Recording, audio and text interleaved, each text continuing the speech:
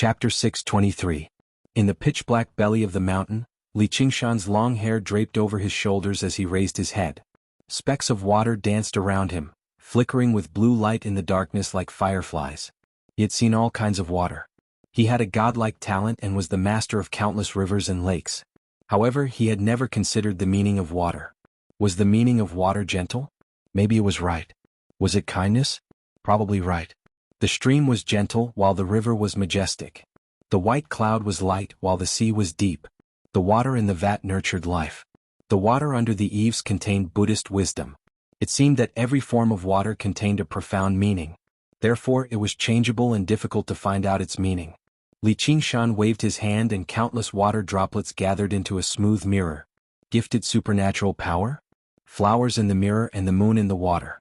He stared at himself in the mirror for a long time and suddenly smiled. He understood that what he was looking for was not the meaning of water, but the meaning of me. Just like this water mirror, if it reflected flowers, it was flowers, and if it reflected the moon, it was the moon. So Ruxia did not answer his question. What was kindness like water? What was softness to conquer hardness? Other people's words were worthless. Water had thousands of forms. Therefore, he only needed to ask himself, which one did he prefer the most? Was it the freedom of the white cloud? The majesty of the river?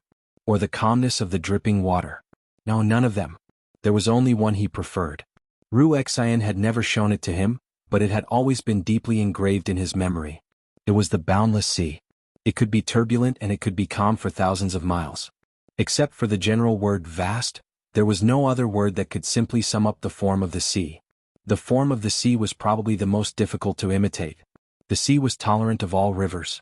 How much pain and frustration did people have to go through to calmly accept all the sand? How much forbearance and wisdom did people need to suppress the endless surging sea? Li Qingshan was still unable to answer.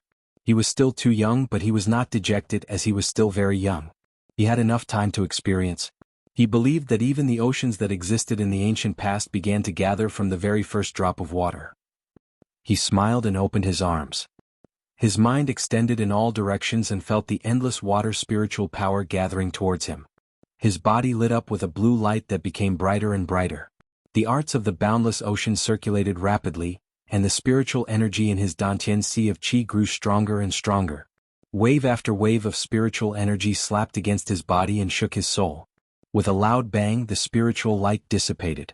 He had finally cultivated the arts of the boundless ocean to the 6th level. At the same time, his cultivation level had broken through to the late stage of the foundation establishment realm. Outside Qing Zhao's dwelling, Chu Danqing was currently waiting anxiously. The formation suddenly opened and Li Qingshan strode out. "I've made you wait. I'll go meet you outside right now." Chu Danqing was mildly surprised. He smiled. "Qingshan, congratulations on breaking through again.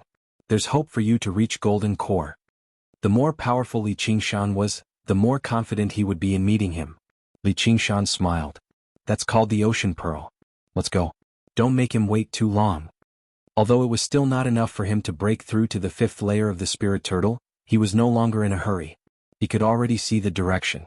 There would be a day when he could merge fire and water. The two of them traveled east until they arrived at the boundary of the Clear River Prefecture. The lone peaks stood like huge pillars, pointing at the sky like sharp swords. White clouds drifted through them. It was a dangerous and beautiful landscape. "Look, it's right there." Chu Danqing pointed at the tallest peak among the peaks. It was surrounded by cliffs. Even apes would struggle to climb it. Only birds could fly over it. However, there were 2 men and a woman sitting at the top of the mountain, overlooking the mountains as they sipped tea and drank alcohol. They were all graceful like immortals. "Little junior brother, you're late? Who's this?" The 3 of them made their way over from afar. The oldest male cultivator asked. He seemed to be in his 40s or 50s, and his bearing was the most mature and level-headed. No one could tell that he was someone who would betray his master. "First senior brother, this is my friend as well as the Scarlet Hawk commander of the Clear River Prefecture, Li Qingshan," Chu Danqing introduced. "Friend? We're gathering together, yet you've called an outsider over. What's the meaning of this?" The female cultivator squinted her eyes and studied Li Qingshan. She found the name to be rather familiar. She was in her 30s, thin and beautiful. She wore a dark palace dress and she truly was a beauty. However, her cheekbones were rather high, which made her seem rather mean. Chu Danqing said in a manner that was neither servile nor overbearing. Second senior sister, before master passed away, he told me that if my seniors came looking for me, Commander Li must accompany them and uphold justice. Li Qingshan? Are you the Commander Li who defeated the other folk in the Marquis estate? I've heard a lot about you. Now that I've seen you today, you really are extraordinarily valiant. However, I'm afraid it's inconvenient for you to participate in the matters of our sect today, Commander. My master is advanced in age, so his mind is a little muddled. Please don't take offense. In the end, the third senior brother was amiable. His round face carried a smile the entire time, but he seemed a little like a street person. He spoke politely, but he also wanted to get Li Qingshan to leave. With his reminder, the first senior brother and second senior sister both shivered. I was wondering why it sounds so familiar. Turns out it's that mad tiger. The news of the clash between Gu Yenying and Si Qing in the Marquis estate spread like wildfire. Li Qingshan's reputation rose as a result, but the main reason for his fame was not because he defeated the fire devourer Zhu Lai and helped Gu Yenying win the crucial battle. Instead, it was because he had publicly cursed Dan. With such reckless, crazy actions, he became known as the Mad Tiger. As the three of them studied Li Qingshan studied the three of them too. The strongest was the first senior brother, who was at late foundation establishment, while the second senior sister and third senior brother were both at mid-foundation establishment. They really could not pose much of a threat. Chu Sherdao was quite good at teaching his disciples, but unfortunately he only taught them how to draw and not how to conduct themselves. Chu Danqing wanted to introduce the three of them to Li Qingshan, but Li Qingshan interrupted him. Even if you tell me, I can't be bothered to remember it. If the three of you have something to say, just say it. I'll make my own judgment. What he hated the most was these empty courtesies, let alone with three scumbags like them. The first senior brother and second senior sister were slightly angered. Only the third senior brother maintained his smile, but it was rather forced. The second senior sister said, Commander Li, you sure don't hold back. Li Qingshan turned around and arrived on the edge of the cliff, gazing at the scenery of the mountain. Chu Danqing said, Senior brothers and sisters, just say what you have to say. Little junior brother, there's nothing we can do to be envious of masters doting on you. All we can do is cultivate diligently and not embarrass master. If anyone mentions us, don't call them, Great Master Chu. Don't think that we're coveting master's belongings. You can keep them for yourself, but if master has any last words, you have to tell us. The first senior brother's words were reasonable. If an outsider heard it, they would think that Chu Danqing was taking advantage of master's doting on him. Not only did he swallow the inheritance, but he also deliberately refused to tell master's last words. However, Chu Danqing knew that the so-called last words, and explanation, were all referring to the secret of the painting tomb. Before he could answer, the second senior sister said, What the first senior brother said is reasonable, but there's one thing I don't agree with. Little junior brother, you can keep the other paintings, but you have to take out master's wife's painting and let us take turns worshipping it. I've already said that master's wife has already left with master. Chu Danqing had vaguely heard Chu Sherdao mention that the first senior brother had betrayed him for fame and fortune, but the second senior sister was slightly different. She had once been rather close to Chu Sherdao, and it had already surpassed the relationship between master and disciple. However, in Chu Sherdao's eyes, there was only that painting, so jealousy turned into hatred. Even with the temptation of the painting tomb, she did not forget about the painting and wanted to vent her anger. A painting will commit suicide. Who do you think will believe such an absurd lie? Unless you want to keep it for yourself to enjoy. You're shameless. Chu Danqing was so angry that he could not speak. I'm shameless. Can I talk about what you did? I don't want to hear any last words. Hand over the painting and I'll leave now. Do you want to keep it as a family treasure and pass it on to your descendants after you're done using it? What a great idea. Li Qingshan frowned. He slid and instantly appeared in front of the second senior sister. He raised his right hand and gave her a solid slap on the face. His actions were like moving clouds and flowing water, indescribably smooth and natural. After cultivating to the late stage of foundation establishment, the strength of his human cultivation had also greatly improved. With his magic tools, he was already standing at the peak of foundation establishment cultivators. The second senior sister was only in the middle stage of foundation establishment, and the painter was not good at close combat. She could not react at all. Although she also had spiritual power to protect her body, she was instantly defeated by the endless water spiritual power in Li Qingshan's hand. She covered her face and glared at Li Qingshan in shock and anger. You actually dare. There was also a faint trace of fear. He's only in the late stage of Foundation establishment, which is only a small realm higher than me. How can he be so powerful? It's already a light punishment to speak nonsense. If you dare to speak nonsense again, do you believe that I won't keep you as a family treasure? After I'm done using you, I'll pass it on to my descendants. The second senior sister waved her hand and scrolls flew out and unfolded behind her. Many ferocious ghost beasts were drawn on them, ready to come out at any moment.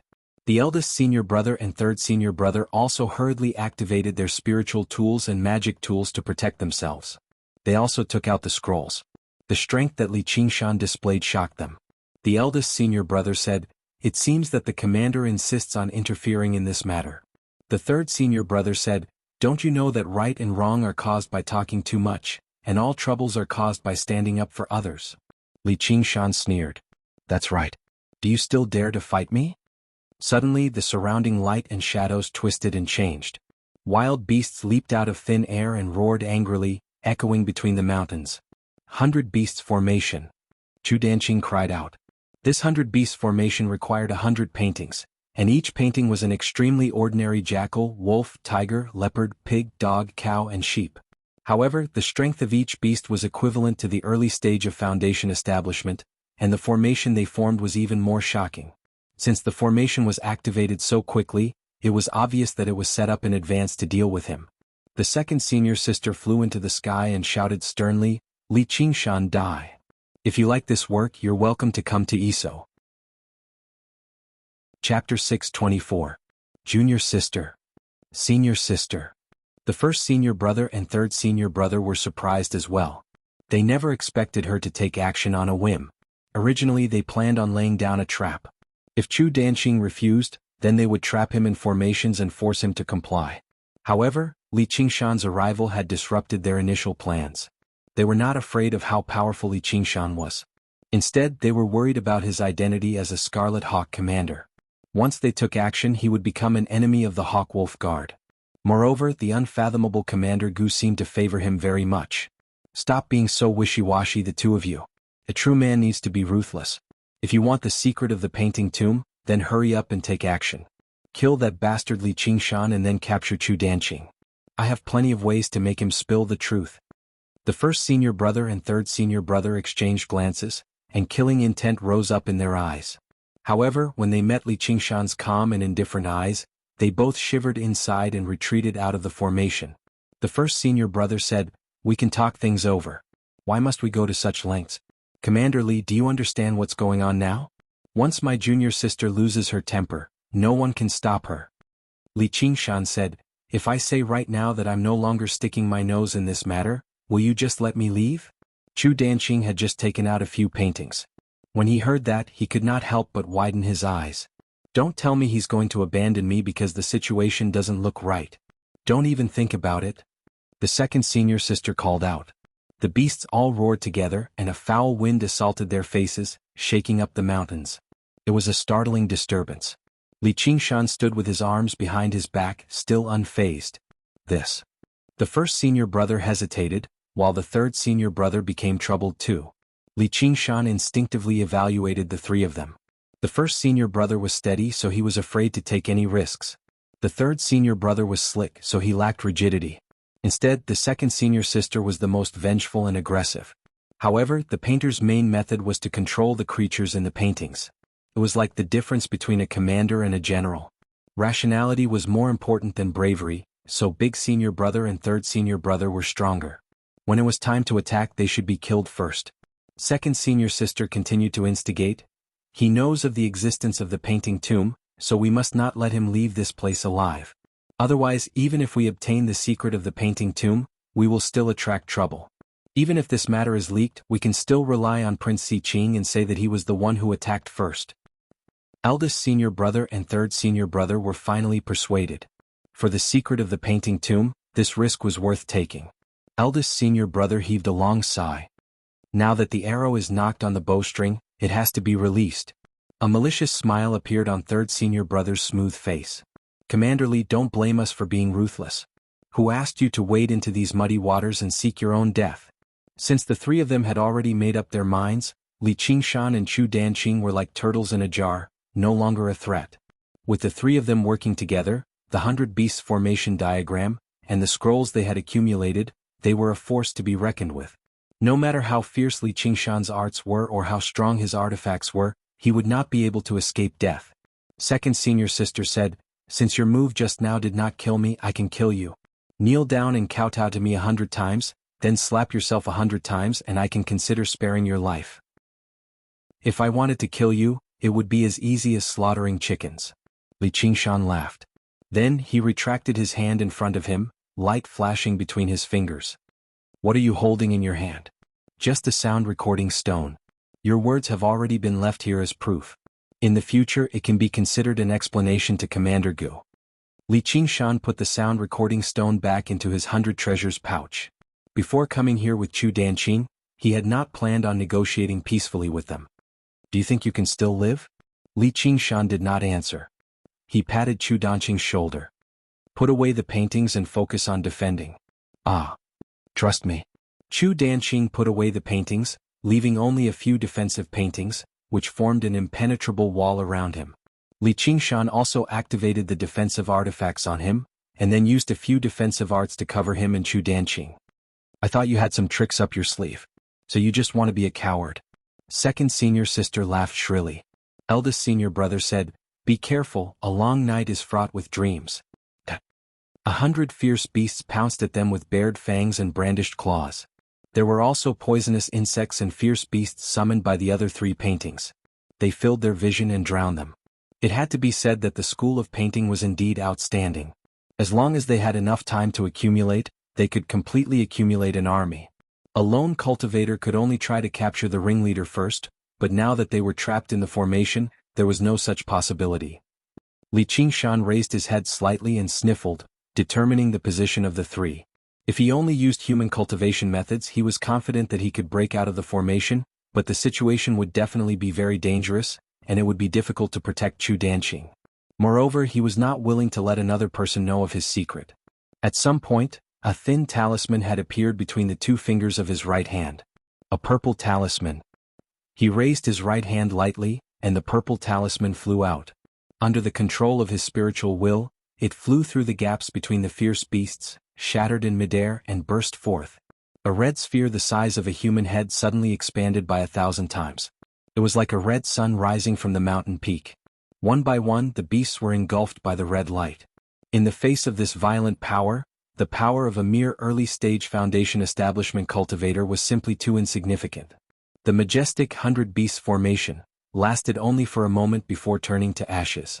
The red sun released thousands of rays of light, illuminating the entire sky. Time seemed to have stopped in that instant. It felt like a long time had passed before a deafening boom could be heard. A wave of air whistled past, and thick trees were easily uprooted and torn apart in the air. The aftermath also crushed countless trees, and the green mountains seemed to have been flattened. Chu Danqing's head buzzed and he lost his sight. When his vision slowly recovered, he discovered that a section of the lone mountain peak under his feet had been shaved off. The defensive spells Li Qingshan had used, along with a few protective scrolls, had all been turned to ashes. He was shocked. This is the power of a purple talisman. Talismans were divided into 3 types: yellow, red, and purple. Among them, purple talismans were the most precious.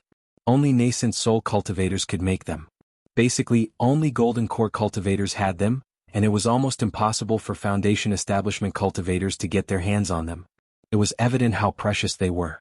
Naturally, their power was also extremely strong. In the past, when Gu Yenying and the Soaring Dragon Elder fought, they each used a purple talisman. Li Qingshan had killed a group of golden core cultivators to accumulate a few, and he had never had the chance to use them. He casually used one and the effect was pretty good. The biggest flaw of talismans was that they could not distinguish between friend and foe, and were difficult to control. If not for the 100 fierce beasts forming a meat shield, even Chu Danqing would have been injured. Qingshan. Chapter 625. When the power of the purple amulet's explosion reached its peak, Li Qingshan took the opportunity to kill eldest senior brother and third senior brother in one fell swoop. The two of them died with their eyes wide open. Their last thought was, how could he have a purple amulet? Even if they drew hundreds of paintings, they would not be able to compare to this small amulet. One was made by a foundation-building cultivator, while the other was made by a nascent soul cultivator. The difference between the two was like heaven and earth. Li Qingshan turned around to look for second senior sister, only to see a green light streaking across the sky and flying towards the north. Second senior sister activated the 100 miles escape amulet, and quickly fled. Her ears were still buzzing, and her mind had not yet calmed down from the shock. No wonder he was so fearless. The power of the purple amulet is simply too terrifying. If not for the fact that she was the furthest away from the mountain and was not Li Qingshan's first target, she would have been killed on the spot before she could even activate the 100 miles escape amulet. You want to leave? Waves surged under Li Qingshan's feet. With a light step, he chased after second senior sister like an arrow released from a bow. Second senior sister flew hundreds of miles away and suddenly spat out a mouthful of blood. Although she was only affected by the aftershock, the purple amulet still injured her. She felt like her whole body was going to be torn apart. I can't stop. I have to leave quickly. I have to move to another place to hide before he catches up. Otherwise, if he follows the trail and finds me, I won't be able to escape death. She restrained her breath and supported her body. She randomly chose a direction and was about to fly away. Looking back, her pupils suddenly shrank and she turned pale with fright. How is this possible? Li Qingshan's figure suddenly leaped out of the horizon and aggressively attacked. How can he be so fast? That's right, he even has a purple amulet. He definitely doesn't lack escape amulets. Damn it. Second senior sister guessed wrong this time. Li Qingshan did not deliberately accumulate escape amulets. He only flapped his wind and fire wings a few times after he left Chu Danqing's sight. She gritted her teeth, took out another escape amulet, and turned into a ray of light and flew away. This bitch has a lot of escape amulets. Why did she stop? Li Qingshan saw the ray of light fly out of his sight. It turned out that the 100-mile escape talisman was hard to come by, and the one second senior sister used was just the 10-mile escape talisman. In a battle of magical powers of this level, it did not have much significance. Second senior sister stopped running as if she had accepted her fate. Li Qingshan walked over the water and arrived before the second senior sister. Why aren't you running anymore? Li Qingshan, what do I have to do for you to spare me? It wasn't that second senior sister didn't want to escape, but that she had used the escape talisman continuously while she was injured. Her internal injuries were acting up, and her true chi was in chaos. She was on the verge of chi deviation. Kneel down and kowtow to me 100 times, then slap me 100 times and I'll consider it. Although he had said that he wanted to emulate the magnanimity of the sea, Li Qingshan could not help but admit that he was still very lacking. He was very vengeful. You. Second senior sister looked at Li Qingshan. There was not even a trace of ferocity on his face. This kind of battle where the strong bullied the weak could not stimulate his passion and fighting spirit. He even found it a little boring. What about me? Li Qingshan extended his hand and spread his fingers, reaching towards her left breast. However, he obviously did not have any lecherous thoughts, as in the next moment, his fingers would pierce through her rather thin chest and dig out a bloody heart. The tiger demon digs out the heart had always been his favorite move. Second senior sister saw the corner of his mouth curl up slightly. His eyes seemed to flash with a red light, and a murderous aura went straight to her heart. She recalled the scene when eldest senior brother and third junior brother were killed. He will kill me without hesitation, like slaughtering a chicken or a dog. Fear overwhelmed everything. Second senior sister's legs went soft, and she really knelt down with her head on the ground. She felt a deep sense of humiliation and shouted, "Don't kill me." Li Qingshan's hand hung in the air. He was very surprised. She looked like she was facing death calmly just now, but in the blink of an eye, she turned into a pile of mud. Can't you have some backbone of a foundation-building cultivator? She looks smart. Doesn't she know I'm deliberately playing with her? When a person is about to die, there are not many who can face death calmly. She obviously did not have this kind of courage. Even if she knew Li Qingshan was playing with her words just now, she was like a drowning person. Even if there was a life-saving straw, she would desperately grab it. Even if she could live a little longer, it would be good. Li Qingshan smiled. Since you've already said something, I'll think about it. Second senior sister clenched her teeth. Her mouth was full of the taste of blood. She slowly raised her head and kowtowed. She thought to herself, Li Qingshan, if I escape today, I'll definitely cut you into 1,000 pieces in the future. This time it was Li Qingshan who felt a little embarrassed. He had killed countless people in his life, and he did not lack all kinds of cruel methods. However, it was the first time that he made his enemy kneel and kowtow to him. If it was a man who was so disgusting, he would immediately kick him. But since it was a beautiful female cultivator with an extraordinary temperament, he could endure it a little. I'm giving her a taste of her own medicine. But she can't really think that I'll let her go after she kowtowed a few times and slapped herself a few times, right? Second senior sister kowtowed a few times, and the last bit of her courage disappeared without a trace. She repeatedly cried, "Commander Li, I was confused for a moment. Please spare my life. I won't dare to do it again." "Wait until you finish what you have to do." Li Qingshan laughed. His devil heart faintly stirred. After the second senior sister kowtowed, she slapped herself left and right. Li Qingshan ordered again, "Raise your head." Second senior sister raised her head. Her hair was disheveled and her eyes were hazy with tears. She looked like she was begging for mercy, while her cheeks had become bright red from the slaps. "Who told you to stop? Continue." "Why, yes." The demonic nature in Li Qingshan's heart burned brightly. His gaze began to burn intensely and invasively, almost piercing through her palace dress. Under these circumstances, the second senior sister instead stuck out her chest, whether intentionally or not. Li Qingshan licked his lips and thought, if I put all the thoughts in my head into action, that'll be interesting. Just like how the things the law forbids us from doing are usually very interesting. If absolute power led to absolute corruption, then absolute strength would lead to absolute brutality. If it were not for the Great Xia Empire and the Hawkwolf Guard, this would definitely be a world filled with demonic cultivators. When the second senior sister finished slapping herself 100 times, Li Qingshan crouched down and placed his left hand on her shoulder. He smiled. I've considered it seriously. You better die. She held a bloody heart in her right hand. The second senior sister lowered her head, and a bloody hole appeared in her chest. Her expression twisted madly as she extended her hands and grabbed Li Qingshan's shoulders. She said hoarsely, Li Qingshan, I curse you. I curse you to die a horrible death. Perhaps I really will die a horrible death one day, but at least when I die, I won't kowtow to others or slap myself. Thank you for putting on such a good show for me before you die. Li Qingshan casually removed her 100 treasures pouch. The reason why he did not do whatever he wanted with his demonic nature was not because he had suddenly found his conscience. Instead, it was because Chu Danqing had appeared on the horizon and was currently hurrying over. With how soft-hearted brat Chu is, he'll probably feel sorry for her when he sees how pitiful and disheveled she is. Once she kowtows a few more times and slaps herself a few more times, he might even plead for mercy for her. If I kill her, then I'll come off as too cruel, so I'll just kill her off. Though, I suddenly miss Helicoverpa Rosa a little. I'll go visit her again when I have the time. Chu Danqing approached her and sure enough, he let out a long sigh. He saw the second senior sister kneeling on the ground with her cheeks bright red. He could not help but say, Qingshan, you could have just killed her in a single strike. Why must you? I'm not that senseless. She was the one who strongly requested me to spare her. Stop being so wishy-washy. You've dealt with a problem, so let's go drink and celebrate. Li Qingshan did not take offense. He patted Chu Danqing's shoulder with a smile. Everyone had their own temperament. If Chu Danqing was not the kind of person who would sympathize with his enemies, he would not have been so honest with him. He was in a good mood after settling another grudge. Chu Danqing silently collected the corpse of the second senior sister. Alas, it was not my wish to kill my fellow disciples. They conspired against me, so they deserved it. Qingshan, if it were not for you this time, I'm afraid I would not have been able to escape from their hands. Does anyone else know about the secret of the painting tomb? Li Qingshan asked again. This is of great importance. They probably won't tell anyone else.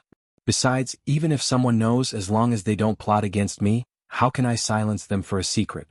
Chu Danqing saw that Li Qingshan's body was brimming with murderous intent. He was afraid that Li Qingshan's murderous nature had been aroused and he would start a massacre. He would not even let the relatives and disciples of these 3 senior brothers and sisters off. What are you thinking? I'm the dignified Scarlet Eagle commander. How could I do such a thing? I'm just asking so that I can be prepared in advance. Just now, Li Qingshan really did have the thought of getting rid of future troubles, but it was just a thought. In the end, this was still Chu Danqing's matter. Since Chu Danqing had already said so, why should he do anything unnecessary? The two of them returned to the 100 schools of thought. The news that Li Qingshan had broken through to the late stage of foundation establishment spread like wildfire. once again shocking the 100 schools of thought. Such a cultivation speed was simply shocking. It turned out that he was not just talking nonsense when he said that he would break through to the golden elixir realm before the age of 30. Li Qingshan dealt with a group of people who came to congratulate him and called Hua Sengzan, Han Tie, and the others. They sat on the ground in the bamboo forest of Cloudy Island and drank together. Li Qingshan raised his cup and said, "Last time there were too many idlers waiting and Yi Feng and those bastards came to cause trouble, so we couldn't drink to our heart's content. Today we won't go back until we're drunk." After 3 rounds of drinking, Li Qingshan had already drunk a few jars. Seeing that Hua Sengzan wanted to say something but stopped, he pulled him to the lakeside. "You're worried about her, right? Is she okay?" "Don't worry, I've already arranged for her to be in a safe place. If you want to know, I can tell you. Don't worry, I haven't done anything yet. If I really do something, it'll really be too late," Li Qingshan said with a chuckle. "There's no need. I have too many responsibilities and I'm too weak. Please help me pass on a message. Just say, I've let her down. In my next life, I'm willing to be an ox or a horse to repay her affection," Hua Sengzan said apologetically. Chapter 626. What are you guys talking about sneaking around here? Chu Danqing walked out of the bamboo forest with a flushed face. His alcohol tolerance had improved quite a bit compared to before. He also felt very carefree tonight. After killing his 3 senior brothers and sisters, he felt sorry for them, but in the end, excitement and joy prevailed. Chu Sherdao living in seclusion in the forest had a lot to do with these 3 traitorous disciples. It could be considered as cleaning up the family. Of course I'm talking about your favorite woman. Come on, let's go back and continue drinking. Li Qingshan laughed and glossed over it.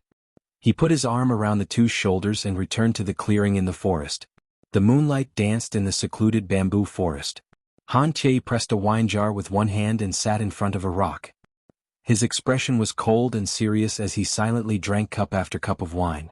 The sound of the zither was quiet. Qingxin sat in front of the table and played the zither. Her fingers played slowly and lightly, and the sound of the zither was endless like a clear stream, making people forget about their worries. After a period of hard cultivation, she finally succeeded in building her foundation and became the head of the Lu clan. Mind Enlightenment held the prayer beads and listened attentively, but he was drinking water.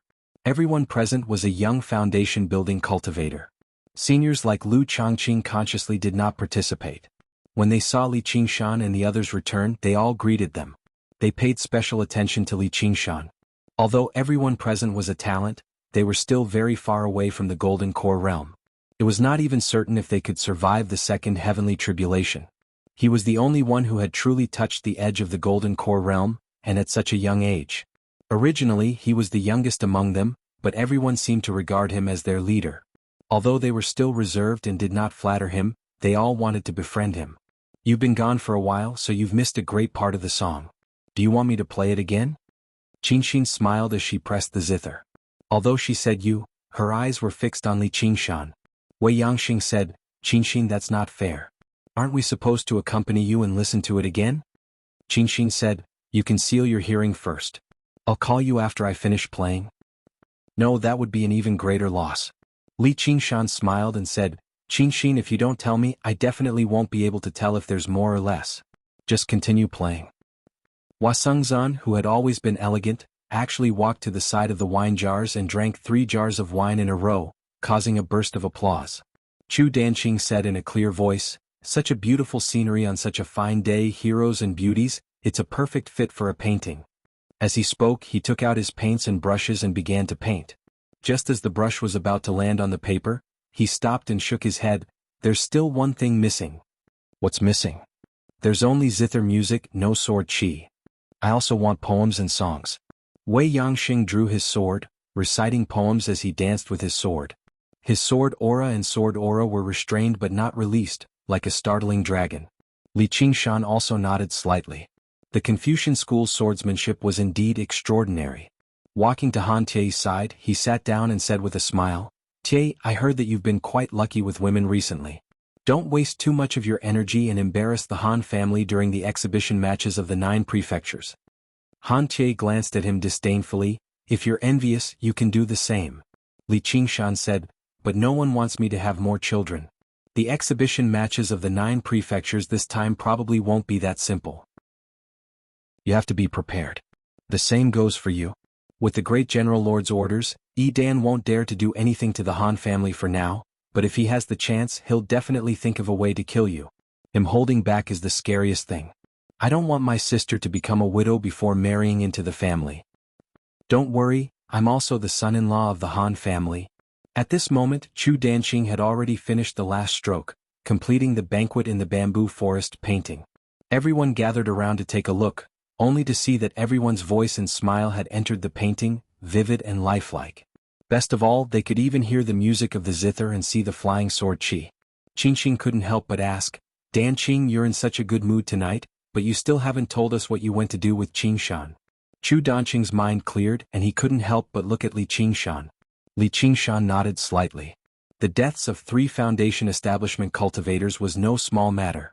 It would be exposed very soon, and deliberately hiding it would only make him look guilty. Chu Danqing then roughly explained the whole story, but he hid the secret of the painting tomb and the matter of the purple talisman. When he finished in one breath, the bamboo forest fell completely silent. Only the sound of the wind could be heard whistling through the forest. Everyone's gazes gathered on Li Qingshan's face once more. Aside from respect, there was also some fear. He had killed 3 Foundation establishment cultivators by himself, and after returning, he was still chatting and drinking as if nothing had happened.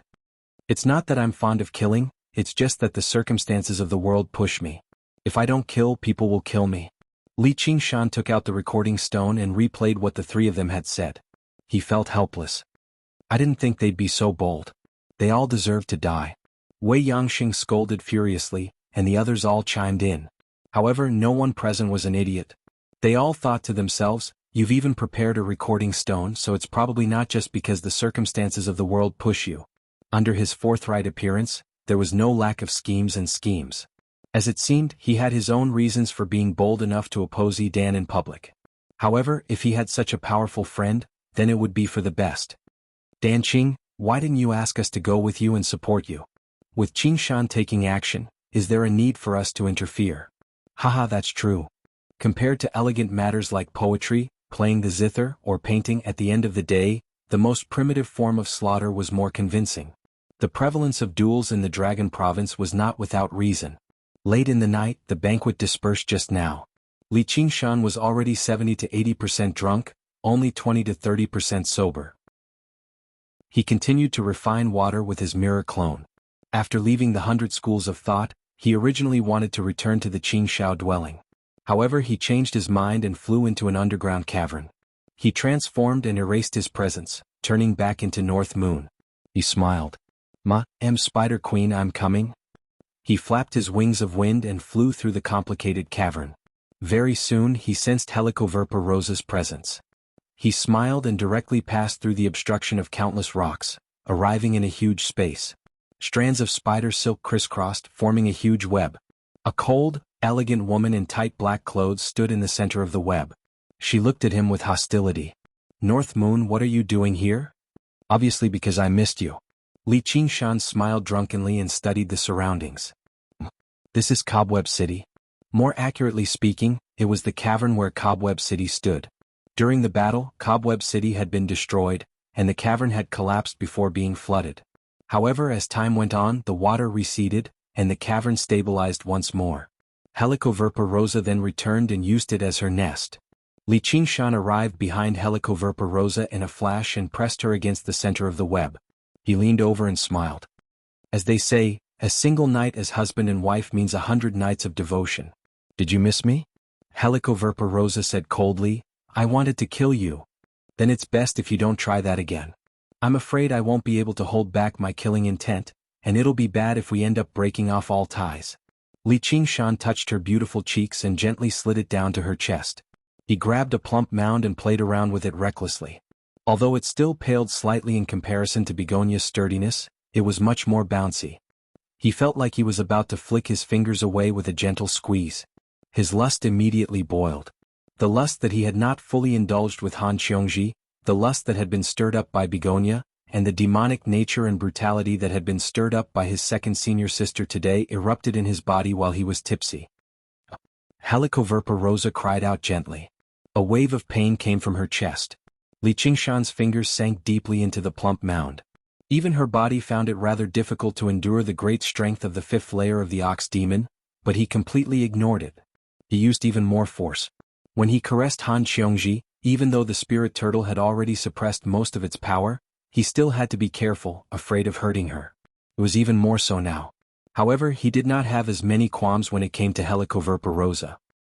He lowered his head and kissed her scarlet lips. His hands explored every part of her body. Every time he caressed her, she would feel a wave of pain. However, the lust in her eyes grew stronger and stronger. A while later, Li Qingshan raised his head and asked, "Do you want me to rip your clothes off, or do you want to take them off yourself?" Helicoverpa Rosa spread her arms. The black, tight-fitting clothes that she had weaved meticulously unraveled like silk from a cocoon. Her smooth, white body was completely revealed before Li Qingshan. 2 dark red spots trembled slightly on her snowy peaks. Her slender legs crossed each other. It was an extremely enchanting sight. After Li Qingshan had violently conquered her body, she could no longer search for offerings freely like before she killed him. Her body was also filled with lust. As a demon, she was not very good at suppressing her lust. Moreover, it was in her nature to submit to the strong. Regardless of whether he still had hatred or dissatisfaction in his heart, he had already proven his great strength, so he had this authority. Furthermore, he was the only male who had authority at the moment. North Moon, I will definitely kill you with my own hands. Right now. Before Helicoverpa Rosa could even finish speaking, Li Qingshan had already started a new round of conquest. After a while, Li Qingshan stretched in satisfaction. He had completely sobered up. Helicoverpa Rosa fell into a deep sleep at the side. Although this place is nice, it's not my home after all. After resting, I can continue cultivating. At this moment he suddenly felt a strong sense of danger. He immediately raised his guard. It's the spirit turtle's warning. Someone wants to deal with me. Could it be that Helicoverpa Rosa has come up with another move to trick me? I won't let her off this time. Li Qingshan waited for a while, but there was no movement around him. No, that's not right. It's from the mirror clone's side. In that instant, he completely focused his mind on the mirror clone 500 kilometers away. The mirror clone was currently controlling the water god seal to refine a river. Although he still could not see the enemy, he could vaguely feel an invisible net looming over him. To be able to make the spirit turtle feel such a strong sense of danger, the enemy could not be compared to the 3 fools of the school of painting. Chapter 627. It happened to be early in the morning right now. A thin mist drifted over the surface of the water, and the air was clear and transparent. Everything seemed so peaceful. However, the sense of danger in Li Qingshan's heart did not decrease at all. Instead, it grew heavier and heavier. The enemy must have used a method to conceal their figures and auras. Li Qingshan made up his mind immediately and stopped refining the water. He completely erased his aura before swimming upstream and changing his position. He was like a spirit turtle diving into the abyss of the ocean, completely vanishing without a trace. No matter how sharp the soul sense of the enemy was, they would struggle to lock onto his location. Afterwards, he used his senses to search for the enemy. Sure enough, his sudden disappearance threw the enemy into some confusion. Although he still did not leak out a single aura, the momentary waver in their minds gave the spirit turtle a clear direction for its senses. The spirit turtle suppresses the seas. There are 3 enemies and they're all people I've interacted with in the past. So it's them. Sure enough, they can't help themselves anymore and want to make trouble for me? The corner of Li Qingshan's lips curled into a smile, but his gaze was very stern. The newcomers were Si Qing Yi Dan and Jia Zhen. They surrounded him from 3 different directions. Although they were only at Golden Core, Li Qingshan dared not be careless at all. He had not forgotten how the Dark Queen had dominated the Golden Core cultivators back then on Burial Mound Mountain. To be able to stand out in the brutal selection of princes of the Great Xia Empire and rank 11th, his strength was probably no weaker than the Dark Queen's. Since Si Qing treated Jia Zhen and Yi Dan politely, their cultivations went without saying. A combined attack from the 3 of them would definitely be earth-shattering. They would not stop until they achieved their objective. They've come to deal with me so I can beat them at their own game. I'll use my clone to probe them out. However, I'll have to wait for them to strike first and avoid the brunt of the attack. My clone is still too weak after all. If I can't summon my clone back with the water mirror's image in time and get killed by them, losing the water god seal, it won't be worth it. Si Qing's wolf-like eyes kept sweeping across the ground, but he couldn't find any trace of North Moon. This made him even more excited and the corners of his lips curled up. This North Moon is indeed as troublesome as the rumors say. Apart from duels, the game he loved the most in his life was hunting. Unfortunately, it was very difficult for him to find suitable prey with his current strength unless he went to a place of wilderness like the Mist Province for training. If it wasn't for the risk of being devoured by the prey, then hunting was just a meaningless slaughter. North Moon, on the other hand, had reignited his interest. The more cunning and ferocious the prey, the more interesting the hunt. North Moon, I will take your head with my own hands and make it my most precious collection. Jia Zhen's face sank.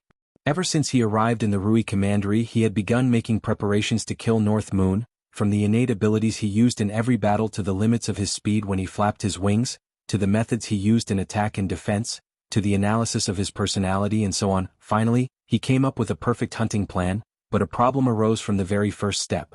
He was unable to divine him at all, so he was unable to find his precise location. Although Moon Court Lake seemed to be his dwelling, through his investigations, it was only the residence of a group of night roamers, and it was protected by many formations. It was very difficult for him to launch a surprise attack. At their realm of cultivation, defeating an opponent was easy, but killing them was far too difficult. If they could not kill him in a single strike, then there would be endless trouble in the future. They were instead better off maintaining the current situation.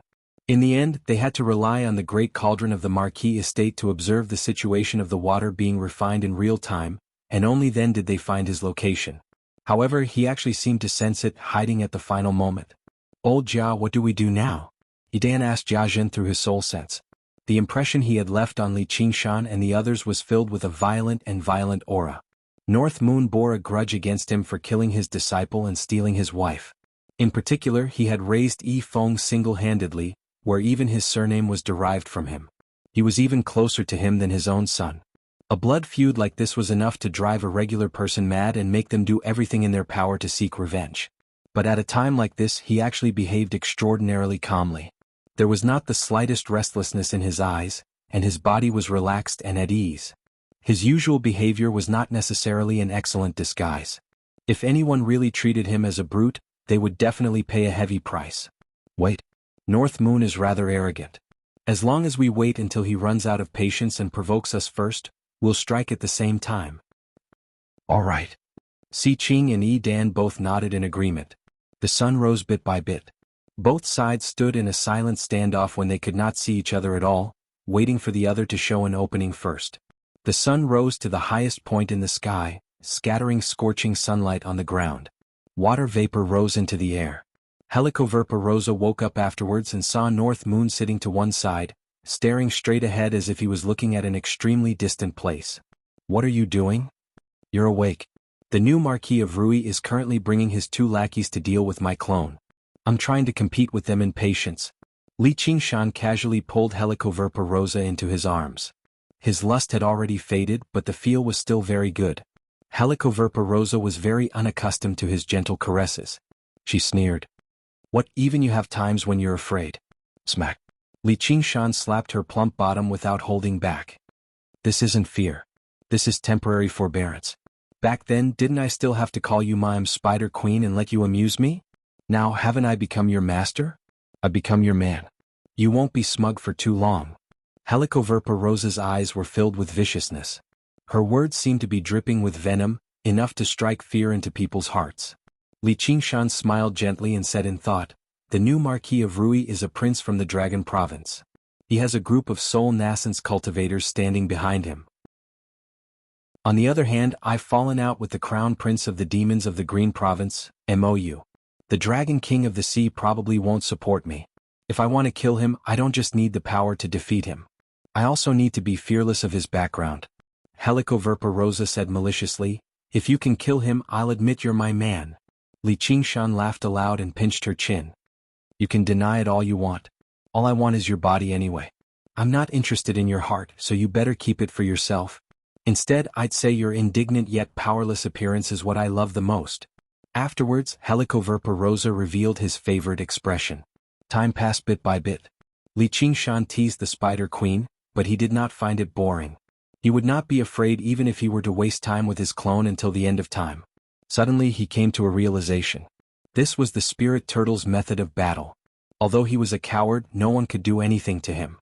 As for him, he could use his long lifespan to destroy all of his enemies through time. The sun began to set in the west.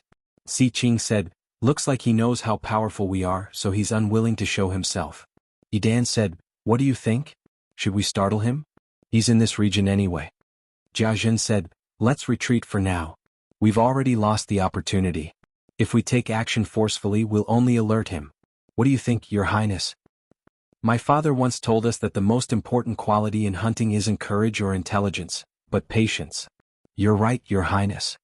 The three of them retreated silently again as if they had never been there at all. However, they could not help but feel rather resentful that they had wasted a day for nothing. "You've come uninvited and left without saying goodbye. Why don't you tell me about it?" Soon after the three of them left, a voice rang out from behind them. That bastard North Moon flapped his wings, smiling at them with his arms crossed. Si Qing said, "I've long heard of the North Moon's great name. Now that I've tried it today, it really does live up to its name." Jiazhen and Yi Dan silently flanked him again. "Then I'd advise you to stop trying it, just in case there's some misunderstanding. Or do you really have to fight to the death?"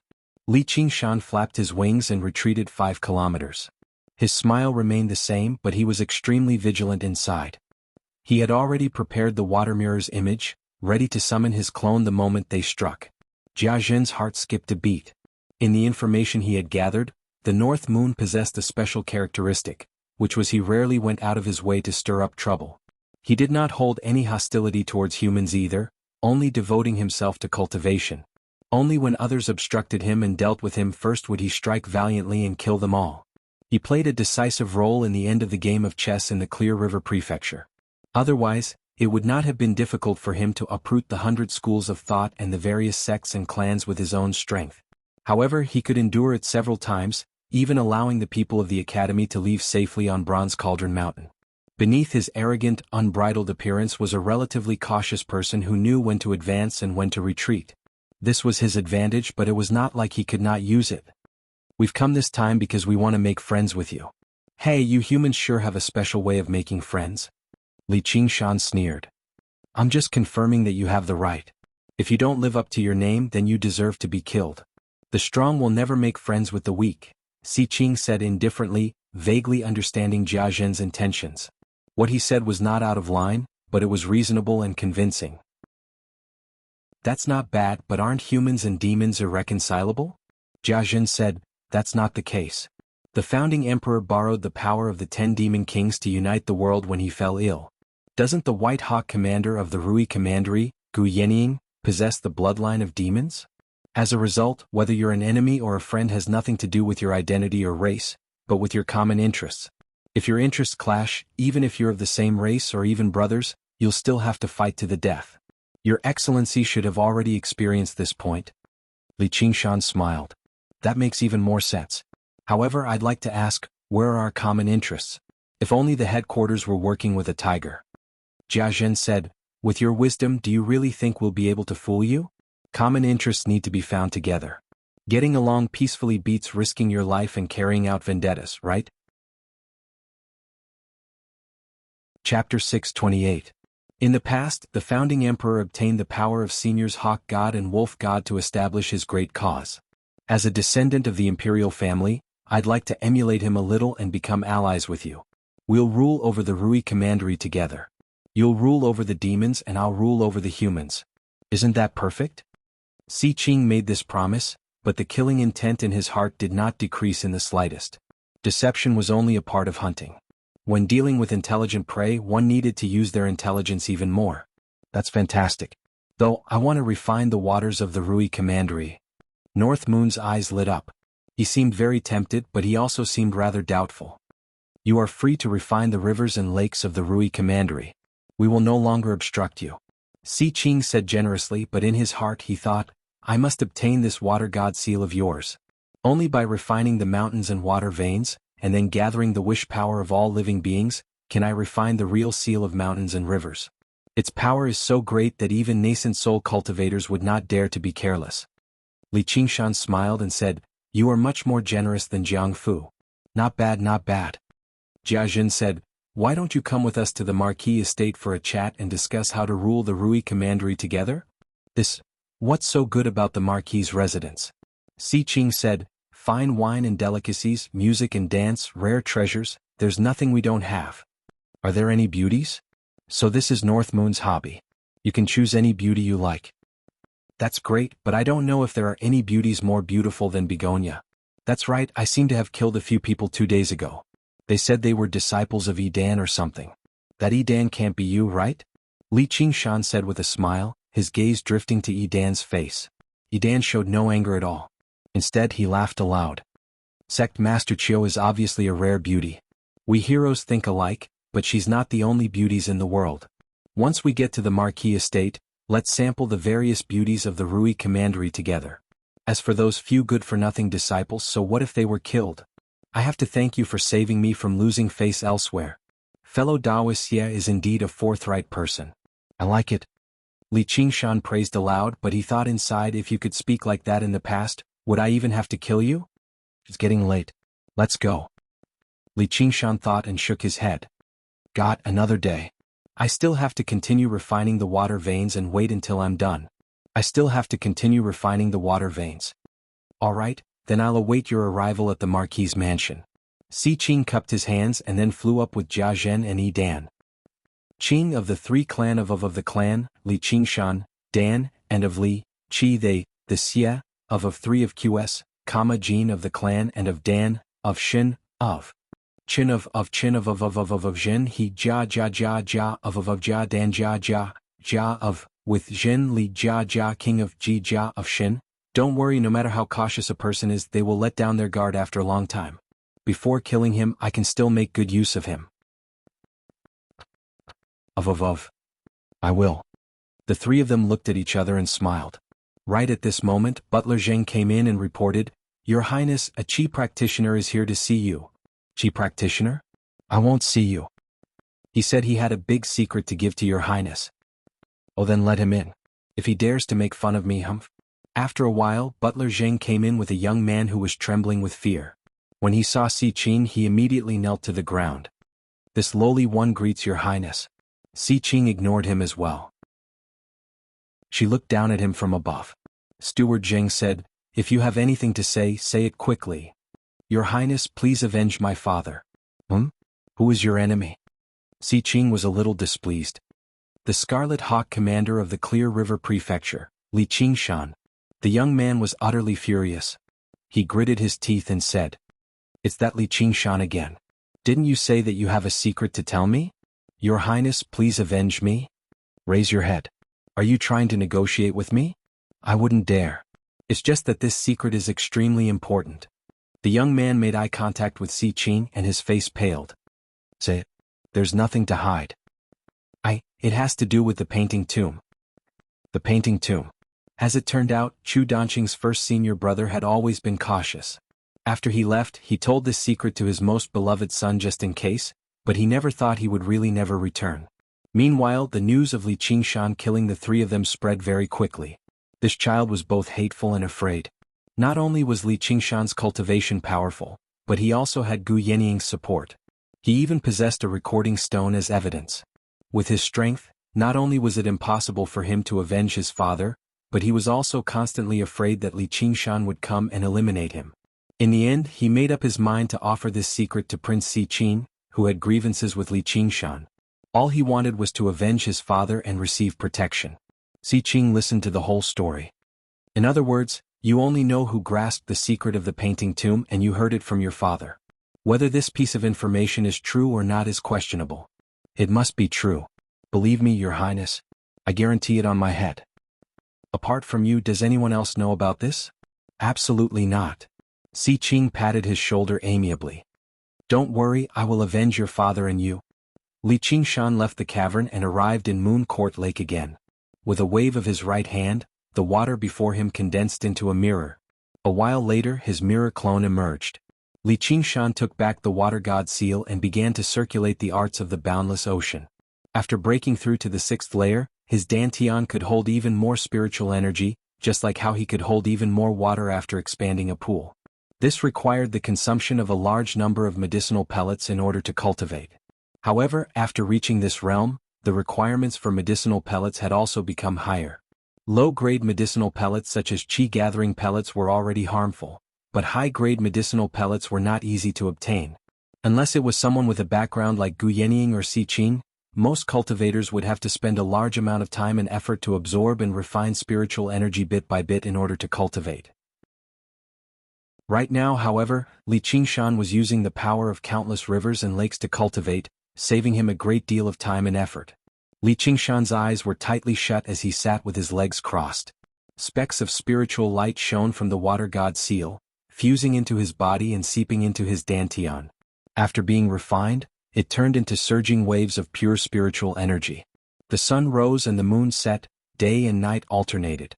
Time flew by and the water spiritual energy finally filled his entire dantian. It could no longer hold any more. Li Qingshan slowly opened his eyes. Although his foundation was still unstable and his mental cultivation was insufficient, in terms of spiritual energy alone, he had already reached the peak of foundation establishment. But in terms of spiritual power, he had already reached the peak of the foundation building realm and could almost see the door to the golden core realm. Chapter 629. The sun shone brightly in the clear sky. On a platform 100 feet high in the Marquis of Rui's estate, Si Qing held a cup of alcohol in one hand and placed his other hand on the railing, gazing into the distance. One after another, the flying dragon ships hovered in the air. Streaks of light flew over from the horizon. The entrance to the Marquis's estate was packed with people.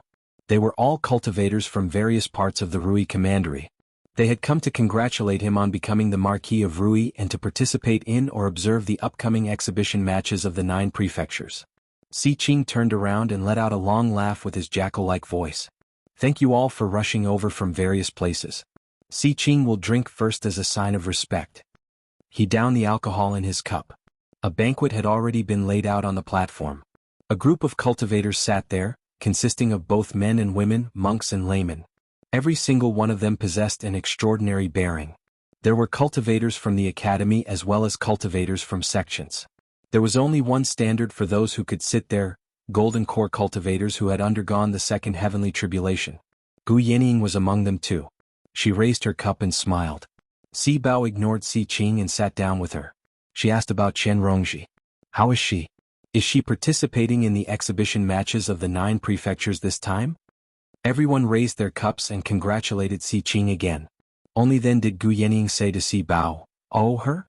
She's cultivating right now." At this moment, Chen Rongji rowed a skiff in the waterside pavilion of listening wind, drifting through the sea of flowers. A gentle breeze blew by and the sea of flowers rose and fell. The fragrance of flowers permeated the surroundings. It was like a paradise. However, her face did not ease up at all. She scanned through the sea of flowers as she cursed Gu Yenying furiously inside. All of this was because Gu Yenying had said before she left, "I want to eat lotus seed soup." Chen Rongji was forced to search through the sea of flowers. Originally, finding lotus flowers in such a vast expanse should have been an extremely simple matter, but this space remained in spring and summer the entire time, so the lotus flowers bloomed all the time. As for lotus seeds, they would only ripen in autumn and winter after the lotus flowers had withered. Moreover, the sea of flowers was both real and illusory. Sometimes when he saw a lotus flower, he would stretch out his hand and touch nothing. He couldn't even fly in the sky and use his divine sense to explore. He could only slowly row the boat and search. She had been searching for a few hours and had not even collected a single lotus seed, but she could not give up just like that. She recalled how Gu Yenying hadn't taught her the slightest bit of the path of cultivation during her stay in the waterside pavilion of listening wind. Instead, she'd ordered her to do all sorts of chores. She couldn't even cultivate normally. It was as if they were intentionally making fun of her, causing her to be trapped here for the rest of her life as a slave and unable to soar in the world. In that case, she would have to think of a way to leave this place as soon as possible. However, Gu Yenying's final words dispelled this thought. Your performance over the past few days has satisfied me. This will be the final test. If you can complete it, I will pass on to you the illustrations of Naraka's scripture. If you can't, I will expel you from the school. You can go wherever you want. Chen Rongji could only continue her search patiently. Her mind gradually calmed down, and the thick fragrance of flowers seemed to have seeped into her body. The hell snake fell into a deep slumber once more, no longer joyfully feasting on her pain. She truly did not feel pain anymore. It was not just the pain brought on by the hell snake, but also the anxiety, fury, jealousy, and hatred. All of them had been pacified. She had almost forgotten that living in this world was such a relaxing and joyful thing. She stood at the bow of the boat in a daze. When she looked back, the waterside pavilion of listening wind had already disappeared. She was completely lost in this sea of flowers. Her past memories came flooding back. Her mother was washing clothes nearby, exhorting her, "Be careful." She turned a deaf ear to her mother, staring at a small fish in the clear and shallow stream, pouncing on empty air. Her father walked along the ridge of fields, carrying the fish he had caught from the paddy fields. She skipped behind him. The boy next door had secretly given her some soft candy. Later on, he had even come to visit her, his face full of awkwardness and disappointment. Had these things really happened? Then why had she forgotten about them? She vaguely understood that they had a great connection to this sea of flowers, but were these memories real? Or perhaps they were just illusions created by this strange sea of flowers. She did not dare to be certain. However, the rims of her eyes became somewhat moist, and she felt a strange sourness in her heart. This feeling was not painful but rather like tears of happiness. Although bitter, it was also sweet. In a daze, she saw a lotus flower in the distance wither at a speed visible to the naked eye. In the blink of an eye, all that was left was a solitary lotus pod. Even the dark green stem had turned yellow and withered, as if it had used up all of its vitality in the long flowering period. Unable to support the weight of the lotus pod fell into the lake with a plop. Chen Rongji had no time to think about it. She jumped into the water to fish up the lotus pod. Because it was obscured by the endless lotus leaves, the lake was dark and gloomy. Moreover, it was unexpectedly deep. Flower stems stretched out from the pitch-black bottom of the lake, making it seem like an underwater forest. However, this could not obstruct her vision. She saw with her own eyes where the lotus pod had fallen. Like a swimming fish, she circled around the flower stems and arrived there to fish up the lotus pod. However, the moment her fingertips touched the mud, her entire body trembled and her pupils dilated. Flower stalks burrowed out of the mud and quickly grew. The power was so great that her entire body was lifted up. She rose up and soon broke through the surface of the lake. Lotus flowers bloomed one after another. She suddenly understood. Sitting cross-legged at the bow of the boat, she closed her eyes and took a deep breath, allowing the fragrance of the flowers to completely permeate her lungs. Beside her, the lotus flowers began to wither. She allowed the lotus pods to fall into the deep lake water and stretch out from the mud. They bloomed once again, multiplying from 1 to 10, and from 10 to 100. They filled the surface of the lake and surrounded the boat. Layer upon layer, they completely drowned her. Among them, faint sobs could be heard, which then turned into hysterical cries. On the high platform, Gu Yenying's heart stirred. Her lips curled into a faint smile. At this moment, a gust of wind blew over the high platform, fluttering her clothes and long hair. All the cultivators present, including the monks who had become monks, could not help but be moved by her beauty. They secretly praised her. She truly was the daughter of the hawk god after all. Si Qing said, "Yening, I heard recently that your subordinate, Li Qingshan, has done something major again. He killed 3 foundation establishment cultivators of the school of painting in a show of strength." Gu Yening nodded. "I've heard that too, but it seems like the 3 of them set up an ambush beforehand to kill him, but they were too weak, so he killed them." Si Qing said, "Then why don't we get him to explain everything? This is the Rui Commandery. As the Marquis of Rui, I can't just turn a blind eye to this."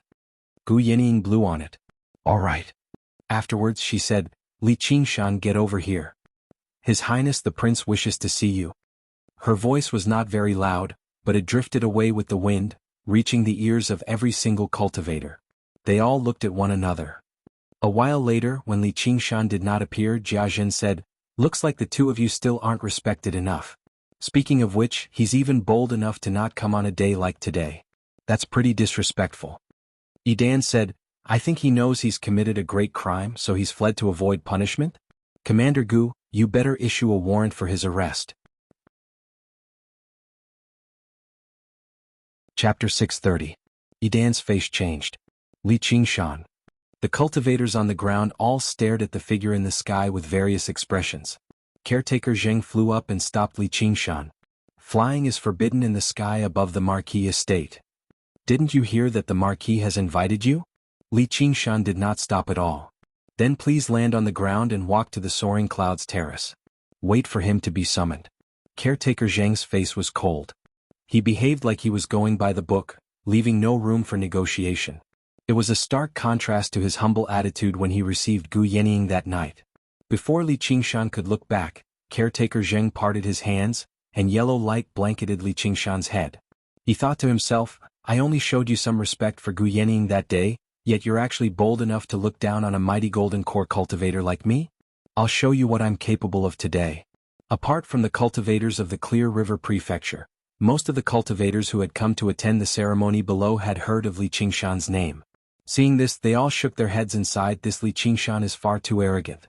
No matter how powerful he is, how can he be more powerful than a golden core cultivator? He's been slammed into the ground in front of so many people. He'll be utterly humiliated. Li Qingshan did not stop at all. The corner of his lips curled up and he pushed forward with both hands.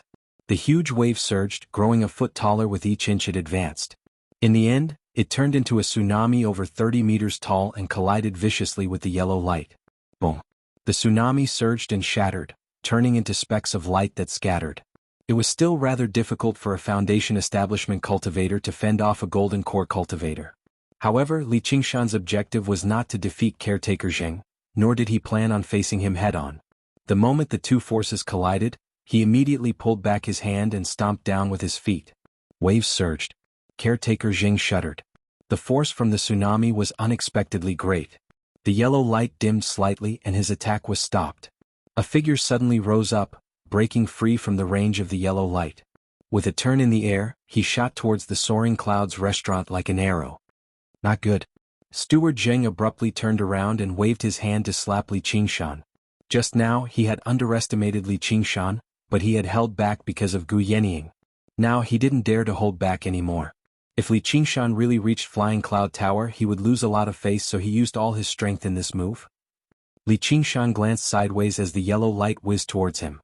From the ground, the yellow light seemed like a huge fly swatter, while Li Qingshan was the tiny fly. The cultivators of the Clear River Prefecture all cried out, "Dodge!" If one was hit, they would definitely be severely injured. If it was an ordinary Foundation Establishment cultivator, they might even be killed on the spot. A golden core cultivator had an overwhelming power over a Foundation Establishment cultivator. Li Qingshan turned around in the air and spread his hands, unleashing the vast ocean flow again. A region of turbulence formed in a radius of several meters, but the power within the yellow light was far too great. All of the turbulence collapsed wherever it passed by. It was unable to divert the enemy's power at all. Child's play. Caretaker Zheng sneered and used a little more force. With a bang, Li Qingshan was sent flying. What? Caretaker Zheng's expression changed immediately, as Li Qingshan had not been sent flying horizontally. Instead, he flew straight towards the Soaring Clouds restaurant with a smile on his face. Although he could not divert the power away and avoid harm, he could still divert it from the side to the front. Using this force, Li Qingshan's speed suddenly doubled. Caretaker Zheng was unable to catch up immediately. All he could do was watch as Li Qingshan flew towards the Soaring Clouds restaurant. Right when he was about to collide with the restaurant, his hands moved gently like willows in the spring, producing an extremely gentle force. He drifted upwards, leaping over the railing and sliding towards the center of the platform. Then he turned around and stabilized himself, facing Gu Yenying and Si Qing. He exhaled deeply and clasped his hands. Subordinate Li Qingshan greets Commander Gu and Your Highness. May I ask why you've summoned us so urgently? Cheers came from below the platform. The group of Golden Core cultivators did not say anything out of respect for Si Qing, but they were secretly praising him in their hearts. What impressive moves. He achieved his goal despite being obstructed by a Golden Core cultivator, and it's rare for him to do so with such ease. No wonder Commander Gu trusts him so much at such a young age. Your Highness. Caretaker Zheng chased up to the balcony. His originally amiable face was now somewhat flustered and exasperated. Old Zheng, go and entertain the guests. Caretaker Zheng glared at Li Qingshan's back. Brat, don't be arrogant. I'll make you die a horrible death in this exhibition matches of the 9 prefectures. Gu Yenying smiled. His Highness has a few questions to ask you. Just answer them truthfully. Li Qingshan, your cultivation is progressing very quickly. Si Qing studied Li Qingshan up and down. He was filled with indescribable surprise. How long had it been since they last met? Yet he had already gone from mid-foundation establishment to late foundation establishment. If he had always been close to breaking through the bottleneck, then there would have been nothing strange about it. However, the issue was his aura had already reached the level of peak Foundation establishment. Not only did this mean that he possessed extremely great talent and ability to comprehend, but it also meant that he had great support behind him.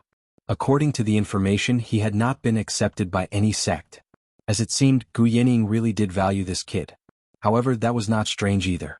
Even among the princes of the Dragon Province, reaching peak Foundation establishment in his 20s was extraordinary. In a place like the Rui Commandery, he would definitely be an outstanding genius. As a result, he became even more determined to kill him. Otherwise, once he really underwent the second heavenly tribulation and reached Golden Core, it would be difficult to kill him. It's all thanks to Commander Gu's nurturing. I wonder when I'll be able to repay this great kindness. Li Qingshan bowed slightly towards Gu Yanning in gratitude.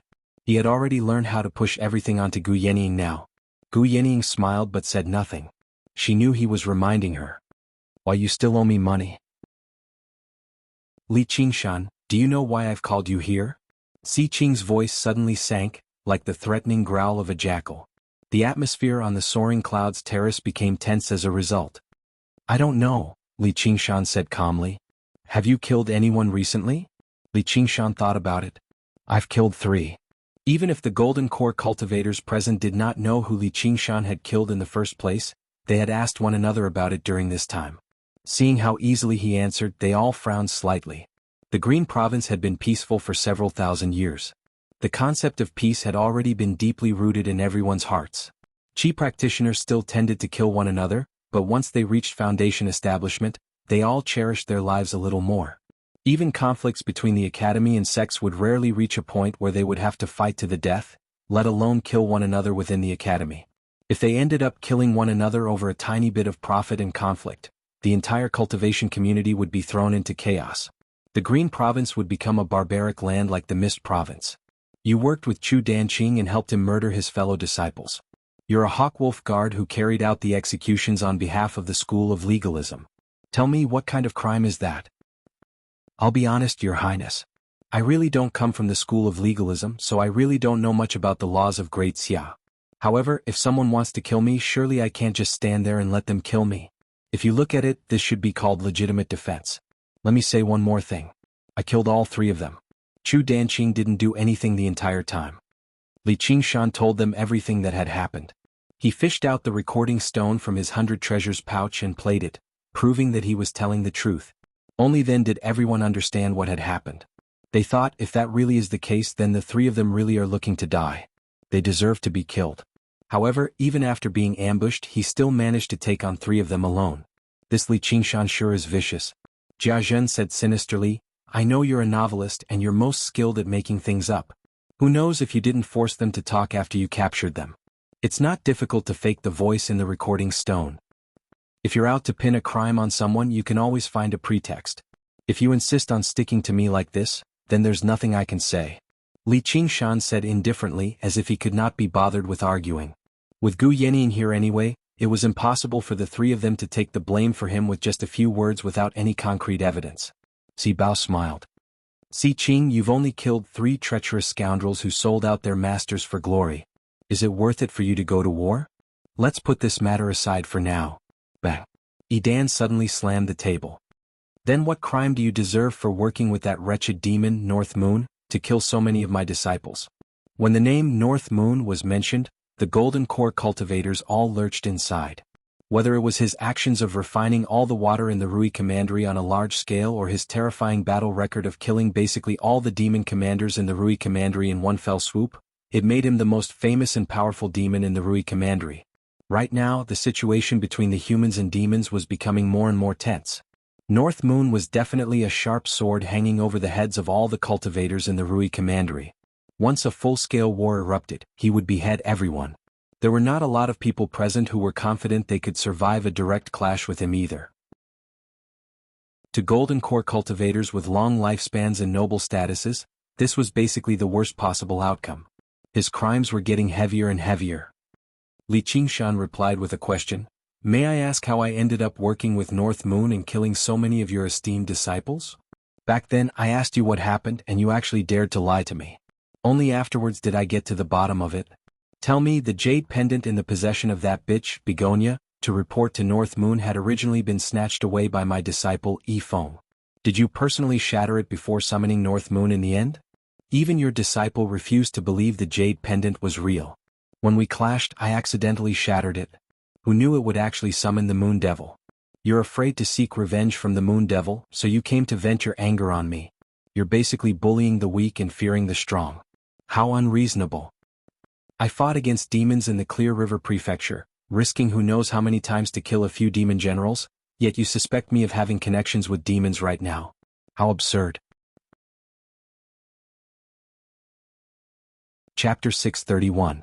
Si Qing said with a sunken face, Yenying, are you just going to let him run his mouth here? Gu Yenying had been watching the show with great interest, so she could not help but stand up when she heard that. Why must we dwell on such minor details on such a joyous occasion? Commander Gu? My disciples were brutally murdered by the Moon Devil. Is that just a minor detail? It was a slip of the tongue. Gu Yenying said. The Moon Devil who brutally murdered your disciples is standing right in front of you, so why must you glare at me? I won't stop until I'm satisfied with the outcome. Yi Dan's face was twisted. What do you want? Why don't you tell me? Li Qingshan knew what he had done upstairs was rather inappropriate. Now that Yi Dan had a handle on him, he would never relent so easily. Even if Gu Yenying wanted to protect him, it would not be that easy. You can only atone for your sins by colluding with demons with your death. On this joyous occasion, I just happen to need your head as a blood sacrifice. Yi Dan took a step forward. His aura was like that of an ancient ferocious beast. The golden core cultivators all found it hard to breathe. At this moment, a black line appeared on the horizon. The black line spread rapidly, and a swathe of dark clouds arrived, turning the clear skies into drizzling rain in a single moment. A scarlet figure pierced through the clouds, speeding over with a trail of wind and fire. Flying is not allowed in the sky above the Marquis estate. Caretaker Zheng flew over to receive him. He was filled with both surprise and fury. He had just been utterly humiliated, so he wanted to see which ignorant person dared to provoke him. Did they really think that the caretaker did not have a temper? However, when he saw the newcomer's appearance, his eyes suddenly narrowed. The Moon Devil. His scarlet hair fluttered in the wind, and his appearance was peerlessly handsome. He smiled wickedly, and the two words, North Moon, were engraved on the pair of horns on his head. Apart from the Moon Devil, who else could it be? Manager Zheng's belly full of rage was immediately mostly extinguished, and for a moment he didn't know if he should attack the celestial artifact in his hand. This moment of hesitation allowed North Moon to flash past him, and North Moon didn't even glance at him. North Moon, how dare you? Fellow Taoists, let's attack together and take down this monster. North Moon arrived on the soaring clouds terrace in a flash, and with a series of rustles, all the golden core cultivators stood up. Their bodies flickered with light of various colors as they drew their arcane artifacts, gazing at the striding North Moon cautiously. No one paid any more attention to Li Qingshan. Only Gu Yenying lowered her head and chuckled. Si Bao asked curiously, Sister, what's wrong? Oh, nothing. Li Qingshan sent her a voice transmission. Instead of relying on others, it's better to rely on yourself. North Moon didn't look at the golden core cultivators on either side. From the moment he stepped onto the flying cloud platform, he had been staring straight at Si Qing. He had a warm smile on his face as he walked to Si Qing's side and wrapped his arm around his neck in a familiar manner. Little brother Si Qing, I've come to congratulate you. Si Qing's body stiffened and he looked at Jia Zhen. Now was the best time to kill North Moon. Jia Zhen shook his head slightly. North Moon didn't use any methods to hide his aura, but the aura he was showing right now didn't seem very strong. He was clearly telling them on purpose that this wasn't his main body. Furthermore, he didn't even have 100 treasures pouch on him, let alone the water god seal. That was why he dared to be so fearless. If he attacked now, he would only be able to kill an insignificant clone and completely become enemies with North Moon. All his previous efforts would be in vain. Si Qing took a deep breath and smiled. Fellow North Moon, you're here. Why are you being so polite?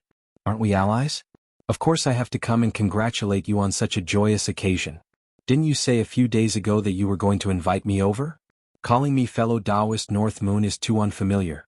Just call me a you and I'll call you a Qing. North Moon laughed aloud as he patted Si Qing's shoulder. With the shrewdness that Si Qing had developed from his struggles against the princes in the Dragon Province, the veins on his forehead bulged. The golden core cultivators all had strange expressions on their faces. They couldn't even use the magic treasures in their hands, and they didn't know if they should withdraw their protective spiritual light. They stood there awkwardly and thought to themselves, so Prince Siqing is so familiar with the Moon Devil? This can also be considered as Prince Siqing's extraordinary means and astonishing charm. With a swoosh, Gu Yinying opens her jade folding fan and covers the lower half of her face, but her eyes are full of smiles. Come, come, come. I've already written the congratulatory words. What do you think? North Moon put his arm around Siqing's shoulder and made his way over to the terrace, pointing at the sky. Siqing raised his head and saw a row of shining golden words appear in the sky shrouded by dark clouds. This was the effect of sunlight seeping through the cracks in the clouds. The other golden core cultivators followed him out as well, all raising their heads. It was not just the soaring clouds terrace either. The cultivators from the various prefectures of the entire Rui Commandery all adopted the same posture. As a matter of fact, all the people in the Commandery city raised their heads as they watched this rare sight. The words on the cloud said, Prince Siqing possesses boundless powers. He is accomplished in both literature and martial arts, and he has blessed the common people. For thousands of years he will unite the world. There was even a dash at the bottom, which read, From the North Moon. Siqing laughed aloud. Then thank you for your auspicious words, Ayu. You're welcome. North Moon waved his hand at the sky, and the clouds rapidly closed up, producing another row of words. Long live the friendship between humans and demons. We want peace, not war. The cultivators all looked at one another. They felt like the Moon Devil's reputation was terrifying, but his train of thought aligned with theirs. Speaking of which, ever since the North Moon heavily injured the demon commanders that day, the demons of the Rui Commandery had quietened down a lot. The great war that was about to erupt actually settled down miraculously. If the North Moon could truly reach an alliance with the Marquis of Rui Siqing, then they could avoid many pointless wars. They all agreed with Siqing a little more. Through the eyes of his mirror clone, Li Qingshan met Siqing's gaze. He smiled inside. If you want to endure and deceive me, then I'll let you endure and deceive me to your heart's content. You'll have to accept my deep friendship whether you want to or not. Siqing continued to smile, but he was furious inside. This damned wretched demon is clearly playing along with my own scheme. He's forcing me to admit that we're allies in front of everyone, but calm down. Now's not the time to turn against him. That's exactly what I'm thinking, you.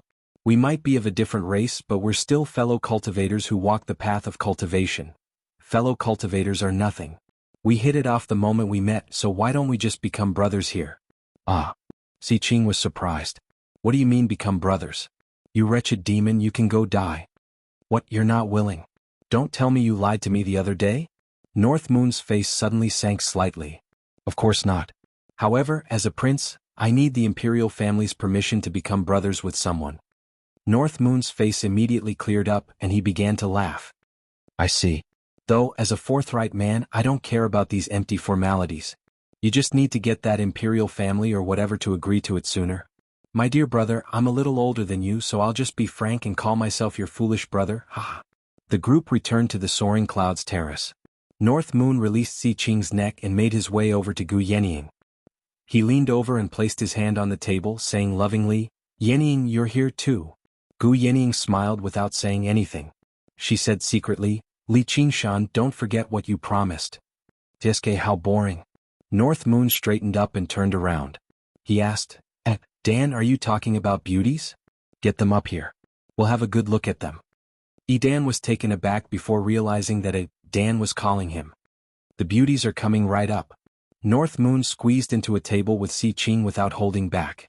Suddenly, he frowned and pointed at Li Qingshan, who stood in the middle. Who are you? Don't stand there like a pillar. Go away, go away.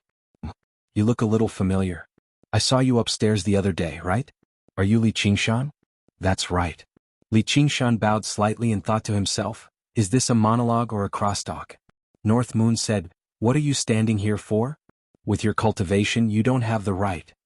Li Qingshan said, I was summoned by His Highness the Prince. He said that I colluded with demons upstairs the other day and killed a few of fellow Edan's disciples. Everyone's gazes immediately gathered on Edan. Just earlier, Li Qingshan's crime was still colluding with North Moon, but in the blink of an eye, North Moon had come to form an alliance with Siqing. If they were really talking about colluding with wretches, who was it that was colluding with wretches right now? Li Qingshan, shut your mouth. Dan could only suffer in silence. He could not voice his bitterness. Something like that happened? Dan, you still can't forget it? I was the one who killed him, so if you have anything to say you can directly tell me. If you don't feel like venting, I'll let you punch me 3 times. North Moon raised an eyebrow and pulled open his clothes, revealing his bare chest. Haha, you've misunderstood. Why would I care about such a small matter? I just don't like the look of this brat. That's good. Let's have a toast and let bygones be bygones. North Moon raised his wine cup and clinked it with Dan's, downing it in one gulp. He then said rather impatiently to Li Qingshan, there's nothing else for you to do. Hurry up and leave. Right, Haitang said that she wants me to thank you. Silently he said to Si Qing, what a coincidence. I left in too much of a hurry today and didn't bring anything. Brother, what do you have? Just give him a couple of things and have him leave quickly. You're clearly afraid that we'll kill your clone, so you purposely didn't bring anything. Si Qing ground his teeth in hatred, but he smiled. That's easy. He took out the black hoop from his sumeru ring and passed it to North Moon. North Moon picked it up and fiddled around with it. He thought of something. This isn't an arcane artifact, but a demonic artifact. Although the demonic nature was hidden extremely well, it could not fool his senses as he practiced the demon suppression statuary. Sure enough, that bastard Si Qing was up to no good. Demonic artifacts can only be used by demon folk. If regular cultivators refine them without any knowledge, it was very likely for the demonic nature to enter their bodies and cause them to suffer from chi deviation. Giving it to me right now is the best. North Moon casually tossed the black hoop to Li Qingshan. Take it. Li Qingshan said, I can't accept a reward without doing anything. I can't accept this. North Moon immediately became displeased. You're bold enough to turn down something I've given away? Don't tell me you're still dreaming. Chapter 632. Li Qingshan glanced back at the soaring clouds terrace before turning around again. The corner of his lips curled into a mysterious smile. Humph, it's a joyous occasion, so I'll let you properly celebrate. Qingshan, are you fine? Han Qiongji went up to receive him. I'm fine. His Highness has been very good to me. He even gave me something. Li Qingshan waved the black hoop in his hand with a smile. Han Qiongji revealed a strange expression. Li Qingshan said, let's go. I still have to maintain order. You better go to Prefect Lu's place quickly. Come with me later. The White Wolf Guards patrolled the surroundings in groups of 2. A woman in the uniform of a White Wolf Guard stood nearby, waiting for Han Qiongji. Seeing Li Qingshan look over, she nodded at him in greeting. Li Qingshan returned the gesture with a smile. You better go. Your friend is waiting. Before the soaring clouds terrace was a large square. It was divided into a total of 9 formations, led by the prefects of the various prefects. The Scarlet Hawk commanders and generals stood to the left and right, while each formation was divided into over a dozen different colors. Those were the attires of the disciples of the various schools. Coupled with the cultivators from other sects in the surroundings, there were over 10,000 people, but it did not seem crowded at all. This was the first time Li Qingshan had seen so many cultivators stand together. He could not help but sigh. It really is a grand gathering. He passed through the square and discovered that the Clear River Prefecture's formation was the smallest among the 9 prefectures. It was nowhere near as populous as the other prefectures, but due to the baptism of war, the disciples of the Clear River Prefecture possessed a different bearing and edge. Wherever he passed by, the place would fall silent. Everyone stopped chatting and focused their gazes on him. At first glance, he did not seem particularly striking. His bronze face still seemed very young, but due to the hardships he had gone through, he possessed a sense of steadiness beyond his age. However, his features were still distinct, making him seem resolute and almost unruly. He was tall and sturdy and he walked with composure. His expression was not as arrogant as he was rumored to be. His head was slightly lowered as if he was in thought. But as his eyes wandered, everyone could feel that he did not take them seriously. He was like a fierce tiger quietly walking in the forest, with a natural contempt. The leaders of the various prefectures were rather worried. With this person present in the Clear River Prefecture, the final display of martial arts probably won't be very optimistic. This was especially so for the heads of the School of Novels. They were thinking hard about how to limit this person's power during the School of Novels martial arts exhibition. What the ordinary disciples thought was that a few years ago, he was just a nameless pawn without any background. If he could do something, it might not mean that they couldn't. This ignited their lofty ambitions. Qiongji, your Qingshan is almost at the peak of the foundation establishment realm, right? His cultivation speed is truly astonishing. I heard that at that time Junior Marshal Sister Han was the one who took the initiative to pursue him. Your foresight is truly admirable. Do you have any wonderful methods to teach me? Recently my family has also been forcing me to get married. They are clearly looking down on me. Ding Min was troubled. After Han Qiongji became a White Wolf Guard, she had been the one to show her around, and the two of them had become good friends. She was also born in an aristocratic family. If she couldn't advance further in the cultivation world, she had the responsibility of breeding children for her family. How am I supposed to have any foresight? I just like him. Han Qiongji withdrew her gaze from Li Qingshan and smiled valiantly. Big sis Ding, you know my personality. If I fancy someone, I won't care about anything else. That's your good fortune. I really envy Chen Rongji. She's actually been accepted as a disciple by Commander Gu. Commander values your Qingshan very much, so why don't I get him to beg Commander Gu to accept you as a disciple as well? It's not like he's teaching one or two anyway. I hate begging people the most, and I don't want him begging people for me either. What a stubborn fool. Li Qingshan arrived at the Clear River Prefecture's formation and nodded at Chu Danqing, expressing that he was fine. Afterwards, he stood beside Lu Chongqing and waited quietly for the ceremony to begin. The others saw how he was in thought and in no mood to talk, so they were afraid to disturb him, which made him rather happy. He focused all of his attention on his clone. In response to North Moon's enthusiastic request, Si Qing arranged for singers and dancers to perform. He had no interest in these things, but Jiang Fu had kept quite a lot of them in the Marquis estate. When he inherited the position of Marquis of Rui, he had taken over all of them so he could just barely make up the numbers. North Moon continued to sit with Si Qing, crossing his legs without the slightest care for his image. He casually picked up Si Qing's cup of alcohol and drank it. He did not use his chopsticks, directly grabbing it with his hand. As he drank, he watched attentively. His gaze never left the beauties of the dancers, as if he wanted to devour them in a single gulp. Although Si Qing was displeased from his behavior, exchanging glances with Jia Zhen and Yi Dan, there was a sense of delight from his scheme succeeding. Whether they were humans or demons, they could be controlled as long as they had desires. Gu Yenying smiled inside. This kid's acting like he's the real deal. Big sis, you said North Moon is impressive, but I don't think there's anything special about him. You better be careful that Si Qing really pulls him over to his side and they work together against you. Si Bao communicated with Gu Yenying in some worry. I know what I'm doing. Hee big sis, all you need to do is use your beauty a little, and you'll be able to make North Moon change sides. You're underestimating him too much.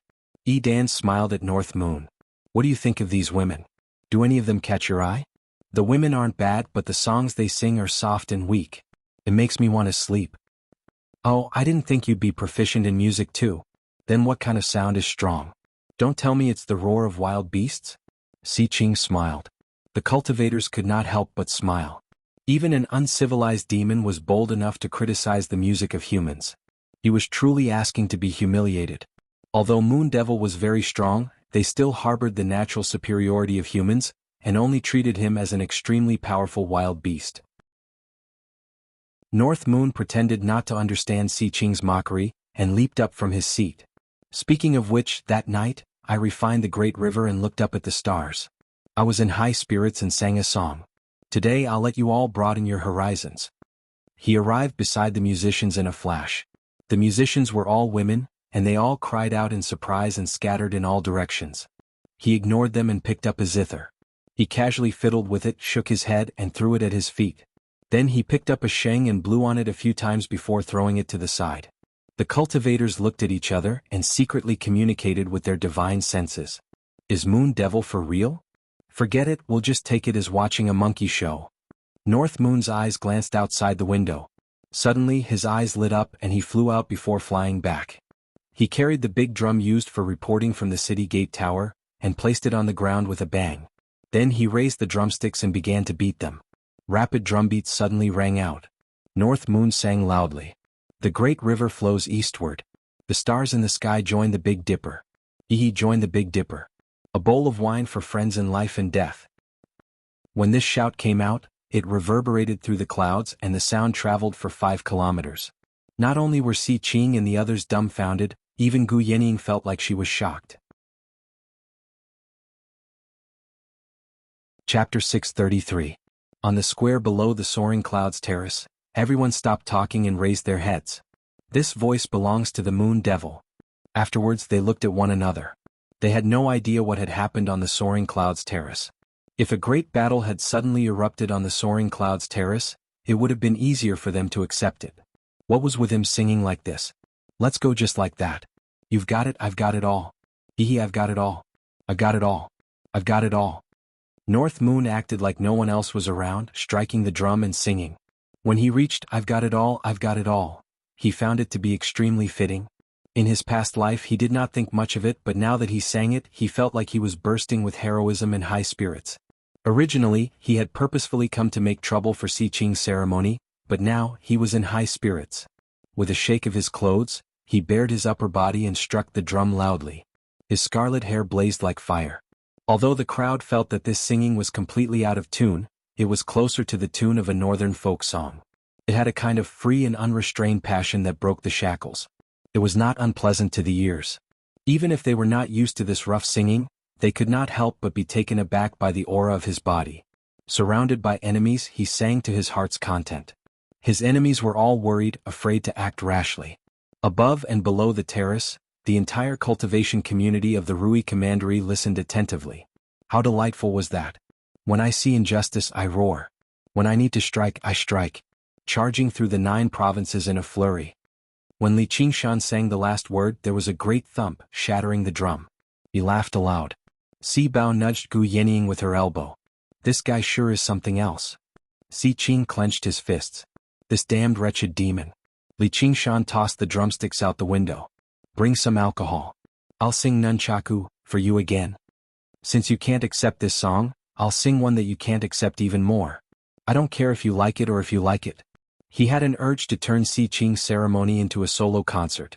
Although the crowd didn't know what nunchucks were, they all knew that they couldn't let him continue singing. They all dissuaded him. Singing this song is already an eye-opener for us. There's no need to sing anymore. I think it's about time. We can announce the start of the ceremony. Si Qing also stood up, grabbed North Moon's wrist and said in a low voice, I think it's enough. I'll announce the start of the celebration. Is that so? Since you said so, Qing, I'll perform for you next time, North Moon said, still not fully satisfied. He took the opportunity to hook his arm around Si Qing's shoulder, and they looked like good brothers. This place of yours sure is a nice place. It's much better than my dwelling. The beauties are all fair and tender too. Sai, you have no idea. Night roamers are all pitch black. Liubo Liusu, don't blame me. I'm just lulling the enemy. Seeing how close North Moon was, Si Qing could not afford to be too cold. He cleared his throat. If you like it, you can always. I can order people to specially build a palace for you.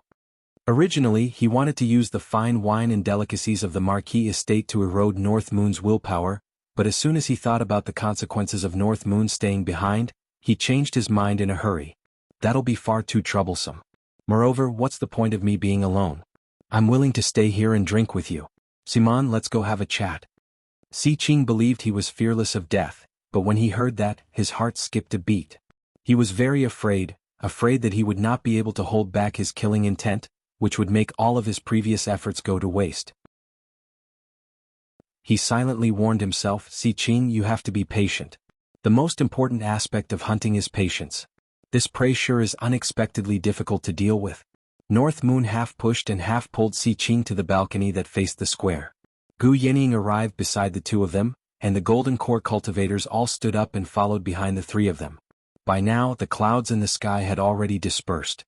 The sunlight shone down at a slanted angle, extremely resplendent. Everyone raised their heads and gazed at the 3 strongest people in the Rui Commandery. More accurately, they were a human, a demon, and a half-human, half-demon. Si Qing began his speech with his unique voice of a jackal. To his relief, North Moon did not interrupt him casually and embarrass him in front of so many people, or he really would have lost his temper. All he did was smile foolishly, wrapping his arm around his neck the entire time and sticking to him. Li Qingshan discovered that the speeches of the leaders of the world were all filled with clichés, expressing their gratitude for everyone's arrival. Afterwards, they would toss around idioms like working together, or working together like they were free. In the end, they would announce the official beginning of the ceremony. Banners hung down from the 9 soaring dragon ships. They were the congratulatory speeches from the various prefectures. This bearing won't do at all. North Moon shook his head in disdain. It's all their kind intentions. It obviously can't compare to our friendship. The corner of Si Qing's eye twitched. Everyone who came today has sent a congratulatory gift. Only a wretched demon like you didn't send anything at all. You even gave one of mine to that Li Qingshan.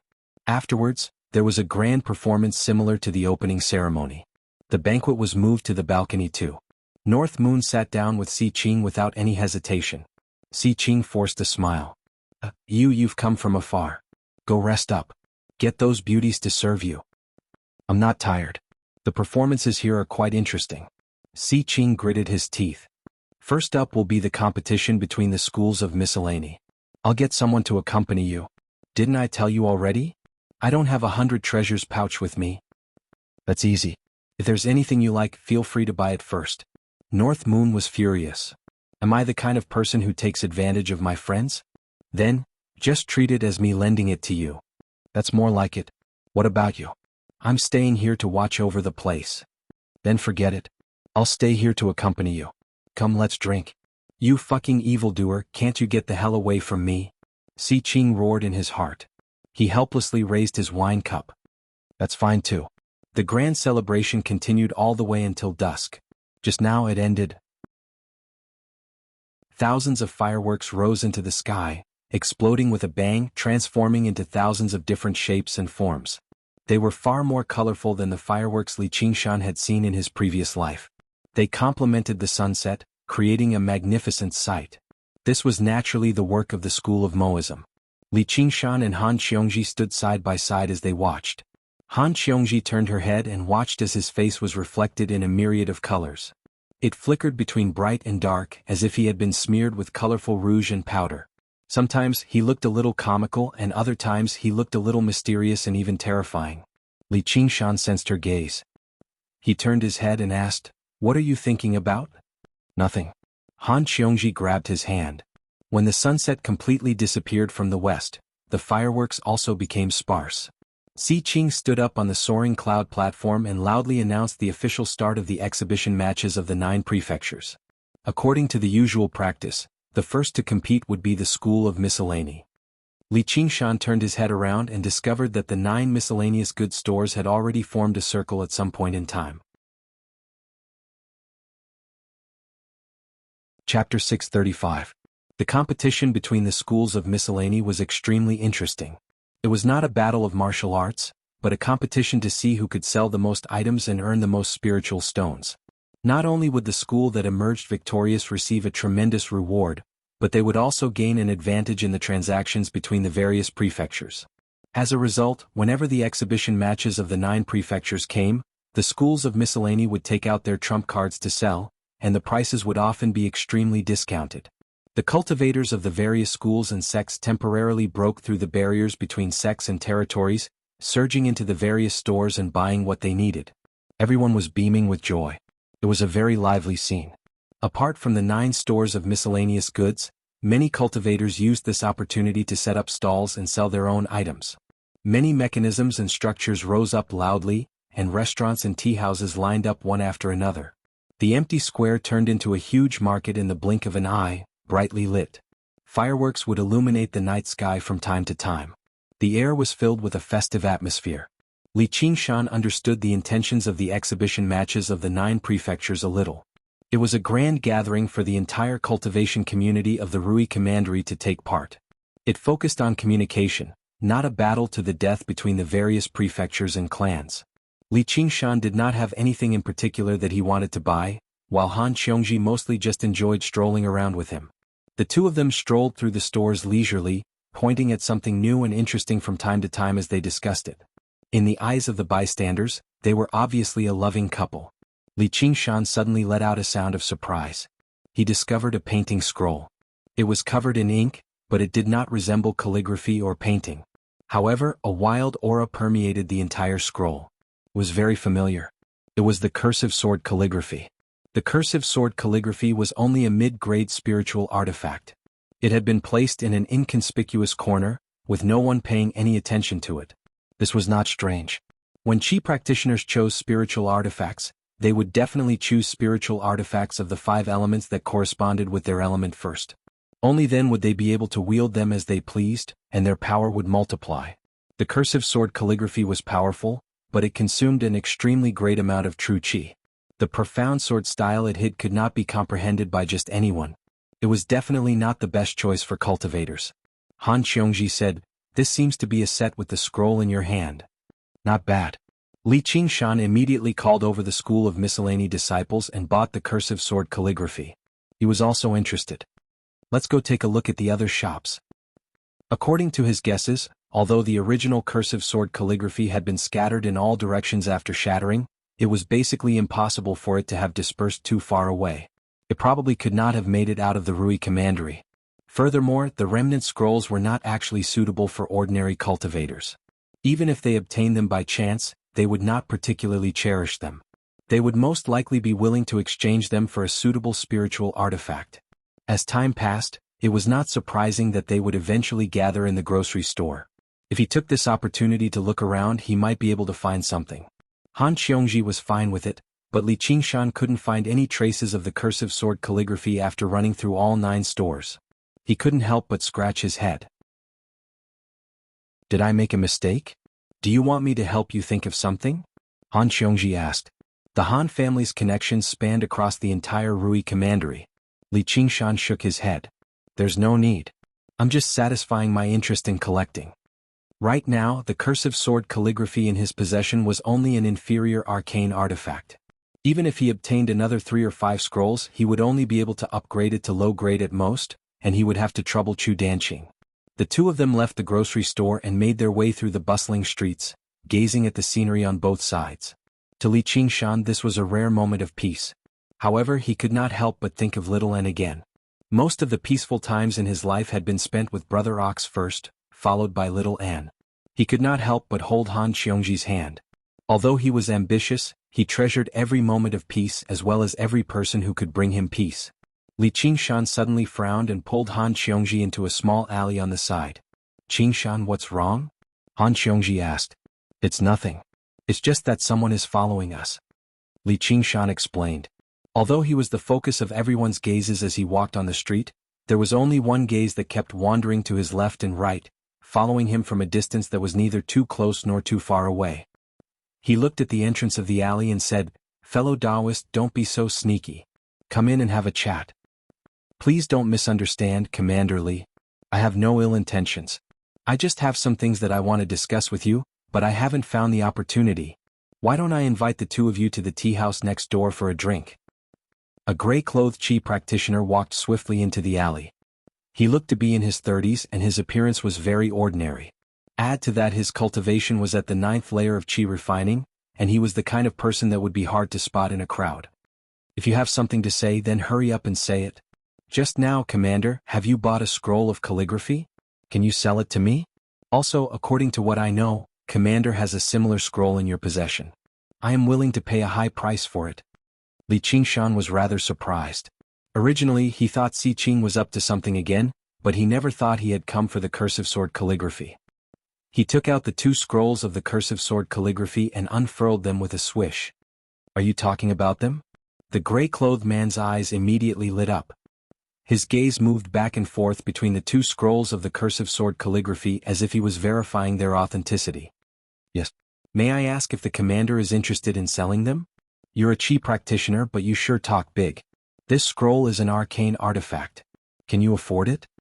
Li Qingshan sank into his thoughts. As it seemed, his guess was not wrong. He was not the only one who collected the cursive sword calligraphy. "I don't have any other hobbies in my life, but I have a special fondness for calligraphy. If I come across something I like, I'll buy it even if I have to bankrupt myself. You can say that I come from an aristocratic clan, so I do have some wealth. As long as the commander is willing to sell it, there's always a way." "What's your surname?" Han Qiongji studied this person in doubt. There were actually not a lot of prominent aristocratic clans in the Rui commandery, and they were all connected to one another. In the past, when Han Ongwa was a great general, the various aristocratic clans would send their descendants to congratulate him on every festival. Of course, every single clan had many descendants, so it was impossible for her to recognize all of them. However, the aspect that left her doubtful the most was that this person's appearance was far too ordinary. He did not seem like a descendant of an aristocratic clan. My background is far too lowly. It's nowhere near as great as the Han family. Even if I tell you, you probably won't have heard of it, fellow Han. The cultivator in gray bowed slightly and played dumb before looking at Li Qingshan again. It's a pity that I don't want to sell it. Qiongji, let's go. Li Qingshan stowed the 2 scrolls of the cursive sword calligraphy away and called out to Han Qiongji before making his way out of the alleyway. Please wait, Commander. These 2 scrolls of calligraphy aren't of much use to you, so please feel free to name your price. The gray-clothed cultivator called out to Li Qingshan's back. Name your price? His tone was getting more and more arrogant. Li Qingshan's heart skipped a beat, but he did not stop walking. No matter what price you name, I won't sell it.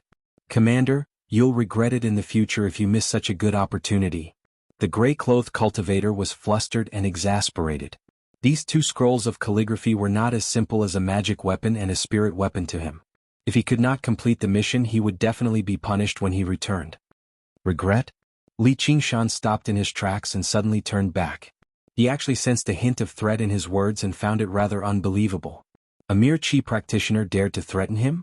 The gray-clothed cultivator shuddered and took a few steps back. What are you trying to do? Even if we can't make a deal, we'll still be righteous. We won't regret it. If you want the calligraphy, go look elsewhere. Stop following us. Han Qiongji pulled Li Qingshan back to the main street. You've really changed quite a bit. People always say that a leopard cannot change its spots. Looks like that's not true after all. Li Qingshan said with a smile. In his memory, Han Qiongji was a young mistress with a fiery temper. Han Qiongji rolled her eyes. We're in the Marquis's manor now, so it's not convenient for me to act. I'm a White Wolf Guard and I'm in charge of maintaining order. I'm not so narrow-minded that I'll yell and kill anyone who offends me in the slightest, Li Qingshan said with a smile. He glanced at the alleyway again, then held Han Qiongji's hand and blended into the crowd. Meanwhile, on the Soaring Clouds platform, Li Qingshan used his identity as the North Moon to tease Si Qing a few more times. Sensing that Si Qing's killing intent was growing stronger and stronger, he did not dare to continue, lest he really fell out with Si Qing. That would be counterproductive. Thus he casually said, I'm tired. Si Qing perked up as if he had heard a royal decree.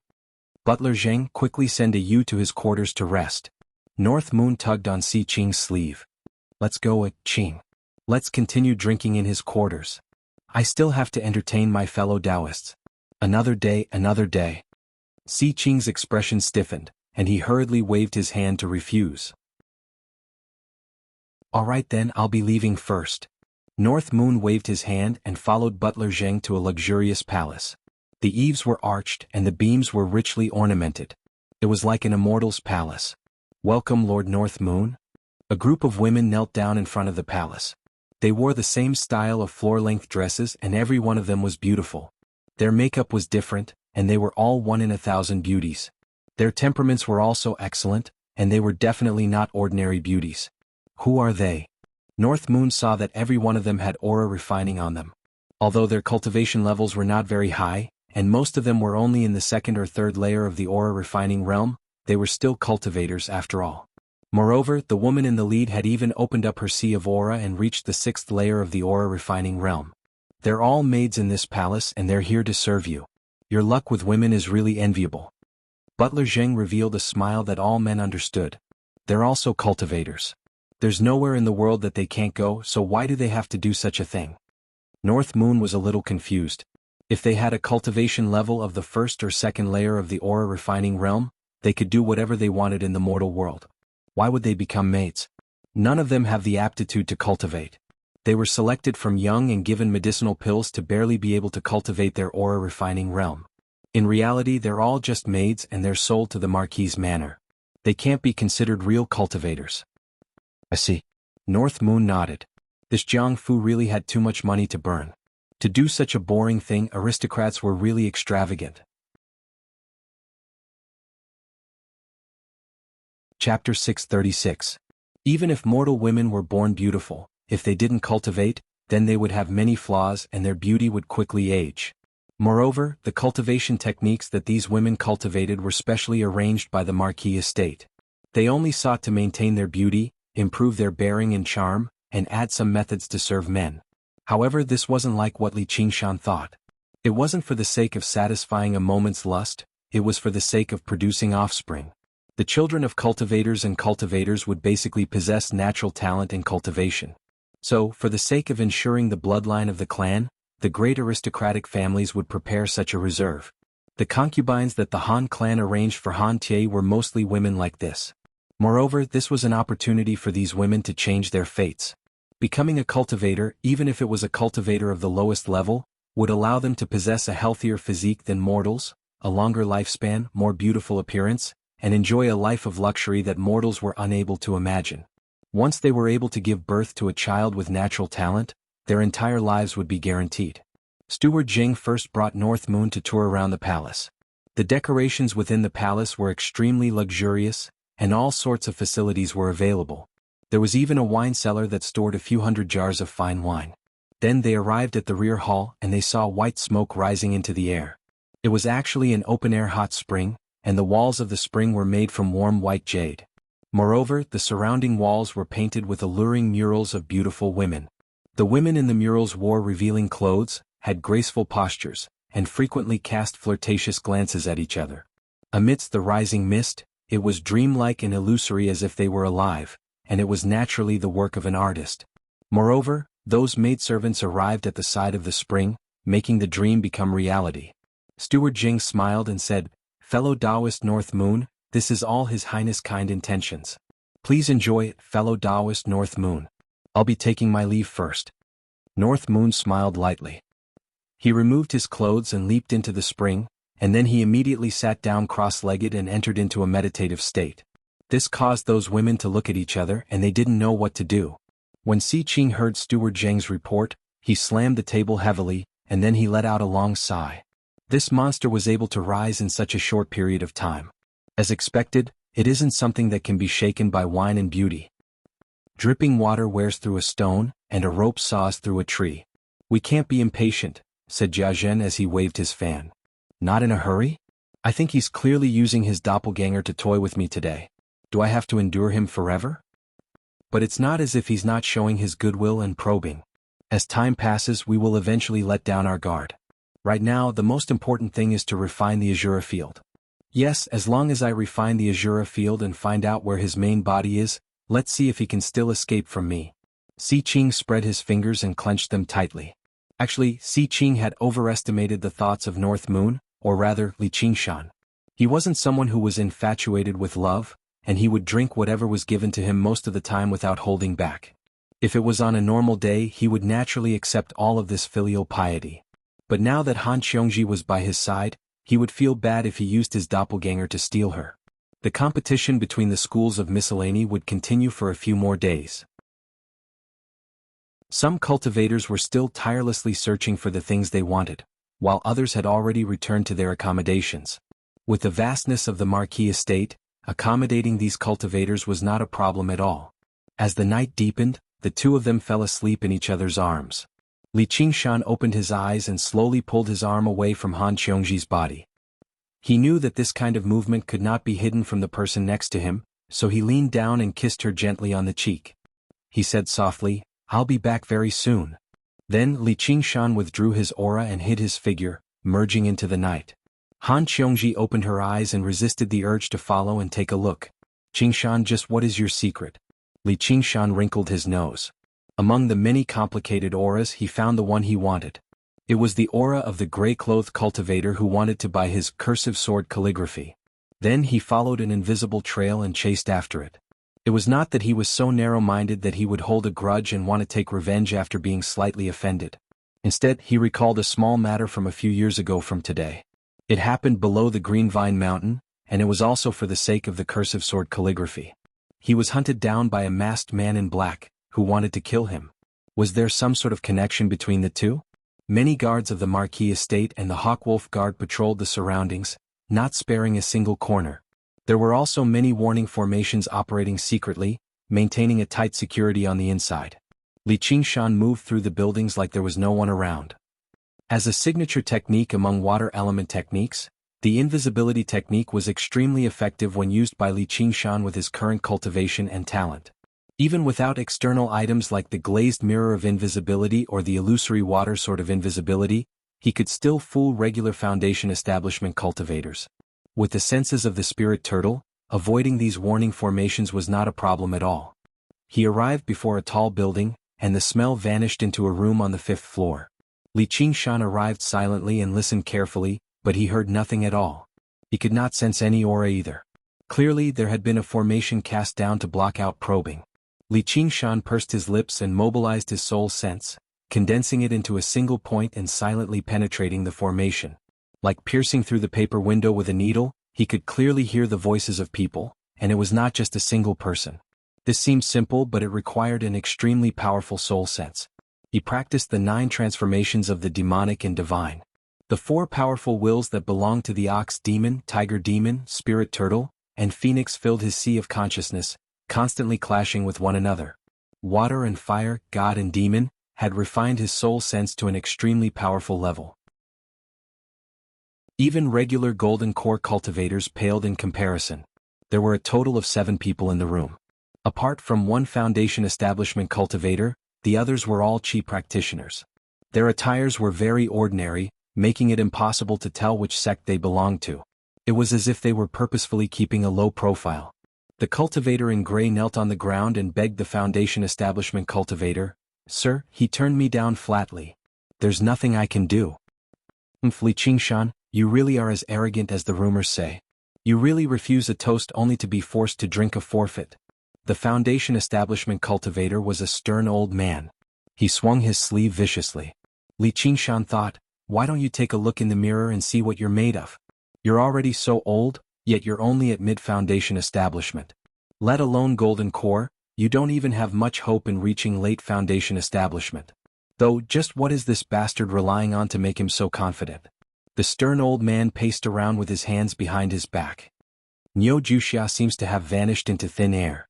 He's nowhere to be found anymore. Even the whereabouts of the 2-3 Absolutes calligraphy are unknown. Li Qingshan must obtain those 2 scrolls in order to answer to that lord. You didn't complete your mission, so your punishment is unavoidable. Li Qingshan's heart shook. These guys were indeed connected. They seemed to be working for an even more powerful person and were collecting the 3 Absolutes calligraphy, which was also the so-called cursive sword calligraphy. That person was not only rich, but he was probably not weak either. This was why these guys were so arrogant, because they relied on their master's power. The 3 Absolutes calligraphy had been split into countless pieces. It was not something that chi practitioners could collect at all. Even Foundation establishment cultivators probably did not have it. That lord might be one of the golden core cultivators he had met on the Flying Cloud platform today. However, he felt a little strange. It was just collecting a few spirit artifacts. Why was there a need to be so sneaky? Yes, they were probably afraid that if the price was raised, it would be harder to get them. Fear appeared on the cultivator in Gray's face.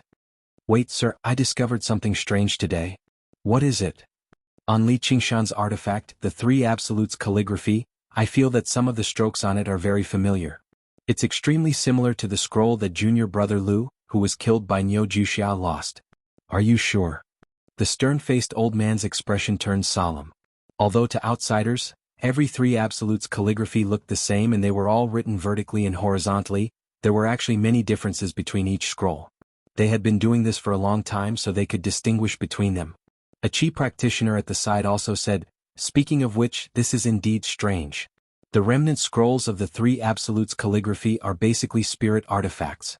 Why would an artifact appear out of nowhere? Could it be that this Wuxia is related to Li Qingshan in some way?" The stern-faced old man pondered for a moment. "I'll report this to that lord and ask him to take action personally. I don't believe that we can't take care of a mere Li Qingshan." A sinister smile appeared on his face. "Since you're not willing to let us do as we wish, don't blame us for cutting off your path of survival as a genius." The other chi practitioners also laughed. They were all itinerant cultivators and did not have much talent. No sect was willing to accept them, so they were gathered to work for the old man. They were instinctively jealous and disgusted of geniuses. "Then come." A voice suddenly sounded in their ears at the same time. The door suddenly opened and then immediately closed, but there was no one in sight. There was only a slight breeze that swept through the room, as if the door had been blown open by this breeze. The stern-faced old man's hair stood on end as he felt a great life-threatening crisis. He retreated and was about to activate the defensive artifact on his body when he realized that he was still in the same place. Then he rapidly fell down. He widened his eyes in disbelief, and only then did he feel the sharp pain from his neck. He did not know when his neck had been neatly severed. His body took a few steps back, but his head was left in midair. Looking at the other Qi practitioners, they were all frozen in place. Some even had blank expressions on their faces, not knowing what had happened. Li Qingshan used one of his innate abilities, the Tiger Demon's Breath. Against a Foundation Establishment cultivator and a group of Qi practitioners, he did not need to go through much trouble. He only needed to blow. After all, this was the Marquis's mansion.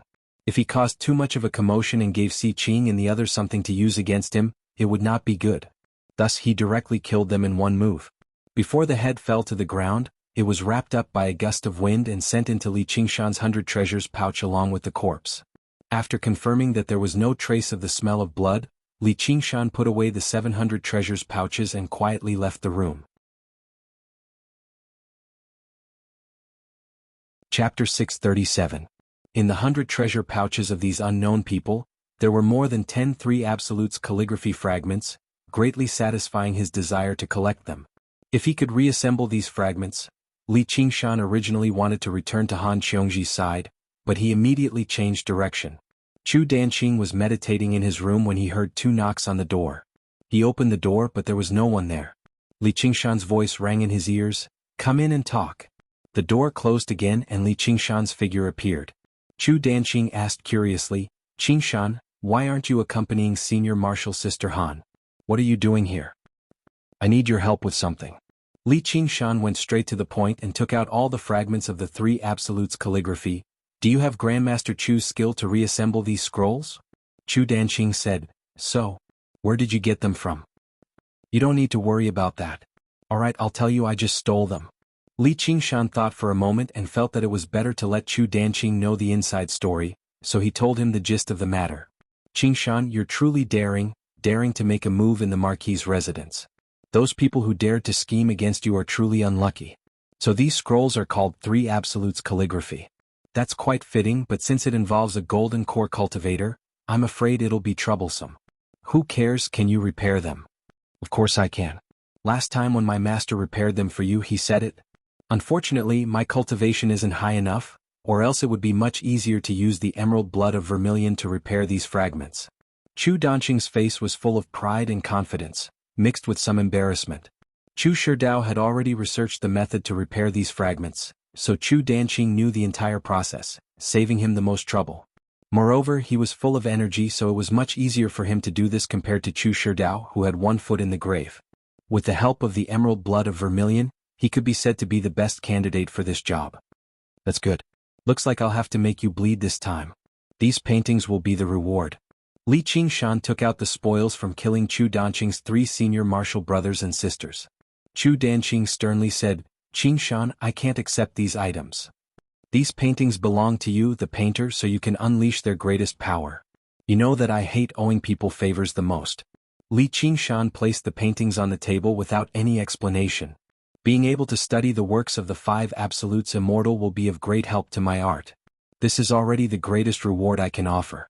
Chu Danqing refused to accept it no matter what. If Li Qingshan insisted on paying him, he would rather not do the job. Li Qingshan didn't like to be pestered. "Alright then. I didn't expect you to be so stubborn." Chu Danqing smiled and said, "It's not because of you, Qingshan, that you're so persistent. Actually, I was thinking that one day when my painting skills reach a certain level, I'll paint a painting just for you." Li Qingshan shook his head and smiled. "I'm not a beauty. What's there to paint? Painters love to paint beauties, but I want to paint the heroes of the world. Then I'll build a heroes platform so that future generations can admire them." Chu Danqing's eyes shone. "I believe that day will come." Li Qingshan smiled. "Unfortunately, I'm not a hero."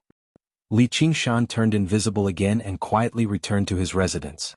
He went to Han Qiongji's side. She was lying on her side with her eyes closed. She seemed to be asleep. Li Qingshan lay beside her and gently embraced her from behind. He naturally covered her and whispered into her ear. "What? Don't you want to ask where I went?" "You'll tell me if you want to," Han Qiongji said with her eyes closed. She didn't respond to his caress. Li Qingshan forcefully turned her around, and only then was she forced to open her eyes. She pursed her lips and said nothing. However, Li Qingshan clearly read her thoughts.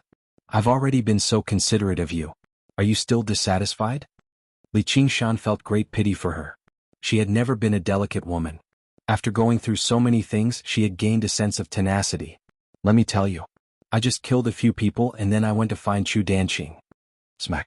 Han Xiongji knocked his hand away and sat up. Don't touch me. Tell me properly. I'm listening. Li Qingshan sat up as well and told her everything. He even did not hide the fact that he had killed the masked cultivator under the Green Vine Mountain as Niu Juxia. Niu Juxia. Han Xiongji murmured to herself. She did not have much of an impression of Niu Juxia, but just this fake identity was enough for her to think of many things. If she investigated it in detail, it would become even more thought-provoking. That's one of my secrets. It really was you who killed Zhuo Zhibua. Who told that old bastard to go too far. Han Xiongji let out a long sigh. Actually, I'd rather you tell me you have another woman outside. How I wish your secret was just that simple. Is that so? I have another woman outside. Before Li Qingshan had even finished speaking, Han Xiongji threw a slap at him. Li Qingshan grabbed her hand. Oi, isn't that what you wanted to hear? Bastard man, don't forget what you promised me in the past. You go back on your word. You're heartless. Didn't you say it was fine afterwards? Never. Who is that woman? Han Xiongji grabbed Li Qingshan's neck with both hands and bared her teeth like an angry female leopard. She glared at Li Qingshan fiercely. You changed your mind so quickly. Li Qingshan felt like he had been tricked. How stupid. For a woman, this was clearly the most intolerable thing. Forget it, I also know that I'm not a charming woman. If one day I get tired of it and want to find another woman, just tell me. Don't be so fussy. You're not like a man. I look down on you. Han Xiongji suddenly let go of him and lay down with her back facing him. I'm not a charming man either. If one day you get tired of it and want to find another man, just tell me. Don't be so fussy. You're too much like a woman. I look down on you. Li Qingshan said seriously. You said I'm not like a woman. I won't find another man. Being tricked once is enough. Then there's nothing I can do. However, according to my field observations, Qiongji, you're still very much like a woman. Li Qingshan smiled. Although he couldn't indulge himself wantonly and even had to be careful, there was a kind of happiness and joy in the mutual affection between them. Although he hated that he couldn't drink all the water in the world, to him, she was the most ordinary but also the most special existence. The sky was bright. Perhaps it was because Li Qingshan had done it too cleanly, but the disappearance of those cultivators did not attract any attention. Everyone's gazes were attracted by the competition of the School of Miscellany. The School of Miscellany would bring out new goods every day, and the value was getting higher and higher. The atmosphere of the exhibition matches of the 9 prefectures gradually heated up. In the empty room, a mass of darkness suddenly distorted and expanded, turning into a pitch-black figure that looked around.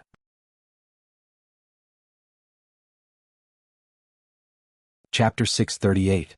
Several days later, after a great auction involving 9 stores of miscellaneous goods, the competition between the schools of miscellany came to an end. However, due to the losses from the war, the Clear River Prefecture only ranked last in the end, which was within expectations. Afterwards came the competition between the schools of music. As graceful music rang out, the bustling market turned into a grand concert. The exhibition matches of the 9 prefectures proceeded in an orderly fashion. Li Qingshan and Han Xiongji were together day and night, inseparable as if they had returned to their passionate love of the past. Under Li Qingshan's intentional honesty, Han Xiongji learnt about his secret past bit by bit, which made her feel very sweet inside. Of course, she never mentioned the fact that he had another woman outside again. Finally, the competition between the schools of novels formally began. First, the regular disciples of the schools competed.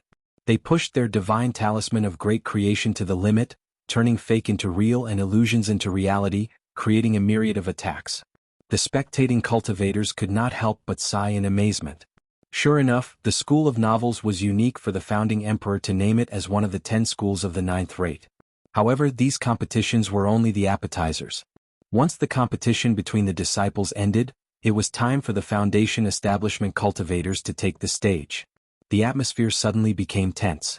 Avoiding Lu Chuanfeng, the leaders of the schools of novels from the other 8 prefectures exchanged glances. They seemed to be constantly communicating with their soul sense. The first match, the Clear River Prefecture against the Leking Prefecture.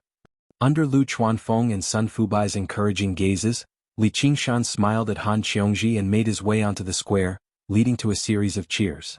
However, after waiting for a while, he did not see his opponent appear.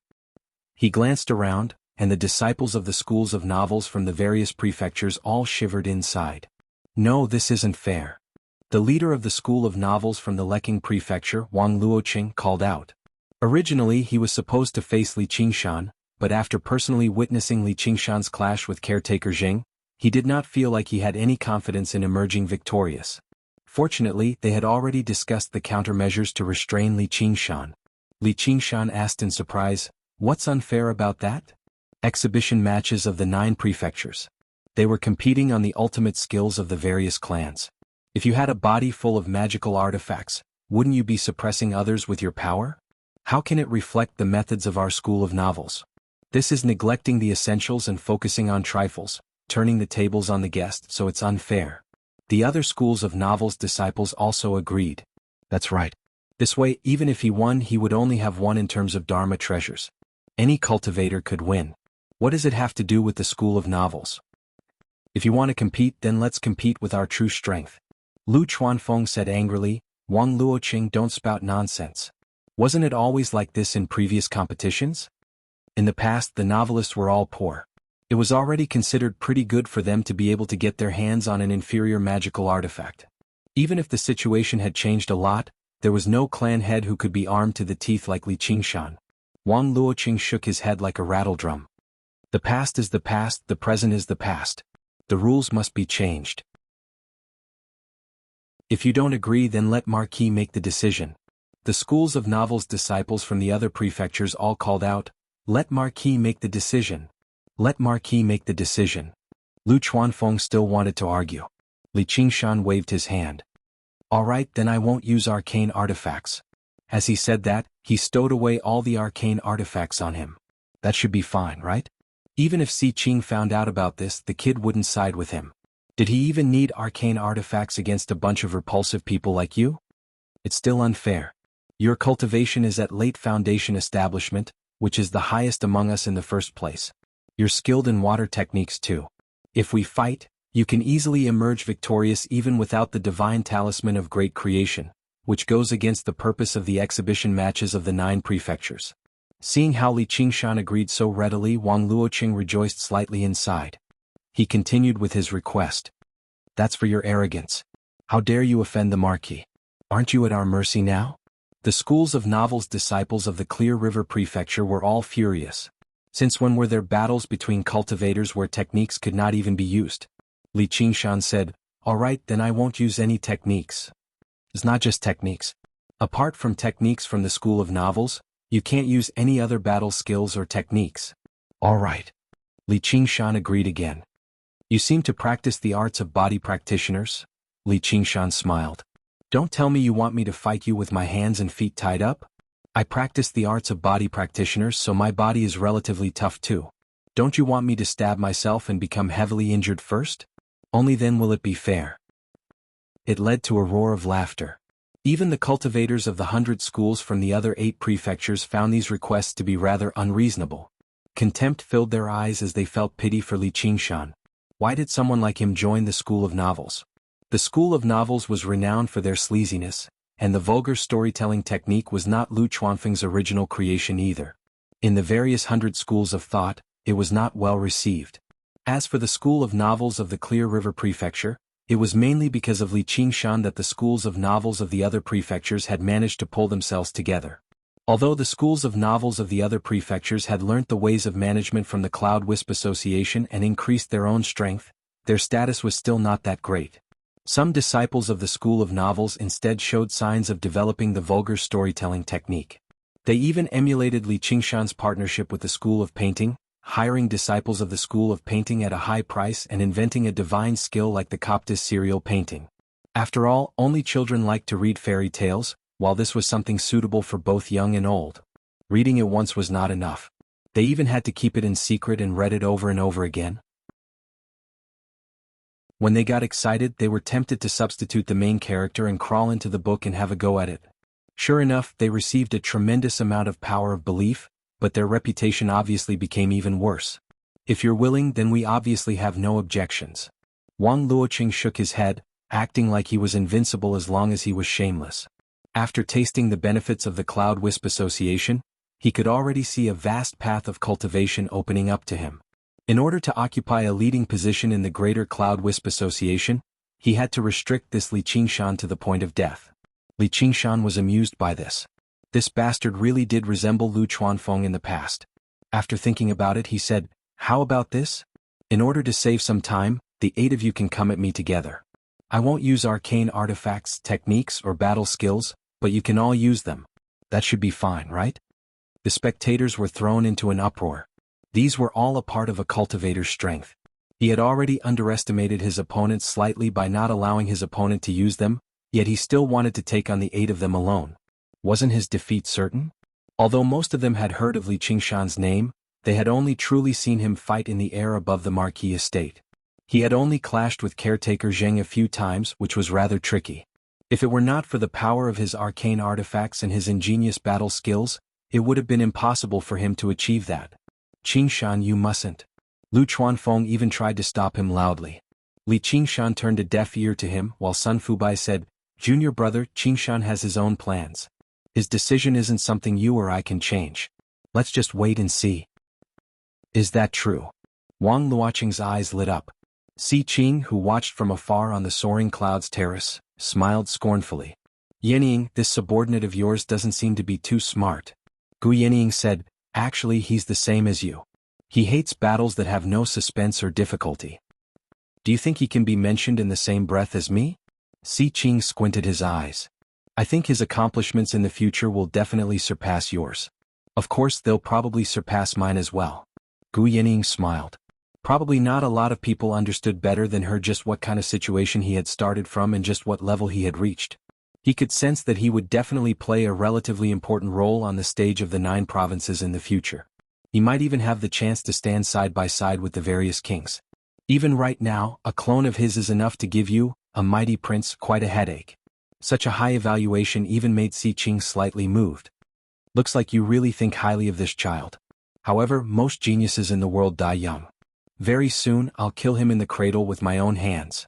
A genius that dies young is not a genius." Returning to the field, Li Qingshan said proudly, "Of course. Let's not waste any more time. Come quickly." Wang Luoqing and the 7 other school leaders reached an agreement. "Let's take down this Li Qingshan first." Immediately, the 8 foundation establishment cultivators stood up and drew their own spiritual or arcane artifacts, surrounding Li Qingshan tightly. They were all hostile, only lacking vicious grins to express their complacency. Boos rang out from the surroundings, but they turned a deaf ear to them. Shamelessness was not something that could be trained in a day. There were also people who were worried that such an unfair battle would cause Lu Chuanfeng to lose, so they shouted, "School leader Lu, don't forget our initial agreement." At this moment, Lu Chuanfeng could only choose to trust Li Qingshan completely. With a dark expression he said, "I won't forget." "Li Qingshan, I've heard of your name for a long time. Thank you for thinking of a way to revitalize our school of novels. However, there's a saying from the ancients, arrogance leads to madness. You might not realize it yourself, but this is what happens to mad people. I advise you to quickly wake up. No matter how strong you are, you're just a tiger with its claws and teeth pulled out. It's better for you to surrender obediently, lest you hurt the harmony of the school of novels." Wang Luoqing smiled, trying to use words to sway Li Qingshan's will. Li Qingshan also smiled. "It's fine. Even if I can't win, I can still make sure you can't." Wang Luoqing's expression changed slightly. If Li Qingshan really attacked him crazily, he would inevitably be injured. Then he would be at a great disadvantage in the upcoming competition with the other prefectures. So that was what he had in mind. He couldn't help but feel a little regretful. Why did I stand out and say so much nonsense? He smiled shamefully and said, "Don't misunderstand. What happened just now was the result of everyone's discussion. It wasn't my decision alone, so you don't have to blame it all on me." "Is that so? I wonder who came up with such a brilliant plan. I'll have to thank him properly." Li Qingshan's gaze swept across the faces of the other 7 people. They either puffed out their chests and raised their heads to show their innocence, or their eyes flickered, not daring to meet Li Qingshan's eyes. They were all afraid that Li Qingshan would fight like a cornered beast and target them crazily. Dang. The strongman struck the gong, the sound reverberating for 10 li. Let the sparring begin. Li Qingshan's body leaned forward, and with a boom 2 deep pits were blasted open under his feet. He flew up and pounced toward Wang Luoqing. He was like a ferocious tiger released from its cage, unstoppable. It was true that he didn't use any spells or battle techniques, but his killing intent, which had been honed through hundreds of battles, was faster than any spells or battle techniques. He charged toward Wang Luoqing. Chapter 639. Wang Luoqing had many hobbies in his life, such as walking dogs, cockfighting, drinking wine and playing with women. He was good at many things but not one of them was fighting. Intimidated by Li Qingshan's killing intent, his brain slowed down a little. He instinctively retreated, hoping that someone else could block him. However, the others didn't expect Li Qingshan to attack just like that, and with such momentum. Their reactions were also a little slow. After all, the school of novels wasn't known for being good at fighting. Because the power of will was hard to come by, they couldn't practice fighting like the other schools. They were more willing to transform into beauties and practice on the bed. Of course, some of them were really slow, while others wanted to let Li Qingshan and Wang Luoqing drag it out. In the end, both of them would be injured and 2 competitors would be eliminated. As their eyes darted around, they realized that no one was a fool. Thus, the 8 of them surrounded and instantly turned into a one-on-one battle between Li Qingshan and Wang Luoqing. Wang Luoqing also realized that he had been betrayed. He cursed in his heart, "Those who write novels aren't good people." His stunned mind recovered a little, and he immediately activated the divine talisman of great creation, creating a huge door made of refined steel. It was a foot thick. At the same time, he quickly activated the protective spirit tool on him. As long as he could stop Li Qingshan for a moment, the others couldn't just stand by and watch. However, before Wang Luoqing could breathe a sigh of relief, there was a loud bang, and the huge door twisted inwards. Li Qingshan broke through it as if he had smashed through a paper door, his 5 fingers reaching out to grab Wang Luoqing's face. Only a few people saw clearly that in the instant Li Qingshan collided with the door, his hands pressed on it dozens of times in a complicated manner, destroying the structure of the door from its foundation. Wang Luoqing was shocked and he let out a strange cry. A flying sword flew out of his sleeve, piercing toward Li Qingshan's chest. The sword shone with spiritual light, and it was also an artifact. Although it was the weakest inferior artifact, its power was not to be underestimated. Lu Chuanfeng couldn't help but stand up. His face was filled with anger and worry. Without a protective spell or artifact, how could he block the flying sword with just his own spirit force? However, Li Qingshan completely ignored the flying sword. He unleashed a vicious aura like he was determined to smash Wang Luoqing's head to pieces. Wang Luoqing was utterly shocked. He staggered backwards but his mind was distracted. The glow on the flying sword immediately dimmed slightly and it slowed down too. Li Qingshan smiled and flicked with his left hand. At the same time, his right hand turned into a fist and punched toward Wang Luoqing's chest. With a bang, the spiritual light scattered, and Wang Luoqing was sent flying while coughing up blood. His protective spiritual artifact had already been shattered. There was only a thin layer of protective spiritual light, so how could it block Li Qingshan's fist? Wang Luoqing was only in the early stage of the foundation establishment realm, so he was 2 realms lower than Li Qingshan. His cultivation technique could not compare to the arts of the boundless ocean, not to mention the difference in body tempering. Li Qingshan didn't even use the ox demon's immense strength. In the end, he still held back 30% of his strength. Otherwise, it wouldn't be strange for him to have killed Wang Luoqing with a single punch. Wang Luoqing fell unconscious on the ground, and the medical disciples carried him away for treatment. Li Qingshan turned around and faced the remaining 7 people. He raised a finger and said, "1." Although they had gone through many battles of wits and courage, in the eyes of the bystanders, Li Qingshan had killed a foundation establishment cultivator with a single pounce. As expected of his reputation. Even without using an artifact or battle technique, he's still so ferocious. Is he really a disciple of the school of novels? I think he's clearly a disciple of our school of the military. The leader of the school of the military of the Han Yong and prefecture was filled with surprise. The leaders of the other prefectures all stood to one side, surrounding Han Tie. The Han family had held the position of great general for many years, so the disciples of the school of the military in the Rui Commandery were all old subordinates. They were on good terms with one another. As a result, when they mentioned Li Qingshan, they all referred to him as son-in-law. Han Tie said, "He really should join the school of the military. Fortunately, he's a disciple of the school of novels. Otherwise, if he were representing the school of the military, we could just directly forfeit." Han Tie said, "Do you really think you can win right now? Kid, don't be cocky. We're going to test you this year and see whether you're a good father and a bad son." Everyone laughed aloud. Someone said, "Look, the son-in-law has struck again." Li Qingshan's body surged with dreamy, faint, blue light.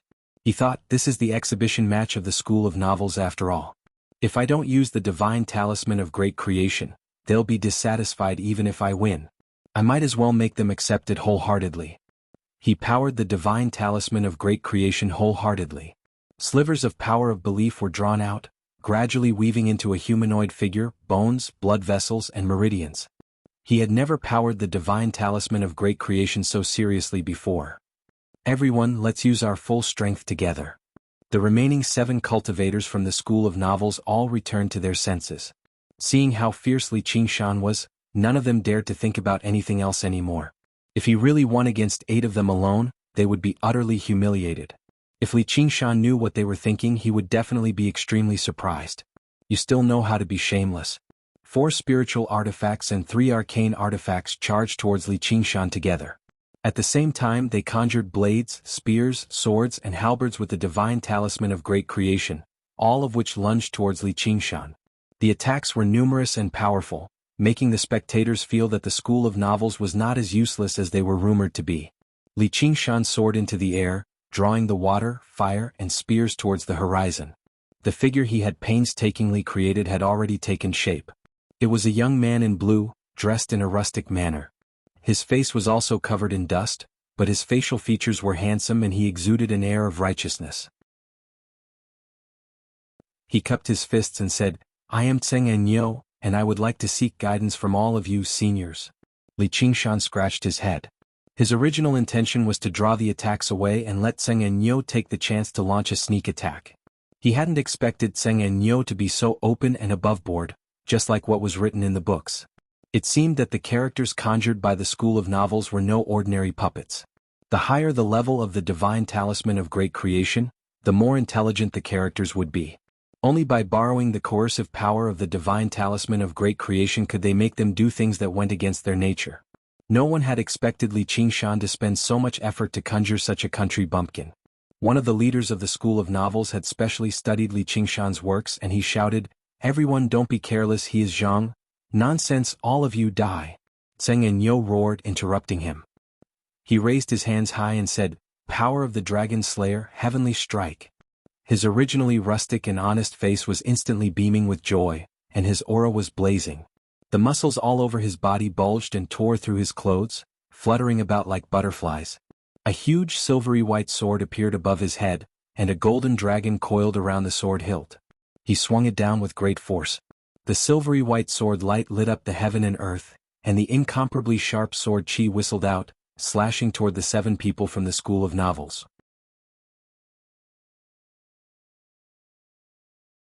Chapter 640. Tseng Enyo was awe-inspiring, and his sword chi was like a rainbow. Wherever he went, the 7 cultivators all ran away. No one dared to block his blade. They all activated their divine talismans of great creation, conjuring all sorts of powerful figures and beasts to block him. However, they were all killed with a single strike of his sword. These fellows are really surprisingly weak. Li Qingshan could clearly feel that the Tseng Enyo he had conjured, whether it was the sword technique or the way he fought, all of them had traces of his own understanding. Although words were unrestrained and could be used to write about how strong and intelligent a person was, the characters conjured were restricted by 2 factors. One was the amount of power of will, and the other was the author himself. No matter how mysterious the imagination was, it could not escape the limits of a person's thinking. If a novelist did not understand swordsmanship at all, then even if he wrote about a peerless swordsman, he would only be a swordsman idiot. No matter how real they looked, they were not real living beings. They were just projections of the novelist's own imagination. Just like how an omnipotent God could not create a rock that he could not lift, A novelist could not write a character that surpassed his thinking. They could be vivid and lifelike in the book, but once they were conjured using the divine talisman of great creation, their true form would be revealed. The 7 cultivators were facing such a problem. They lacked combat experience, so although the figures they conjured were all at the foundation establishment stage, their combat strength was terrible. Therefore, under the same situation where the divine talisman of great creation was activated, the Tseng and Nyo conjured by Li Qingshan had the upper hand even though it was 1 against 7. Li Qingshan did not want to waste any more time. He flew high into the sky, turned and pounced down. The remaining 7 people did not even know the most basic coordination, let alone tacit understanding. They were scattered by Tseng and Nyo's charge. In Li Qingshan's eyes they were full of openings. It was no different from challenging him one by one. Then, with a few punches and kicks, another 5 people were knocked out. 5. Li Qingshan stretched out his palm. He was about to finish off the remaining 2 in one go.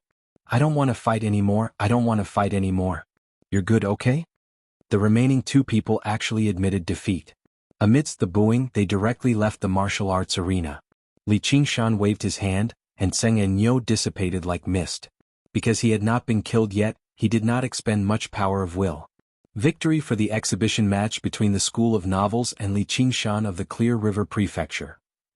It's done. Lu Chuanfeng swung his fist viciously.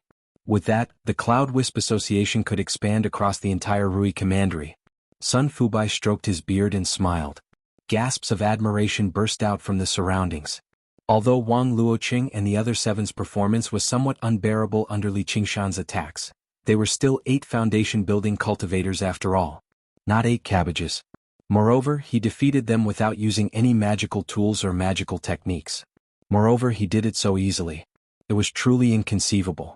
Gu Yenying said to Si Qing, "Looks like he didn't achieve his goal. Did you anticipate this outcome?" That's because his opponents are far too weak. Although they're all at foundation establishment, they're on completely different levels. Even if their numbers are doubled, the outcome won't change. Even if a tiger loses its claws and teeth, it can't be defeated by a flock of sheep. He really is a genius worth paying attention to. Si Qing actually expressed his sincere admiration towards Li Qingshan. Gu Yenying furrowed her brows slightly before easing them up. As it seemed, Si Qing had made up his mind to eliminate him. If he were not the North Moon, the matter really would be rather troublesome. Who would emerge victorious in the end in this fierce battle? She was not optimistic about Si Qing's chances, but she also did not think that Li Qingshan would be able to deal with Si Qing. At their level, it was easy to determine victory and defeat, but it was difficult to determine life and death. They would probably have to maintain the current situation for a very long time, until the North Moon revealed a flaw and was killed, or until they obtained the power to not fear the great Xia dynasty's revenge. At the side of the training grounds, Wang Luoqing had also woken up under the medical school's treatment. He sat at the side and regulated his breathing. Raising his head, he saw Lu Chuanfeng striding over. Pointing at them, he said in a pompous manner, "Humph, no matter how crafty you bunch of old fellows are, under my might, you still have to bow down to me. You're really asking for trouble. From today onwards, I'm the president of the Great Cloud Wisp Society. Who dares to defy me?" Although Li Qingshan had won, he felt an inexplicable sense of embarrassment at this moment. There was a saying that killing someone was just a matter of nodding one's head to the ground. If you were to force them so viciously, if these people were to get angry and go their separate ways with you, wouldn't all your efforts be for naught? However, to his surprise, Wang Luoqing immediately stood up and said with a smile, "Yes, yes, yes. We overestimated ourselves. Such petty tricks naturally can't do anything to junior brother Li. And senior brother Lu, when you take charge of the Cloud Wisp Society in the future, I hope that senior brother Lu will take good care of us." The other defeated heads of the schools of novels also came up to congratulate their president, Lu Chuanfeng. Li Qingshan was stunned. These people who wrote novels really did not have any integrity at all. What he did not know was that this was mainly due to his efforts. Just now, Wang Luoqing was still feeling a lingering fear after the exchange. How would he dare to use force again? He was the type of person who would not submit without a beating. Time passed in a hurry, and the matches of the exhibition matches of the 9 prefectures went by. The mechanisms of Moism, the Dharma of Buddhism, the divination of the school of Yin-Yang, and so on had all broadened everyone's horizons, allowing the cultivators of the sects to witness the heritage and strength of the 100 schools of thought. In the blink of an eye, a month had passed. The final match was the grand exhibition match of the school of the military. Although everyone had used their full strength, it was more like a friendly match than a battle to the death. In the end, Han Che led the disciples of the school of the military to victory, which basically drew a perfect conclusion to the exhibition matches of the 9 prefectures this time. All they had to do was wait for Si Qing to make his final speech, and the grand gathering of the cultivation community of the Rui Commandery would come to an end. Under everyone's gazes, Si Qing stepped onto the soaring clouds terrace once again and said loudly, "The exhibition matches of the 9 prefectures this time have allowed me to witness the supreme skills of the fellow cultivators of the various prefectures and schools." After praising the cultivators of the various prefectures as usual, he explained the significance of the exhibition matches of the 9 prefectures this time. Li Qingshan found it boring, but Han Xiongji was reluctant to leave. She was tempted to let the exhibition matches of the 9 prefectures continue like this forever. She gazed at the soaring clouds terrace. The North Moon doesn't seem to be here anymore. She studied Li Qingshan's expression. During this period of time, the various past and secrets Li Qingshan had revealed had indeed made her think of many things. "He's probably gone," Li Qingshan said. He did not have that much time to waste on Si Qing. He had sent his clone off a long time ago, returning to refine the water system. If it were not for the sake of saving his main body, he would not have appeared at all. However, before he left, Si Qing made a strange request. He wanted him to send some demons and night roamers to participate in the exhibition matches of the 9 prefectures, saying that he wanted to increase communication and ease their relationship. He also promised many benefits. Li Qingshan had no idea what Si Qing was up to, but under the principle of "I'll oppose whatever the enemy supports," he did not agree in the end. He could obtain these benefits from Gu Yenying anyway, and he did not have to worry about being tricked. There was really no need for him to waste his breath on Si Qing. However, Li Qingshan had a vague feeling that the exhibition matches of the 9 prefectures this time would not end so easily. Sure enough, as Si Qing went on, he suddenly changed the topic. "The only pity is that the fellow cultivators of the various sects and schools can only watch from the sidelines. They can't take part. Even most of the cultivators of the various schools can't take part, so it'll be much less interesting. As a result, I want to add another event after the traditional exhibition matches.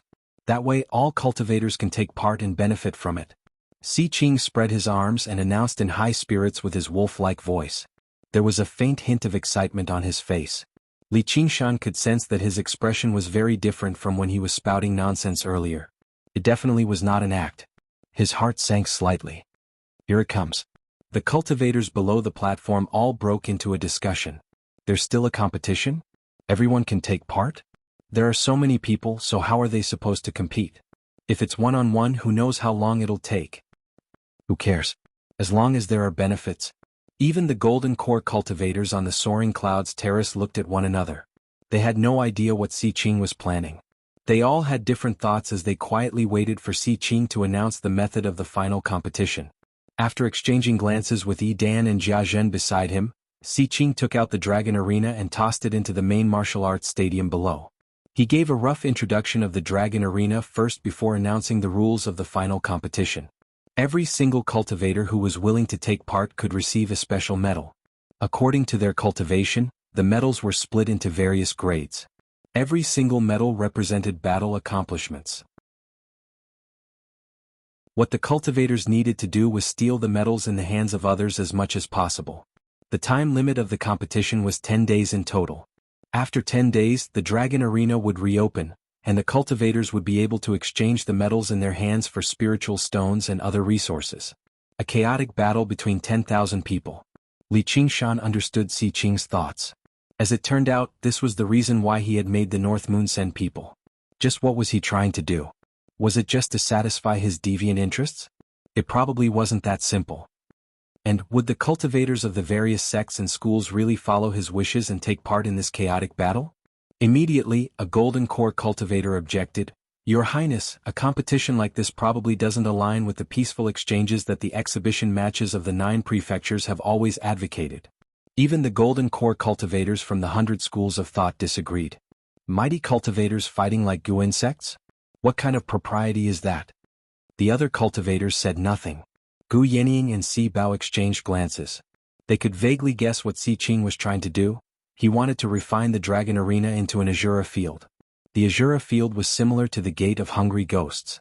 It was a secret treasure that connected to the Azura realm of the 6 realms of Sasra. To open the Gate of Hungry Ghosts, he needed to choose a place where corpses accumulated like Burial Mound Mountain and cast down formations meticulously. Only then could it be opened. In order to refine an Azura field, one needed to open up a large battlefield, allowing powerful cultivators to fight with all their might. The berserk killing intent and battle intent would merge with the will of the Azura realm, and the Azura field would descend upon the world.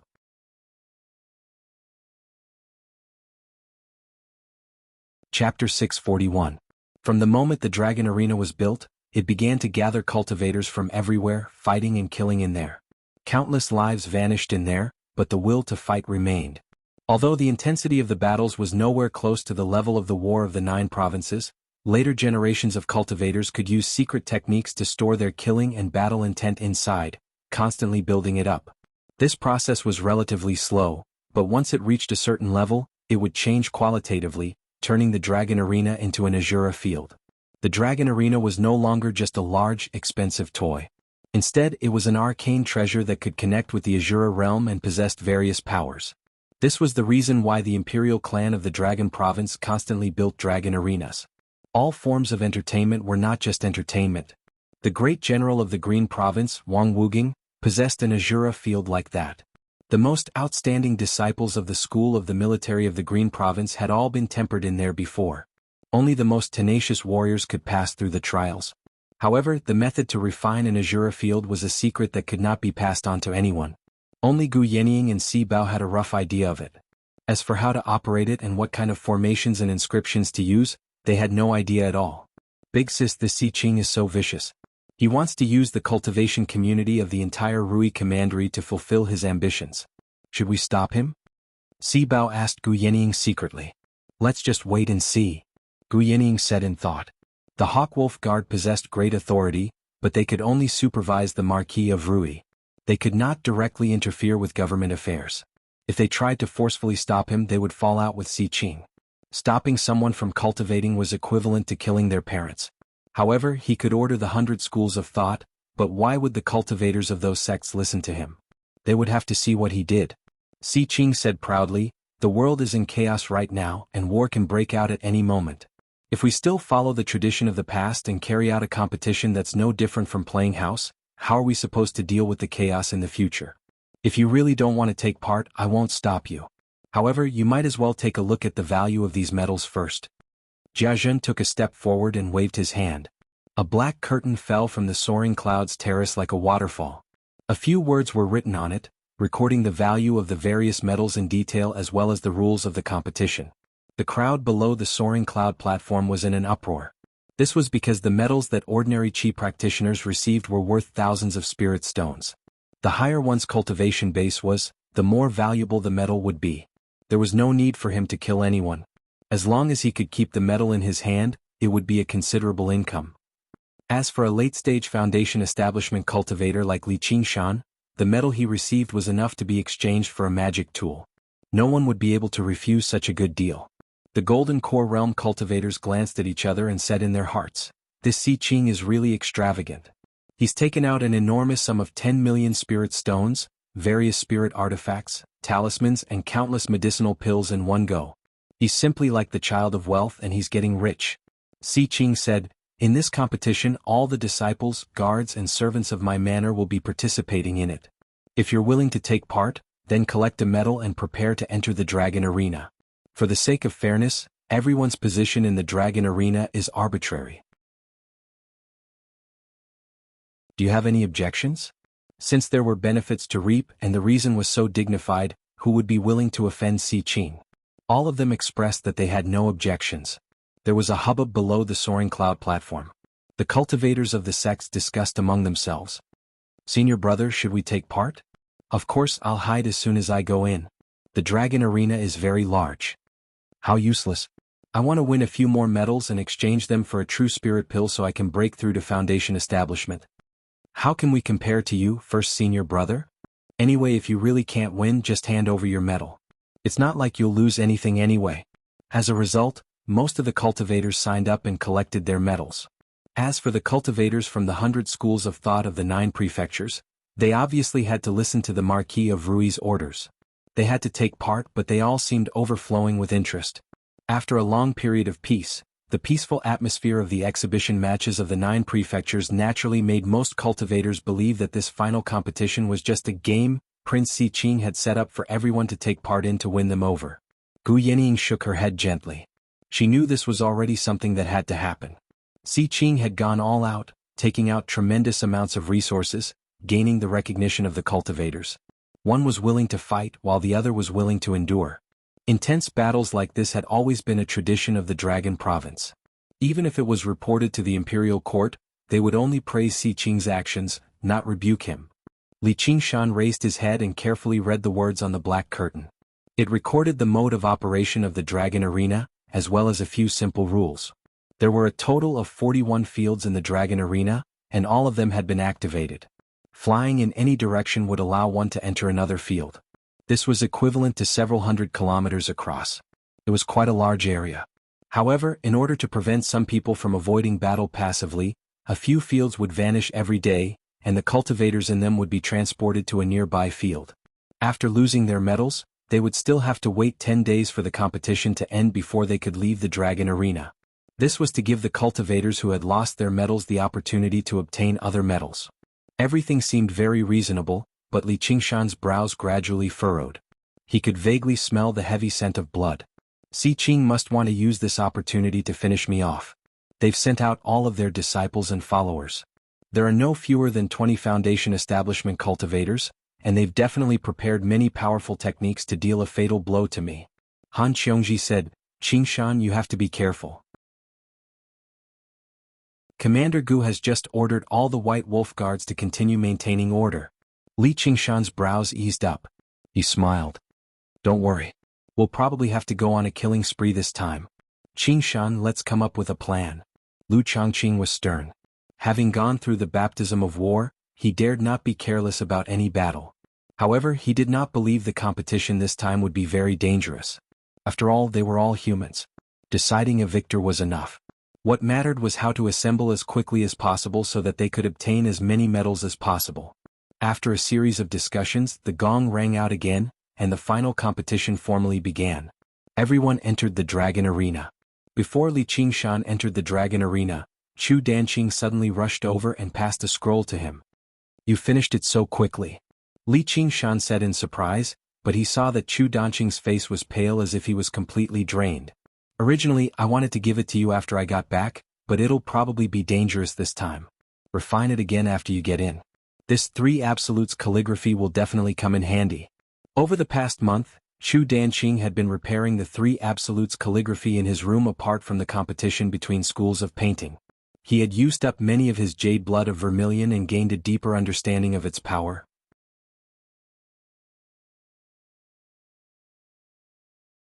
Chapter 642. The wind and snow assaulted his face, and Li Qingshan appeared on a frozen mountain out of nowhere. Snow covered everything as far as the eye could see, drifting down like feathers. The mountain happened to be the very center of the battlefield, so it had an extremely open field of vision. Li Qingshan gazed at the surroundings and saw black specks appear on the snowy ground in the distance. There were around 200 people, and there were a few Foundation Establishment cultivators among them. Although they had all concealed their auras, they could not fool Li Qingshan's senses. However, he did not recognize any of them. They're spread out even more densely than I imagined. An area of several dozen kilometers was indeed an extremely vast area for mortals, but for cultivators, it didn't seem that big. Even Qi practitioners would take less than half a day to explore the area, let alone Foundation Establishment cultivators. Had it been a chaotic battle right from the beginning? As Li Qingshan observed, the Foundation Establishment cultivators sensed his existence too. They all raised their heads and gazed over. When their gazes pierced through the wind and snow and saw the familiar figure, their expressions all changed. Li Qingshan. Afterwards, they all took off into the air without the slightest hesitation, flying off in all directions. They were afraid that he would catch up to them and take their medals if they were even half a step too slow.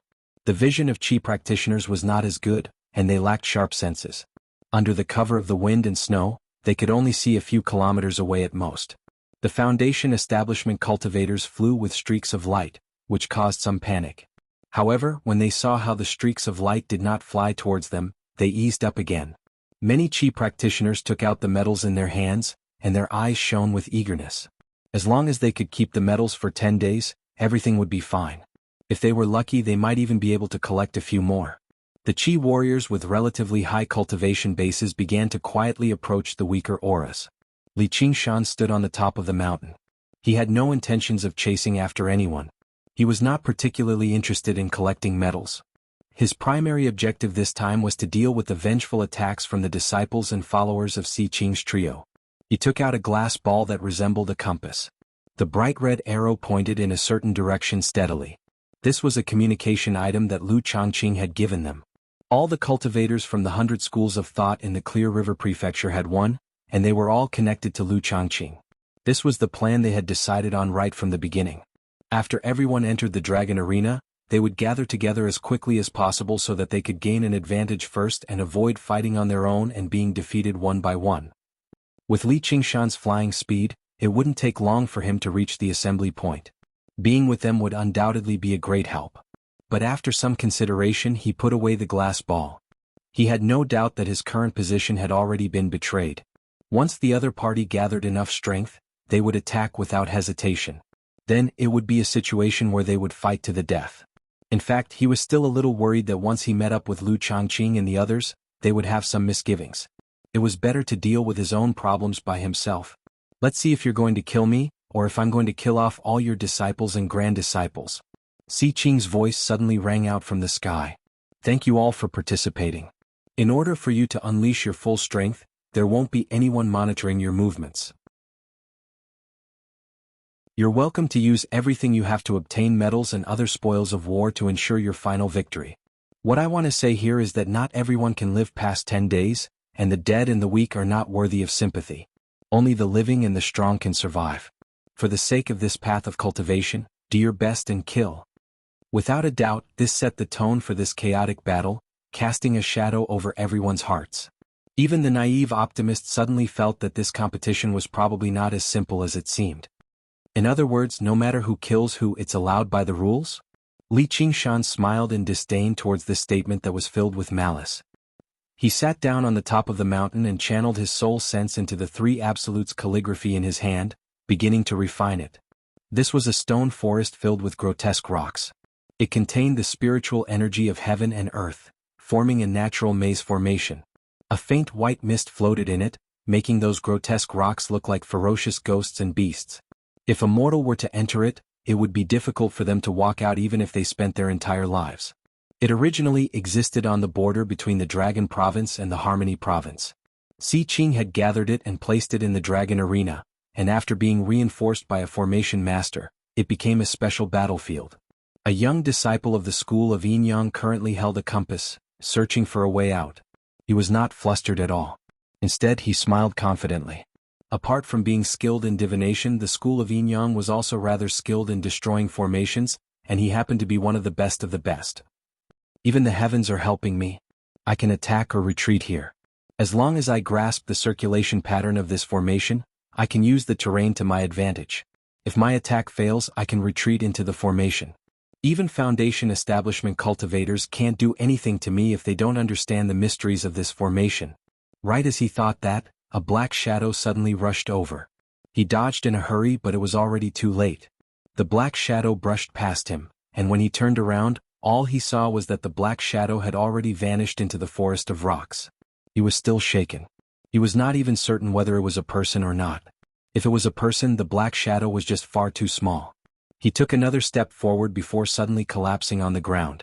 He felt a sharp pain from his waist.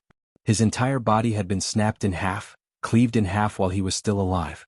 His organs flowed out with blood. Ark.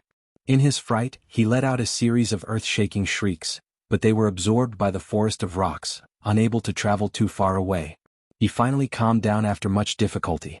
Before he could even think about whether it was the black shadow's doing, he went to retrieve some healing pills in a hurry. Suddenly, he discovered that the 100 treasures pouch that should have been hanging on his waist had vanished. His heart immediately sank. With his cultivation at the 9th layer and not a disciple of the School of Medicine, it was impossible for him to recover from an injury like that on his own. Moreover, there was a strange power attached to the horrific wound on his waist. It had all died the moment it was severed, making it difficult to heal. "Save me. I want to get out." Naturally, there was no response. If he wanted to leave this place, he would have to wait for 10 days. He could only watch helplessly as his blood flowed and soaked the wet soil. He waited in pain for death to come. In his despair, he began to scream again. He did not understand why the black shadow wanted to kill him. If it wanted the metal, couldn't it have just given it to him? He suddenly recalled Siqing's words, "Only the strong could survive." That black shadow shuttled through the forest of rocks as if he was in his own backyard. It was the dwarf who had been one of the fighters that night at the manor's banquet. The expression on his face looked as if he could crush an ant. He should have won the battle for sure, but he ended up admitting defeat, directly leading to the final battle. Li Qingshan had chosen a favorable location, which was considered the key to his defeat. Because of this, he was severely punished by Siqing. His heart was simmering with anger, so his attacks were especially vicious. He quickly arrived at the center of the forest of rocks. Several people were already waiting there. Every one of them was a foundation-building cultivator, and their bodies were suffused with a faint killing intent. The leader was the scarred man who was wielding the high-grade magic artifact, the earth-shattering hammer of the 8 directions. The dwarf asked, "How's the prey?" "He's still on the snowy mountain. He hasn't moved." The scarred man's eyes seemed to pierce through space, allowing him to see where Li Qingshan was. As the master of the Dragon Arena, it was all too easy for Siqing to cheat. They had 3 missions this time. The first was to incite the cultivators into fighting one another, the second was to collect as many medals as possible, and the last was to kill Li Qingshan. The first 2 missions were relatively easy to complete, but the last mission was the most troublesome. Are they going to use him as a target to gather? No, the cultivators of the Clear River Prefecture haven't approached him. They've gathered around someone else. He's the only one there, as if he's waiting for us. Waiting for us? We have 19 Foundation Establishment cultivators. Doesn't he know? It's probably because he knows that he's remaining there, wanting to finish us off alone. It's just like what your highness has guessed. This arrogant bastard. The scarred man swung the earth-shattering hammer of the 8 directions viciously and struck the ground with a boom. The ground shook and fierce winds kicked up. He's probably treating us like the trash from the school of novels. A cold light flashed through the dwarf's eyes. He had witnessed Li Qingshan's battle against 8 people alone, but he did not find it impressive at all. Those 8 pieces of trash who did not know how to fight or kill were enough for him to slaughter them all alone. He's underestimating us? That's for the best. I'll definitely smash him to a pulp. When do we set off? When we gather everyone. That's His Highness's orders. No one dared to disobey Siqing's orders. They waited in the forest of stone, ready to gather everyone and kill Li Qingshan. On the other hand, the hundreds of Qi warriors under Siqing's command with relatively weaker cultivation bases had already joined the chaotic battle, stirring up the water violently. Hua Qinglu raised her head and gazed around, but she could not see the sky. The layers of leaves completely obscured the light. The surroundings were as dark as night. She took out the glazed ball and set off in the direction that the needle indicated. Suddenly she stopped. "Get out here." There was a rustle in the canopy and a man in black flew out. A sliver of surprise flashed through his eyes. There were plenty of beautiful women among cultivators, but such great beauty was rare. However, he immediately recovered his composure and said coldly, "Hand over the medal." Hua Qinglu frowned. He was a 10th layer Qi practitioner. His cultivation was much greater than hers, and from his attire, he should be Siqing's subordinate. He would probably be even more difficult to deal with than regular 10th layer Qi practitioners. The man in black was not hoping to obtain the medal from a single sentence. Just when he was about to take action, an item flew towards him. It did not move very quickly, so he caught it easily. It was the medal he wanted. He could not help but be taken aback. "Take it and move aside." Hua Qinglu did not care too much about the value of the medal in the first place. Let alone 1,000, even if it was 10,000 spiritual stones, so what? If it were not for Siqing's order as the Marquis of Rui, where all the disciples of the 100 schools of thought had to take part, Hua Sengzan would have never let her set foot in the Dragon Arena. If they started fighting here, it would definitely raise the attention of many people.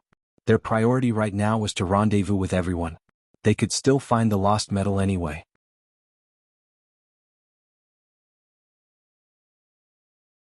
Chapter 643.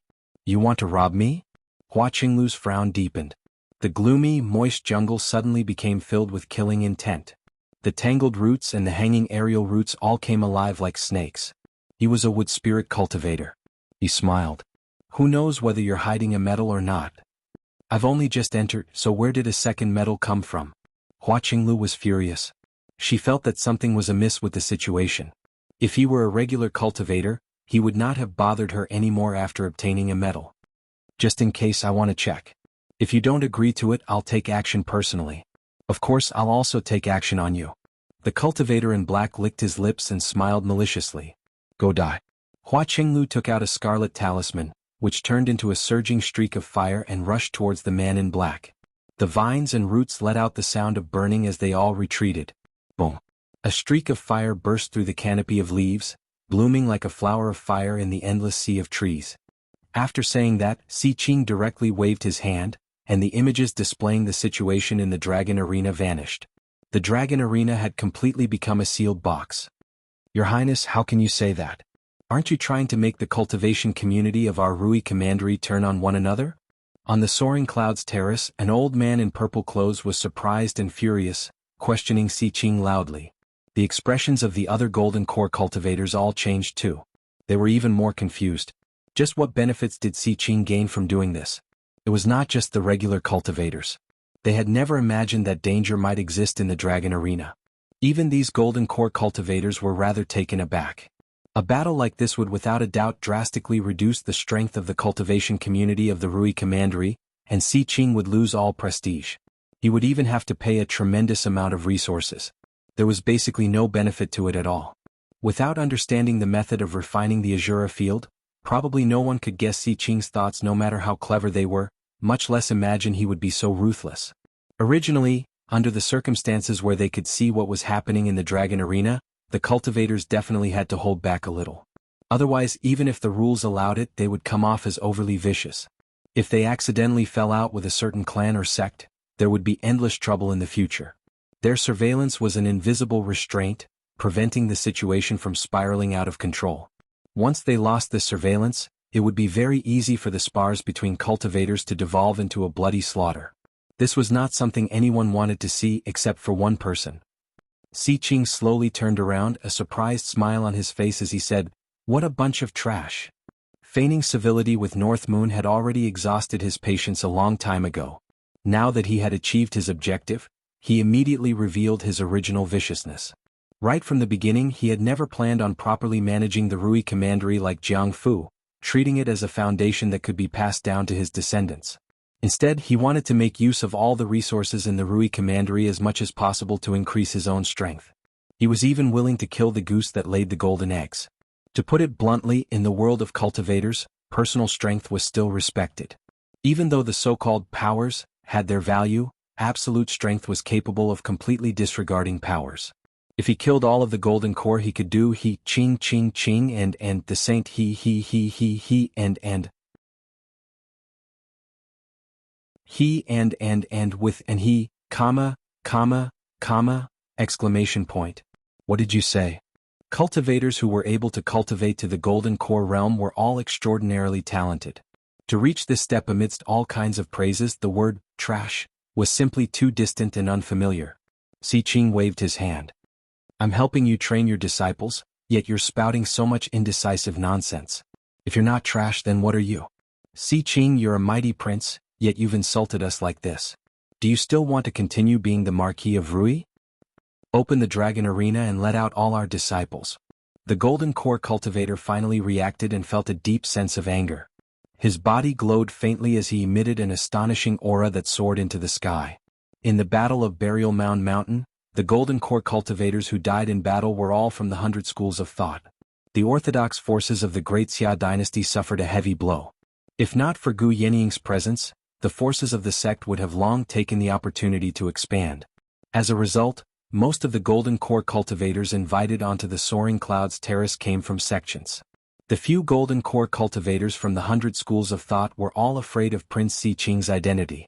Not only were they unable to say anything, but if they actually began fighting, they could only stand on the Marquis of Rui's side. They all looked at Gu Yenying for help. As for the golden core cultivators from sects, they did not have so many concerns over Si Qing's identity. However, they were rather fearful of Gu Yenying. Gu Yenying had stayed in the Rui commandery for many years. Her influence was much greater than Si Qing's when he had just arrived. If she stood on Si Qing's side, Si Bao definitely would not just stand by and watch, and the golden core cultivators from the 100 schools of thought would follow her lead. That way their strengths would be roughly the same. Perhaps they could only forcefully swallow this bitter pill today. To Si Qing, Gu Yenying's attitude was extremely important. For a moment, everyone's gazes gathered on Gu Yenying. If a Qing wants to go his own way, how can I stop him? Gu Yenying strode out and arrived on the terrace, staying out of the matter. Si Bao obviously followed closely behind. Although the way she referred to him as a Qing made Si Qing frown slightly, he eased up slightly when she did not get involved.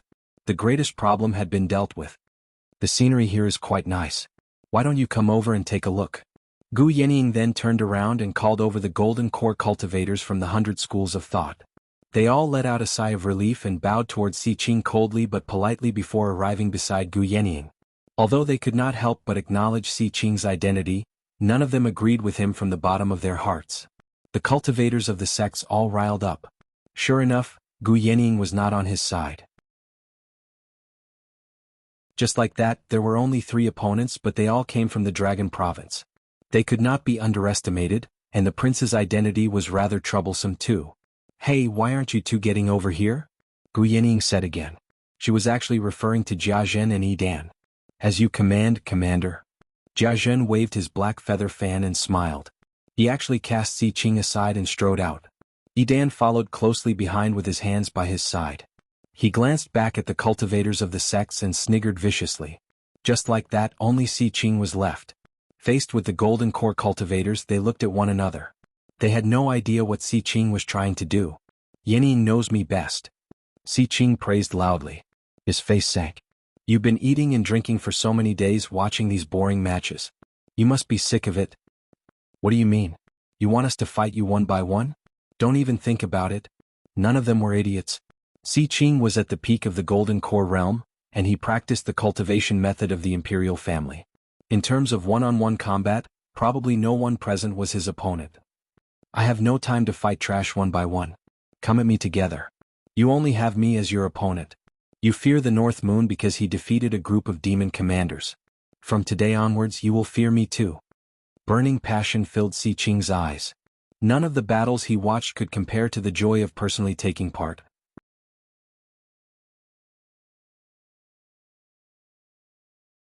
Chapter 644. The Golden Core cultivators used all sorts of methods. Some activated 9 small flags, forming a large formation that enveloped Si Qing's head. Some of them cast spells, turning into boulders that smashed towards Si Qing. Some turned their divine sense into a steel awl, directly attacking Si Qing's mind. Many flying swords turned into streaks of sharp light that resembled lightning, weaving in the sky and sealing off Si Qing's dodging methods. Without any practice, their coordination was flawless. They were determined to teach Si Qing a lesson. A dragon's roar rang out incessantly from the sky. Si Qing turned into a black dragon that was several dozen zhang long, complete with scales and claws. He broke through the formation and the layers of light, galloping in the sky above the city. With a swing of the black dragon's tail, he sent a golden core cultivator flying. Gu Yenying said, I didn't expect him to have cultivated the Black Emperor Dragon scripture to such a level. No wonder he is ranked 11th. The great Xia royal family had many peerless techniques, known as the 3 graves and 5 classics, 8 chains and 9 mounds. The Black Emperor Dragon scripture that Si Qing cultivated was one of the 5 classics. It was an extraordinary technique. Not only could it be cultivated to the king's realm, it could even allow a cultivator to directly ascend. Its might was even greater. 4 ordinary golden core cultivators, having a technique that could allow them to cultivate to the nascent soul realm and undergo the 3rd heavenly tribulation was already their greatest hope. They could not imagine how powerful the Black Emperor Dragon scripture was. Si Bao said solemnly, with this technique alone, Si Qing is undefeatable. If he wants to fight, he will fight. If he wants to leave, he will leave. No one can stop him. The golden core cultivators were not to be outdone. They used their trump cards, powerful moves that could split mountains and sever rivers, blasting towards the black dragon. The black dragon's massive figure suddenly shrunk to only a few feet long, avoiding most of the attacks. The transformation of a dragon could rise or hide, it could be big or small. When big, it could breathe out mist. When small, it could hide its form. Legend had it that when this technique was cultivated to the extreme, it could shrink to the size of a mustard seed, allowing it to pass through water, fire, mountains and rocks without being harmed or obstructed. Xi Qing's cultivation had not reached that level, so he could not avoid some attacks. However, they could not break through his layer of black scales. After those powerful attacks missed, some of them flew into the distance, while others landed on the prefectural city below. The Jindan stage cultivators were so excited by the battle that they couldn't care less about the lives of mortals. Guarding the land and herdsmen was not their responsibility. It could be imagined that after the great battle, other than the Marquis's mansion which was protected by the arrays, this flourishing city would become a wasteland. Of the millions of living beings, not even 1 in 10 would survive. When immortals fought, mortals suffered. Gu Yenying leaned against the railing and looked at the rays of light that contained terrifying power descending from the sky like meteors. A black shadow suddenly swept past above them. The dragon arena suddenly rose up and swelled with the wind. It was like a huge island floating in the sky. At the same time, it was like a huge protective umbrella that absorbed all the attacks. What a good plan. Gu Yenying smiled. Not only did the dragon arena absorb attacks, but it also absorbed the surging battle intent and killing intent that Xi Qing and the others gave off when they fought. As it turned out, Xi Qing had purposefully infuriated them verbally so that he could fight them all alone. This was also part of the plan. If he worked with Yi Dan and Jia Zhen, sweeping through these golden core cultivators would be far too easy. It would instead be detrimental to the refinement of the Azura field. Gu Yenying swiveled her eyebrows. Her sharp gaze pierced through the obstructions and saw an even dark object hidden in a gloomy alleyway. It gave off an icy cold, deathly aura. If it were not for the fact that a rat had approached the darkness and died on the spot, she would have almost missed it too. He's here too. The explosive flames opened up a charred, empty space in the dense forest with intertwining roots and intertwining canopies, while the man in black had completely vanished. Bright sunlight shone down from above, and the humidity was also dispersed by the blazing wind. Dried branches that were still burning fell to the ground. In a battle between Qi practitioners, a single scarlet talisman was enough to decide the outcome. A good dog doesn't block the way. Don't think I'm afraid to kill you just because you're a dog to a prince. Phew, I can't stay here for long. I better hurry up and leave. Just when Hua Qinglu was about to continue on her way, she suddenly felt her feet shake. The roots that were even denser and more complicated than human blood suddenly burst out of the earth. They wriggled about like thousands of insects and snakes, wrapping around her and binding her firmly. In the charred earth, the man in black leapt out with soil and rocks in his hands. Although he was covered in dust and in a rather horrible shape, he was clearly unscathed. In the moment Hua Qinglu used the scarlet talisman, he used an earth-submerging talisman as well, burrowing deep into the ground and avoiding most of the damage. Although it was only a high-grade yellow talisman, and he had to find a way to dig it out of the ground after using it, it had miraculous effects at a crucial moment. He was still shaken up inside. He had never thought Hua Qinglu would be so vicious at such a young age, and she had used a scarlet talisman right off the bat. Just now, if he had been slightly slower, he would have been smashed to smithereens. Viciousness filled his face. If I let you die easily, then I'm not a man. Hua Qinglu struggled as hard as she could, but it was impossible for her to break free. Her hands were firmly entangled by the roots, preventing her from reaching for her 100 treasures pouch. She was like a beautiful butterfly stuck in a spider's web. The man in black took a step forward. Suddenly he heard a violent whistle in the sky, suddenly drawing closer. He raised his head in surprise. Li Qingshan sent his soul sense deep into the Three Absolutes calligraphy and saw a wondrous sight he had never seen before. Lines and lines hovered in the air like stars. He had refined many arcane artifacts before, but this was the first time he had encountered something like this. The Three Absolutes calligraphy really was no regular arcane artifact. It was worth looking forward to. On the snowy cliff, as he channeled spiritual qi into the Three Absolutes calligraphy, it shone with resplendent light, becoming brighter and brighter. Below the snowy mountain, the qi practitioners were locked in a fierce struggle. Blades and swords clashed as they fought fiercely. Even if someone noticed the faint light at the top of the snowy mountain, they would not be able to pay attention to it right now. A battle like this unfolded across the entire dragon arena. However, Xi Qing's words had thrown them into an uproar, but they did not immediately engage in a battle to the death like Xi Qing had hoped. They all held back when they struck out. After determining a victor, they would say, "I admire you," and they would say, Thank you for going easy on me."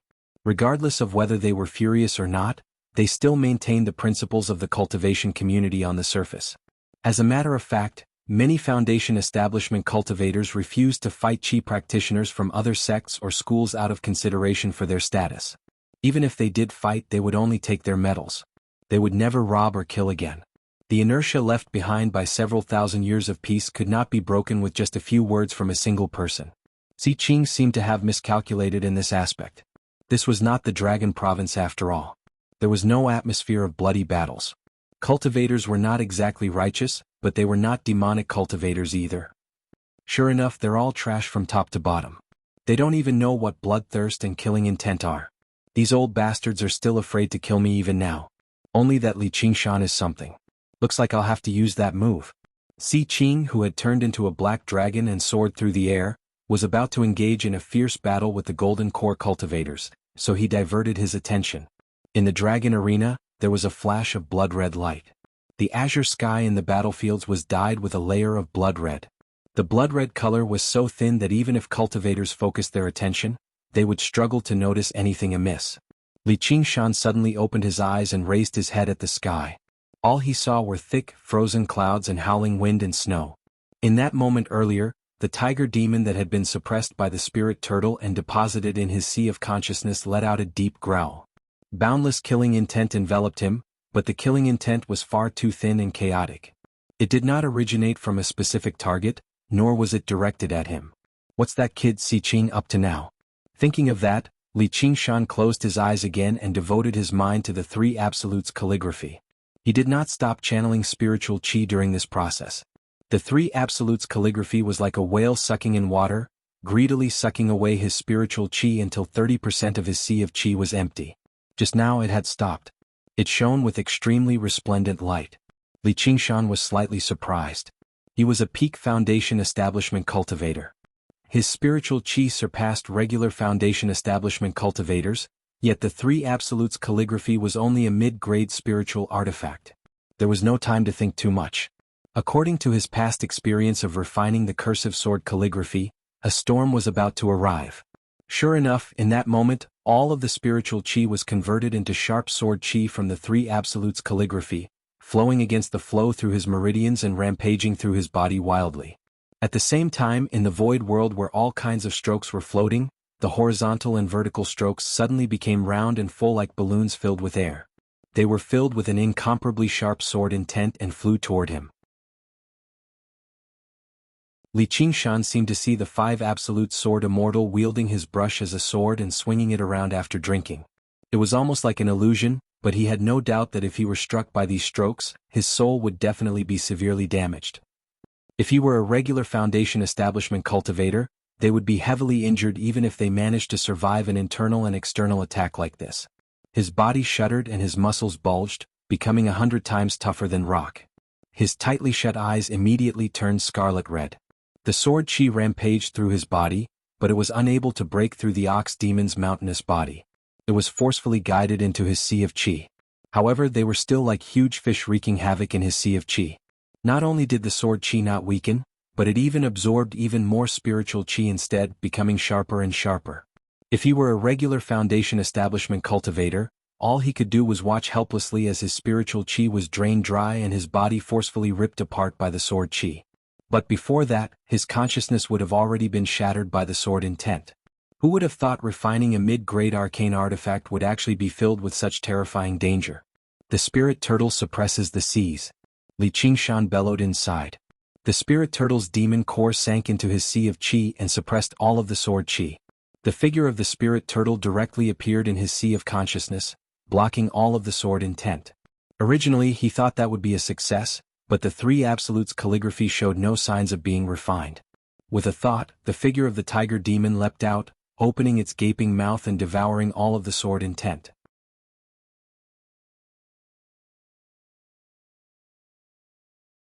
Chapter 645. As the tiger demon swallowed all of the sword intent in a single gulp, the various strokes of the sword intent that were grand, profound, heavy, light, and so on flew towards a single point at the same time, vaguely forming a section of calligraphy that recorded the supreme path of the sword. However, before Li Qingshan could even look at it, it had vanished into thin air in the blink of an eye. In the end, all of the strokes connected with one another like building blocks, forming a black sword. It probably extended from the tip to the middle of the sword, but it was incomplete. The light on the three absolutes calligraphy immediately began to vanish. Li Qingshan opened his eyes and saw that the scroll was no longer filled with crisscrossing strokes. Instead, it formed the same incomplete sword as the one in his sea of consciousness. The unruly strands of sword qi in his sea of qi automatically merged together as well. Three identical swords appeared in the scroll, in his sea of consciousness and in his dantian. They also contain the essence of calligraphy, the sword, and the painting. So this is the original appearance of the three absolutes calligraphy. The complete three absolutes calligraphy should depict a sword, but after it was split up, all of the strokes split up, forming that wondrous image. Refining the three absolutes calligraphy is basically even more dangerous than facing off against golden core cultivators. If I hadn't cultivated the 9 transformations of the demonic and divine, I probably would have died. Li Qingshan relaxed the spirit turtle's suppression, and the incomplete sword in his dantian began to absorb spiritual qi automatically again. He was slightly surprised, but he discovered very soon that he could control the absorption. Moreover, as it absorbed more and more, the sword qi became sharper and sharper. The arts of the boundless ocean recovered spiritual qi very quickly anyway, so he just allowed the incomplete sword to absorb spiritual qi. He ingested another pill to recover spiritual qi and wanted to see how much it could grow. At this moment he felt spiritual qi rapidly approach him. The surrounding temperature suddenly plummeted. Is it finally here? He raised his head and looked over. A blue ball of ice descended from the sky with a cold current. However, the strange thing was that the ice ball's target was not him. It landed far away at the foot of the mountain and kicked up an ice storm, swallowing the space within a radius of several dozen meters. A qi practitioner reacted slightly slower and was caught up in it. He was immediately frozen into an ice sculpture and reduced to dust. Even the spiritual artifact sword in his hand was not spared. What a powerful chill. Li Qingshan pierced through the wind and snow, flying down and shattering that solid ball of ice. From the very center he took out a sparkling and beautiful snowflake. This seems to be a technique of Ice Couple Palace. To have such power, only a golden core cultivator can do it. He vaguely recalled that he had once seen an ice-cold woman on the soaring cloud platform. That was most likely the palace mistress of the Ice Couple Palace. However, because she was only at the early golden core stage, he did not pay too much attention to her. What happened outside? Li Qingshan did not know anything about the Azura field, so he could not guess what was going on. He wanted his clone to come over and take a look, so that he could have another way to deal with the situation. However, his clone was currently using the water god seal to refine the water vein, so he did not dare to take the risk. It just so happened that the carp he named Lil Red was circling around his clone, asking for medicinal pills to eat, creating ripples in the air. A thought flashed in his mind and he said, "Open your mouth." Lil Red immediately opened its mouth. Its wooden fish eyes seemed to be filled with eagerness. Li Qingshan sealed up the aura of the water god seal and left behind a sliver of his soul sense, tossing it into its mouth. You sure are lucky. Hurry up and swim back to Moon Court Lake. If you lose it, do you know of a dish called sweet and sour carp? Lil Red opened its mouth again as if it wanted to eat it. Smack. Li Qingshan smacked its head. I'm cooking you. Lil Red immediately dove into the water and rapidly shrank, turning into the size of a regular carp. It turned into a red streak and swam in the direction of Moon Court Lake.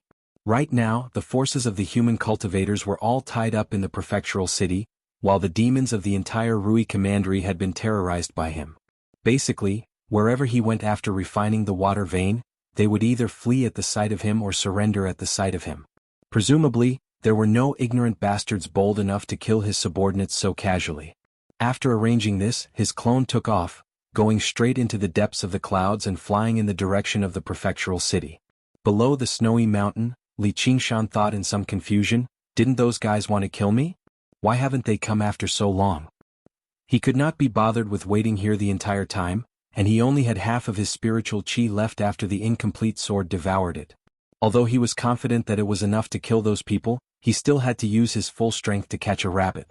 As a result, he might as well wander around and change locations until his spiritual qi recovered. 18 Foundation establishment cultivators had already gathered in the maze of the stone forest. Someone said impatiently, "Why hasn't that fire barbarian come yet?" Yeah, with his cultivation he should have arrived a long time ago.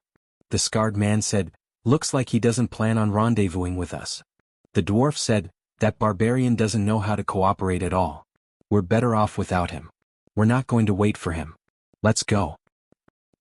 The prey has begun to move and it's moving very quickly. Let's go after him. Hua Qinglu also heard the whistling from the distant horizon. Through the circular hole in the canopy she saw grayish-white rocks the size of houses. One of them flew in their direction. Shock filled the man's eyes. He no longer paid any attention to Hua Qinglu, using another earth-submerging talisman to burrow deep into the ground. Hong hong hong hong hong, the huge rocks bombarded the ground one after another, and the ground seemed to have turned into a huge drum that was being beaten fiercely. Huge craters were formed, and a shock wave spread out in all directions. The power was not as simple as a huge rock falling from the sky, but it was also the powerful spirit energy of a golden core cultivator. Hua Qinglu was not unlucky enough to have a huge rock directly smashed into her head, but the rock only landed over 30 meters away. She felt her entire body shudder and even her bones became numb. The shock wave swept over her like a hot knife through butter, sending her flying. Only a huge rock failed to hit the ground. Instead, it just happened to fly towards the great banyan tree in the center of the sea of trees. The sun vines wrapped around it and twisted it to pieces. Ouch! Hua Qinglu groaned and sat up from the pile of shattered wood. She felt her entire body ache. She removed the protective talisman around her neck. It had already been completely destroyed. If it were not for the fact that the protective talisman had automatically activated at a critical moment, she would have been doomed. The ground nearby moved and the cultivator in black crawled out. He lay on the ground and vomited large mouthfuls of blood. He had used the same move, but he had made a huge miscalculation this time. If the shockwave was said to be a natural wave of air, then the tremor caused by the falling boulder contained the magical power of a Jindan stage cultivator. He was hiding underground, so his internal organs were shaken to the point of rupturing, and he suffered extremely serious internal injuries. Hua Qinglu immediately felt like her entire body was no longer in pain. She leapt up from the ground and used a flying blade, swinging it viciously at the man's head. Haha, go die, bumpkin.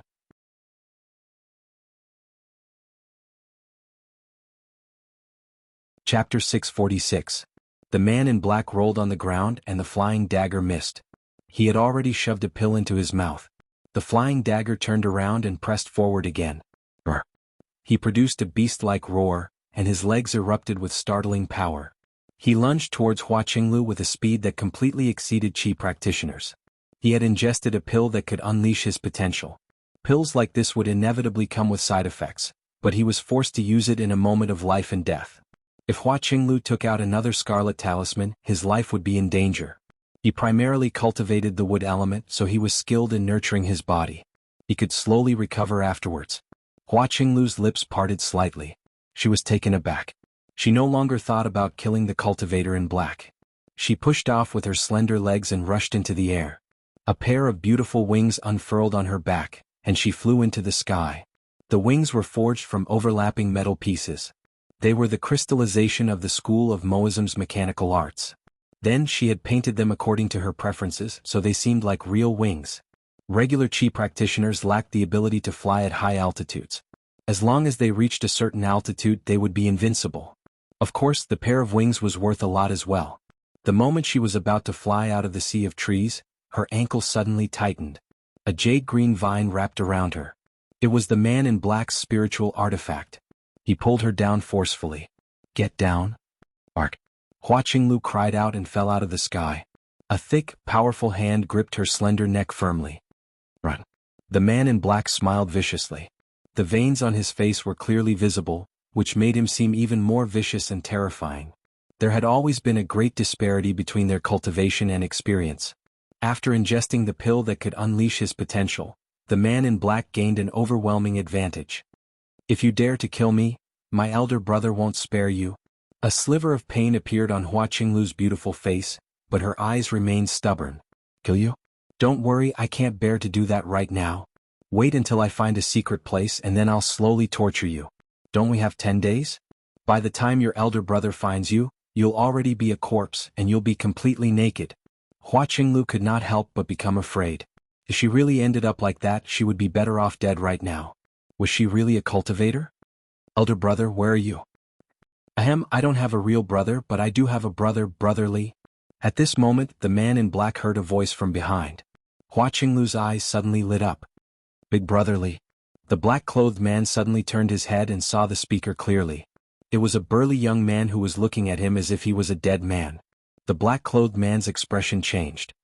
Li Qingshan, don't come any closer. If you come any closer, I'll... He hadn't finished speaking when a flash appeared before his eyes and Li Qingshan had already arrived before him. Li Qingshan casually patted the black-clothed man's shoulder, and the black-clothed man instantly felt as if his bones had been pulled out and he fell weakly to the ground. Hua Qinglu also landed on the ground, almost collapsing. Li Qingshan supported her waist and asked in concern, "Are you fine?" Under the impact of the boulder just now, even though she had the protection of the amulet, she still couldn't avoid some injuries. However, in the tense battle, she had no time to take care of it. Now that she was finally free, she felt pain all over her body. Water spiritual energy permeated from Li Qingshan's hand, and only then did she feel much better. She coughed a few more times and rubbed her neck. Something almost happened. Fortunately, Sir Commander Li, you came in time. You've become a commander so quickly. Li Qingshan smiled. He had met Hua Qinglu very early on. Although they did not spend much time together after that, he had a very good impression of her. Seeing how the little lowly of the past had become a great beauty, he could not help but sigh over the passage of time. If you don't mind my cultivation being too weak, I'll still call you that. Hua Qinglu stuck out her tongue, feeling rather embarrassed. The current Li Qingshan could no longer be compared to the past. The difference in cultivation was like an invisible chasm, and their statuses were worlds apart. Seeing how he still remembered old times and did not look down on her, she rejoiced inside. However, she asked in confusion, "Big brother Li, how did you know I was here?" Li Qingshan's arrival here was not a coincidence. In order to recover his spiritual qi as quickly as possible, he had specially come to the great banyan tree, planning to drink some tree sap like the dwarf. He just happened to hear Hua Qinglu's cry, so he hurried over. "So it's here. Fortunately you came, or who knows what would have happened," Hua Qinglu said with lingering fear. Hua Qinglu said with lingering fear before becoming furious again. She controlled the flying blade and swung it at the man in black on the ground. "Hold on, I still have use for this person." Li Qingshan caught her flying blade and removed the 100 treasures pouch and 2 medals from the man in black. He tossed them to Hua Qinglu and said, "Just treat it as compensation for the mental damage this bastard has done to you." With a wave of his hand, a white cloud slowly descended. It was filled with people, and from their attire they were all Si Qing's subordinates. There were around a dozen of them. Although they did not move at all, they were all still alive. These were the captives Li Qingshan had captured along the way. He tossed the man in black onto the cloud and thought, "This should be enough." Hua Qinglu asked in surprise, "Big brother Li, what are you doing?" "Feeding the tree." "Feeding the tree?" "More accurately, feeding the vines. I can't explain it to you in such a short amount of time. I'm going, so you better go meet up with them." Li Qingshan stepped onto the cloud, and Hua Qinglu grabbed his sleeve. "Big brother Li, can I come with you?" "You might be in danger if you come with me," Li Qingshan said. He had no idea when those people would charge over. "I'm not afraid. I beg you." Hua Qinglu brought her palms together and pleaded. "Fair enough. Come on up." Li Qingshan thought about it and felt that it was rather inappropriate for Hua Qinglu to pass through so many battlefields alone. Along the way, he saw that the battles between the cultivators had suddenly become extremely intense. He needed to retrieve the tree sap as soon as possible and then send her to Lu Changqing's side. He made Hua Qinglu ascend as well, riding the cloud and arriving before the great banyan tree. Retrieving the tree sap was not a simple matter. He needed to pass through the frenzied sun vines first. However, as a cultivator he was not necessarily faster than the dwarf in terms of speed. He was much larger too, so the difficulty of passing through the sun vines had increased without a doubt. Moreover, he did not understand the pattern of the sun vines' attacks, so he dared not try it recklessly, just in case he accidentally unleashed his demon powers and gave himself away. As a result, he came up with an idea like this. He used these people as bait to draw away the sun vines' attacks, and then he could take advantage of the situation to reap the benefits. Hua Qinglu sighed in amazement. "So big. Why don't you try tossing this guy over?" Li Qingshan picked up the man in black and passed it to Hua Qinglu. He wanted to see how the sun vines would react. He basically wanted her to kill her enemy with her own hands. The man in black was immobilized, but his eyes were filled with shock. He obviously knew how terrifying the sun vines were. Is this what you call feeding a tree? Hua Qinglu lifted up the man in black happily before lowering him again. Can you raise the cloud a little higher? What for?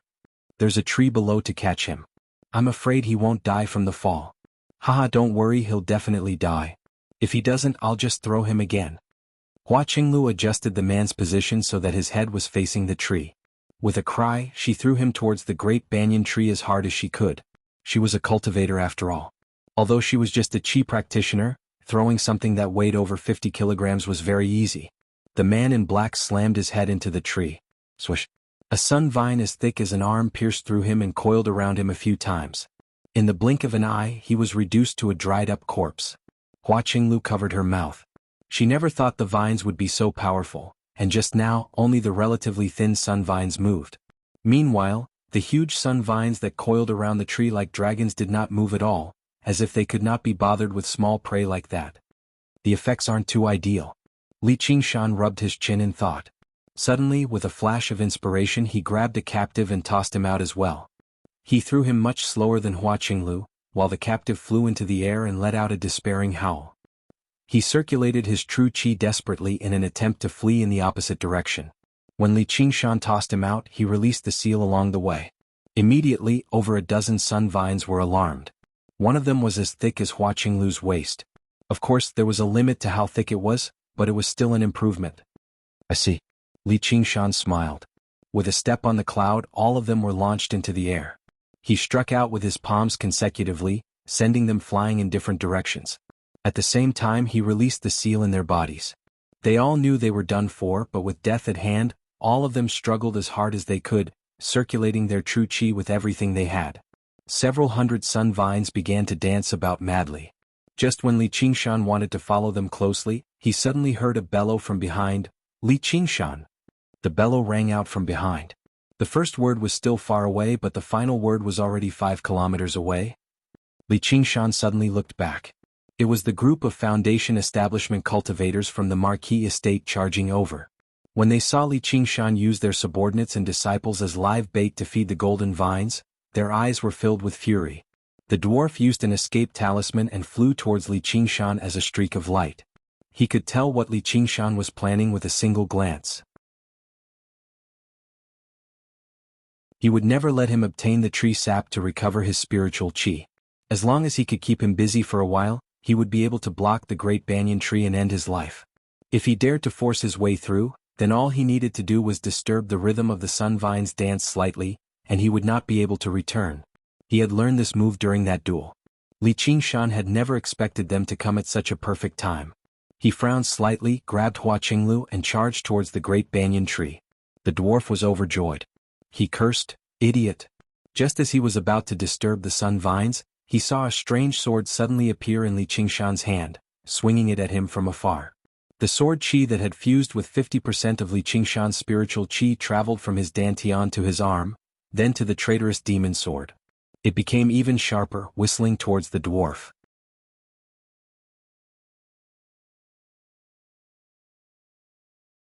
Chapter 647.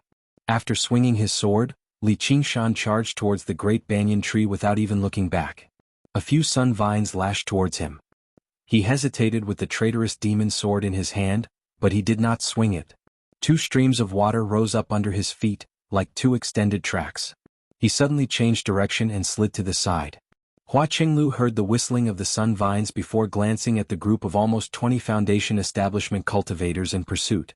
Her heart leapt into her throat. Only now did she understand what he meant by there might be danger if she stayed with him. This was not just danger. It was basically a matter of life and death. Although he had erased his presence, over a dozen sun vines still shot over, completely sealing off the path ahead. All that was left was a hole the size of a skylight. A short dwarf would be able to pass through easily, but he would be in trouble. Hold on to me. Hua Qinglu felt her waist tighten. She had been grabbed by his large hand, going from being held beside her to being held in front of her.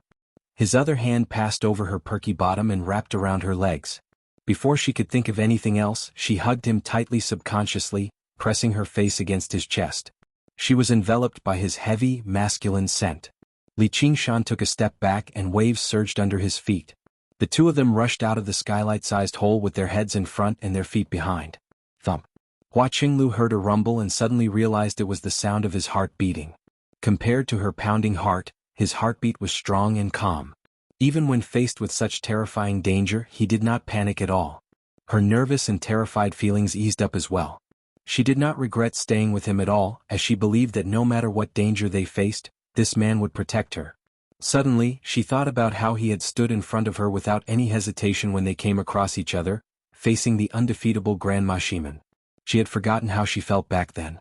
Thinking about it now, she felt like she had missed out on something in the past few years. She felt rather lost. Li Qingshan had experienced countless dangers in his life, so a situation like this was really nothing. With the wave-treading form and the arcane artifact shoes, he constantly moved about, passing through the obstructions and arriving beside the great banyan tree in the blink of an eye. Up close it did not feel like a tree, but a wooden wall of unimaginable length, width, and height. The iron-gray bark was filled with wrinkles, giving off a sturdy and heavy feeling. He was not too worried that the traitorous demon sword would not be able to cut through the bark. After all, even the dwarf could do it. However, just to be cautious, he still used the evil eye on the hilt to observe the weakness of the wooden wall. As the evil eye shone with a strange light, he immediately saw something different. He could not help but let out a soft gasp of surprise. He discovered many round, dark spots on the bark. There seemed to be nothing under the bark. Were there worms in the book? Before he could even consider whether the Banyan Tree King, one of the 10 demon kings, would have worms, he glanced back. Si Qing's lackeys had already closed in. If he failed to break through the blockade in a single stroke, he would face a pincer attack from the sun vines once he left. It did not matter if he was alone, but what mattered was that he had a little burden like Hua Qinglu with him. He made up his mind. There would be danger either way, so he might as well go in and take a look and satisfy his curiosity. He casually swung the traitorous demon sword. He slammed into the great banyan tree with Hua Qinglu. The wooden wall caved in, producing a circular hole that extended towards the inside. The cut was extremely smooth and neat. The dark space was suddenly illuminated by a ray of light.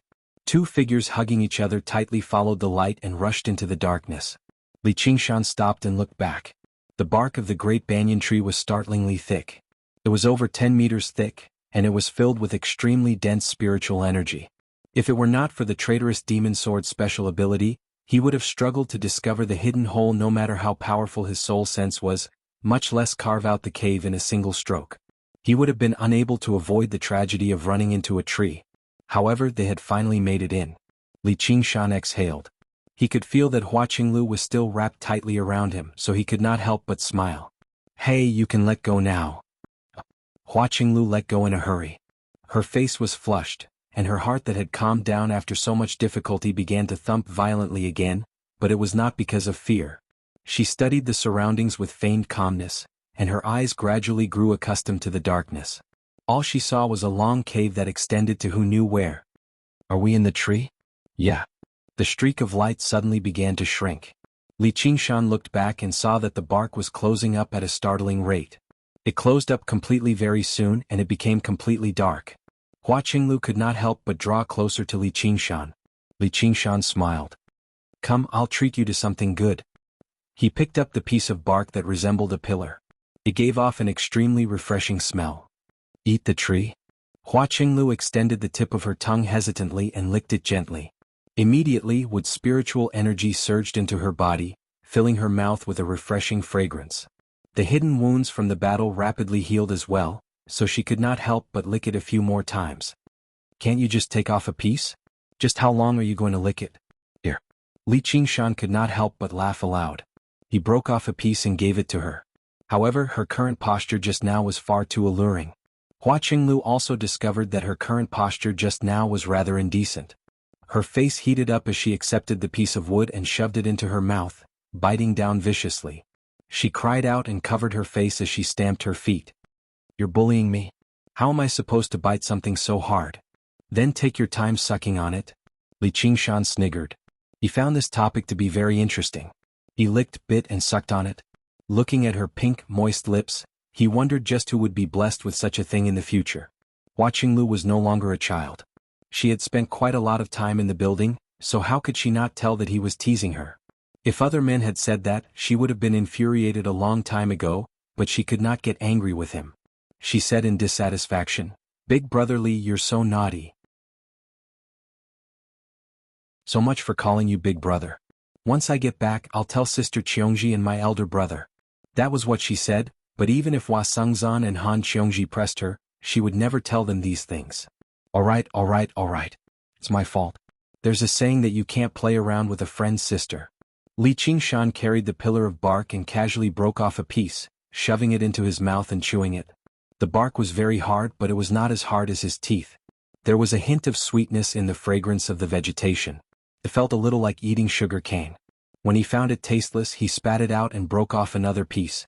The recovery rate of the spiritual qi in his dantian suddenly sped up. Then he took out the three absolutes calligraphy and condensed a strand of sword qi in his body again, allowing it to absorb and strengthen his spiritual qi. He thought, 50% of spiritual qi is already so impressive. If it's 100%, won't I even be able to kill golden core cultivators?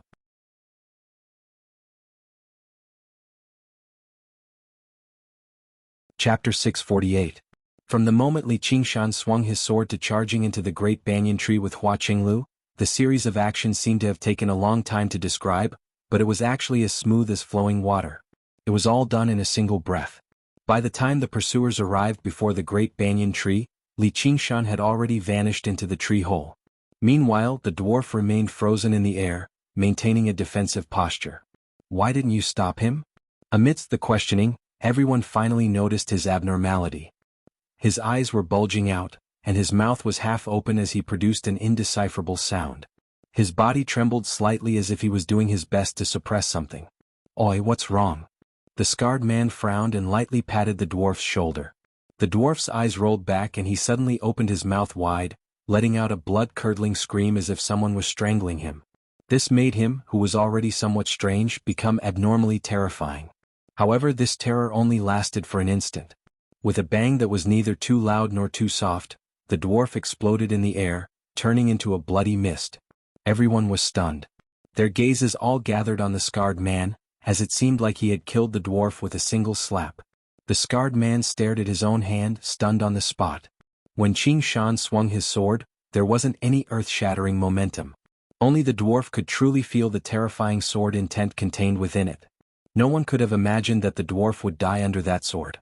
Before they could return to their senses, countless sharp strands of sword qi pierced through the bloody mist in that instant, shooting off in all directions and scattering everyone.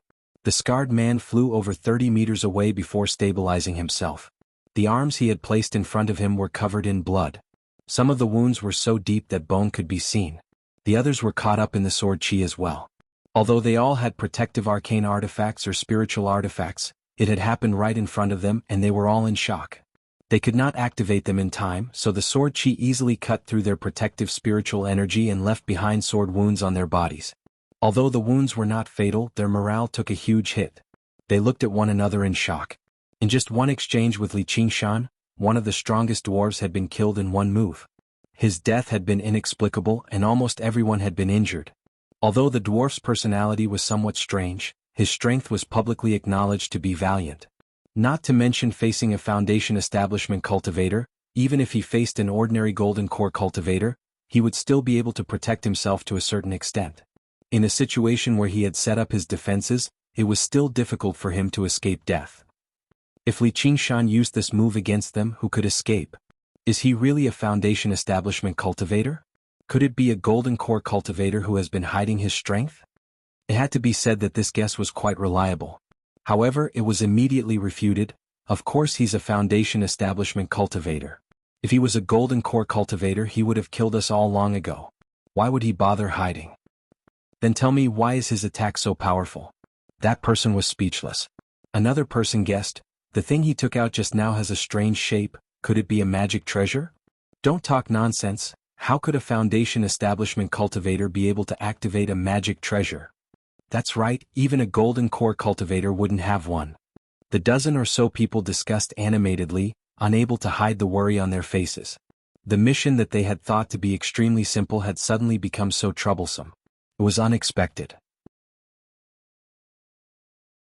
The scarred brawny man growled, All of you shut up. This move of his looks ordinary, but he must have paid a huge price to use it. He can't use it consecutively, or else he would have killed us all with just one sword. Why would he need to run? His guess was indeed correct. The reason why Li Qingshan's sword could have such power was not solely because of the effect of sword qi. Otherwise, even if it had been infused with 50% of his spiritual energy, the most it would have been able to do was send the dwarf flying and heavily injure him. It would definitely not have been able to create such a sure kill effect. At that moment, he activated the ability of the traitorous demon sword and found an opening. Sword qi whistled through the air, burrowing into the dwarf's body. Like a rebel wildfire, it wreaked havoc. The dwarf mobilized his spiritual energy in an attempt to suppress it, but he encountered the same situation as Li Qingshan. Not only was the sword qi not suppressed, it instead devoured his spiritual energy and grew stronger. As a result, the dwarf froze in midair, desperately trying to maintain his tottering body. The slap from the scarred brawny man immediately broke the final balance. He could no longer suppress the sword qi and it all burst out of his body. The sword qi only had such great power because it was infused with the spiritual energy of two people. However, after infusing with the dwarf's spiritual energy, it also lost the strange ability to devour spiritual energy to strengthen itself. Otherwise, at least 3 or 4 of these cultivators would have died.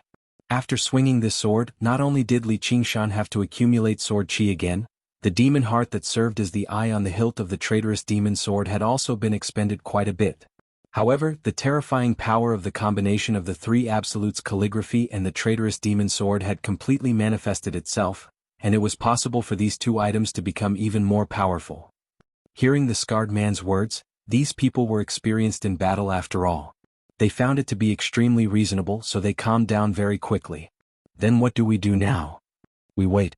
No matter where he comes out, he'll be attacked by the sun vines first.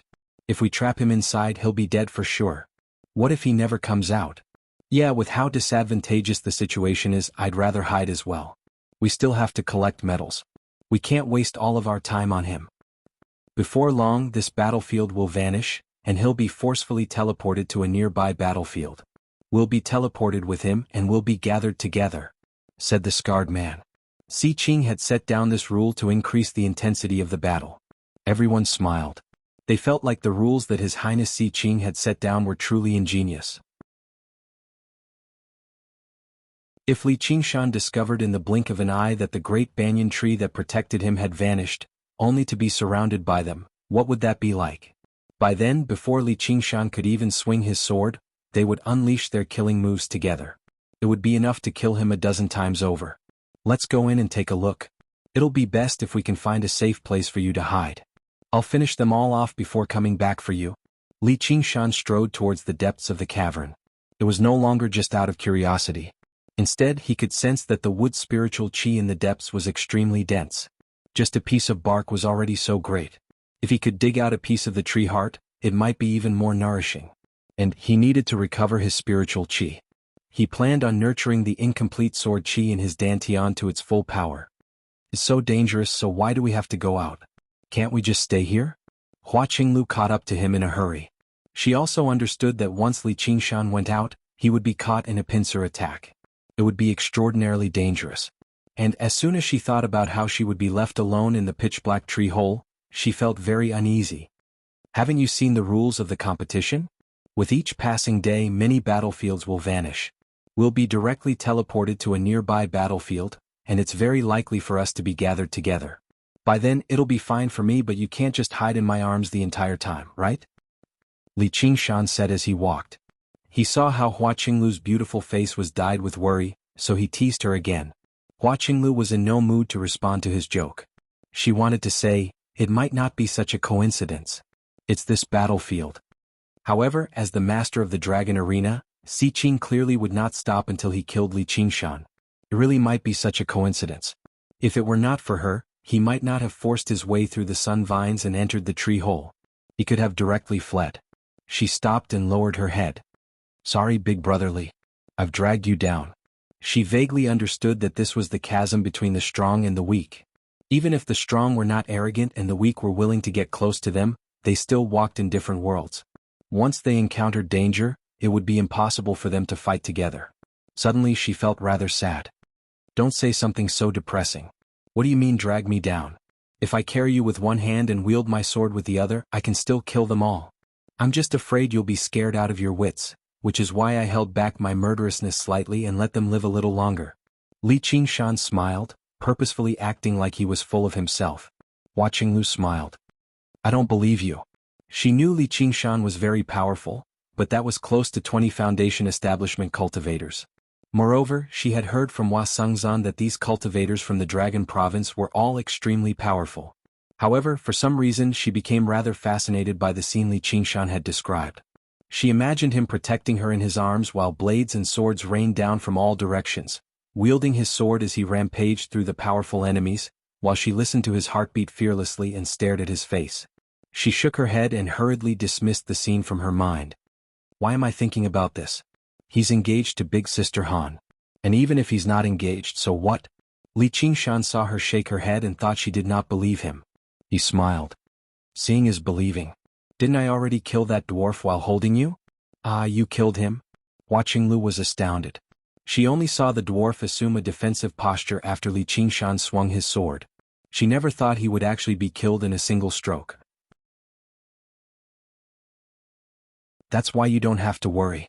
Let's go. Li Qingshan patted her shoulder and made his way into the depths of the cavern. After taking a few steps, he looked back and said, "Oh right, there's something else I forgot to tell you." Hua Qinglu was currently surprised by his strength. Seeing how serious he was as if he had something important to tell her, she dismissed her thoughts in a hurry and asked, "What is it?" Li Qingshan smiled. "Girl, you've developed quite well. Big brotherly." Hua Qinglu crossed her arms before her chest. Her face was filled with embarrassment and annoyance. Ah, that's the last thing. The two of them rapidly advanced through the mountainous banyan tree through the tree hole that had been carved out by some unknown object. The cave did not lead directly to the heart of the tree. Instead, it constantly twisted and turned. Suddenly, there was a rustle in the darkness. In the beginning, it was extremely soft, but the further they advanced, the louder it became. It was sharp and ear-piercing. "Big brotherly, what's that sound?" Hua Qinglu frowned.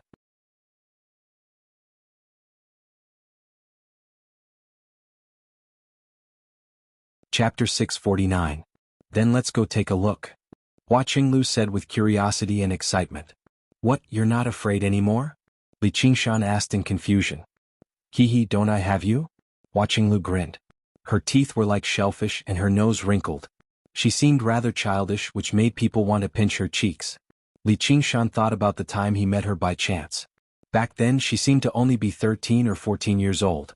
She ran away from home and even used a mechanical ship to flatten the island of cherishing flowers. She could be regarded as quite adventurous. As if he thought of something, he suddenly smiled.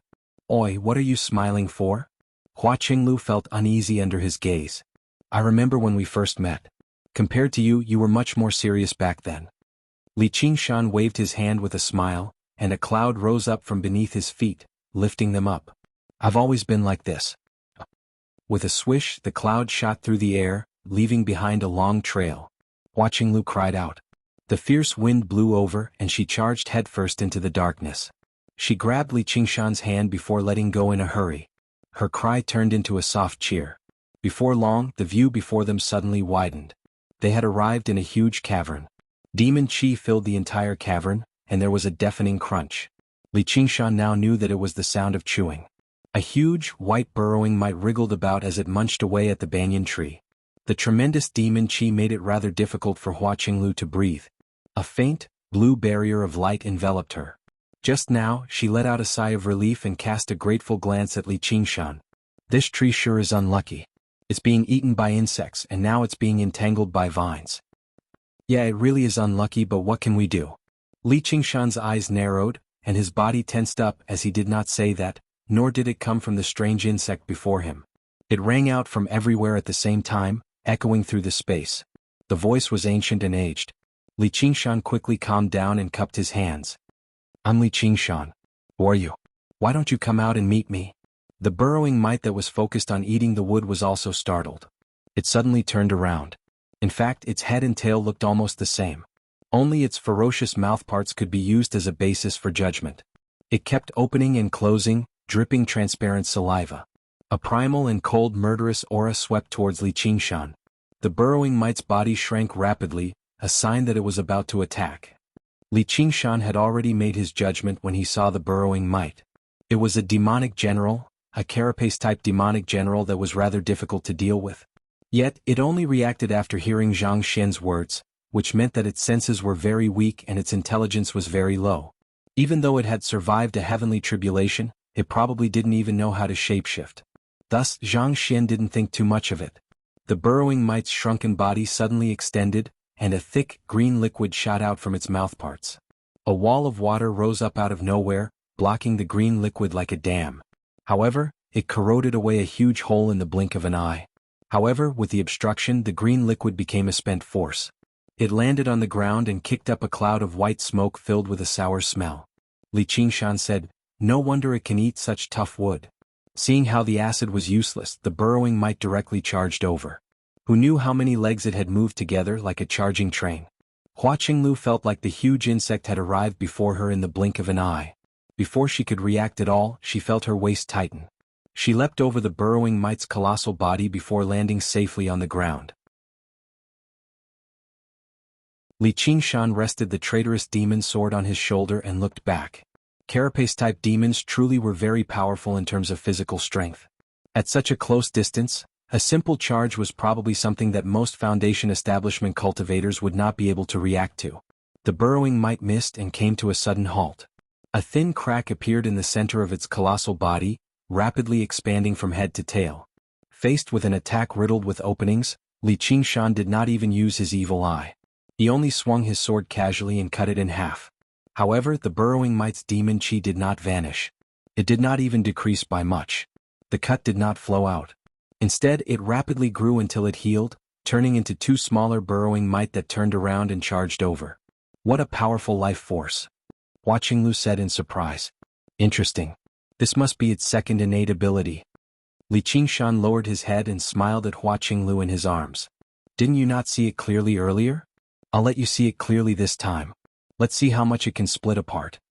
Before Hua Qinglu could even reply, her body began to move with him. Her vision blurred. All she saw was the dance of the sword, leaving behind sharp slashes in her vision that lingered for a very long time. The colossal burrowing mite was constantly split into 4, then 8, and they surged over with their mouths opening and closing.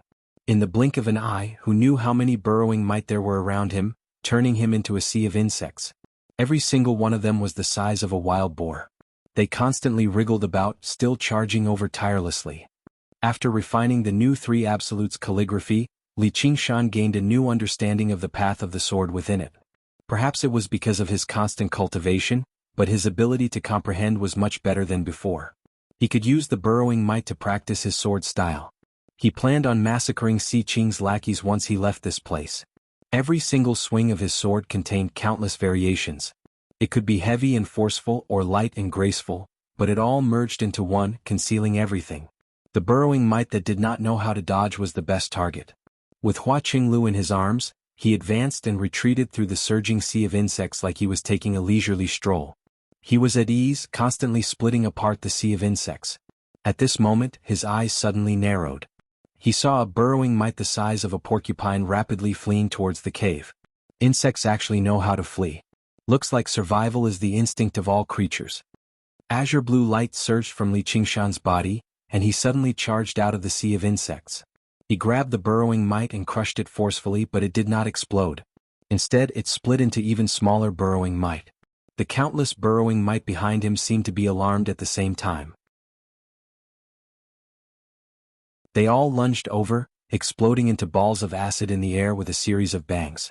Li Qingshan placed down Hua Qinglu and the traitorous demon sword and pushed backwards with his left hand without even looking back. At the same time, he grabbed a ping-pong ball-sized burrowing mite with his right hand. With a gentle squeeze, a milky white demon core appeared. It constantly trembled, wanting to fly away. Li Qingshan used the power of the spirit turtle and immediately suppressed it, tossing it into his 100 treasures pouch. The thousands of burrowing mite dispersed, and the ancient voice rang out once more. "Oh my, don't let them escape. They're going to keep gnawing at us." Li Qingshan thought of something. With a wave of his hand, a stream of water flew out, splitting into thousands of water streams and pinning all the burrowing mite on the spot.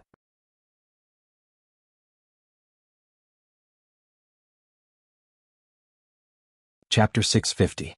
As Li Qingshan rampaged through the sea of insects, he paid most of his attention to the surroundings, waiting for the old voice to speak again so that he could track down its location. However, he discovered that the voice still came from everywhere. It was not purposefully hiding itself. And according to what it said, there was only one answer. The one who spoke was the great banyan tree, which was also the greatest demon king of the Mist Province, the Banyan Tree King. He could not help but feel some respect. When he investigated the Golden Cicada Spirit King in the past, he had also looked through the rough information on the 72 Demon Kings. The Banyan Tree King was the one with the longest lifespan. He was renowned for his longevity and wisdom. Normally, the more powerful a demon king was, the more they would be feared by other races.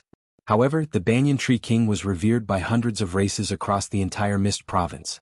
The demons went without saying, but even rarer was whether it was the humans who regarded themselves as orthodox or the strange other folk, they all respected him like he was their ancestor. Some tribes even revered him like a god. The history books recorded that when the founding emperor swept through the 9 provinces, he had once visited the Mist Province to ask the Banyan Tree King for advice on how to govern the world, asking about the ways of ancient sages and wise rulers. A figure like that was no longer just powerful. Li Qingshan dared not tarry either, but he never expected the voice to answer. I am indeed a banyan tree, but I'm not the Banyan Tree King. Li Qingshan said, but according to what I know, this banyan tree comes from the Banyan Tree King. If I pluck a hair from your body, can I say that hair is you? From the moment Hua Qinglu heard Li Qingshan mention the Banyan Tree King, she had already become speechless from surprise. The Banyan Tree King, one of the 10 demon kings, was a figure who had surpassed who knew how many levels to a chi practitioner. The difference between them could no longer be described as a chasm. Instead, it was an actual chasm. She also discovered that, at some point in time, Li Qingshan had wrapped his arm around her waist and pulled her closer. His other hand was tightly gripping the traitorous demon sword, his eyes bright. No matter what kind of opponent he was facing, he would neither relax his vigilance nor be timid. Even when he was facing the legendary Banyan Tree King, he still addressed him as fellow cultivator. Hua Qinglu's heart softened. She rested her graceful figure that Li Qingshan had praised as well-developed gently in his arms. She had actually grown rather accustomed to this. Hearing the Banyan Tree King's words, he couldn't help but mutter. Such a large tree is actually just a strand of hair to the Banyan Tree King. I really want to see what his trunk looks like in the Mist Province. Li Qingshan raised his eyebrows and said with a smile, that depends on how you put it. There are tens of thousands of horses in the world, but white horses are the minority. Could it be that white horses are not horses? Although it's just a strand of hair, it contains all of my information. How can you say that it's not me? Ah. The aged voice let out a bold laugh. The entire great banyan tree trembled gently. Its branches and leaves swayed together. The pursuers waiting outside looked at one another. They had no idea what was happening inside. Hua Qinglu felt the entire space tremble. She subconsciously pressed a little closer to Li Qingshan. Li Qingshan shot her a comforting gaze and said secretly, don't worry. A strand of hair can't do anything to me. The corner of Hua Qinglu's lips curled up slightly. Earlier he had just said that a strand of hair was the whole.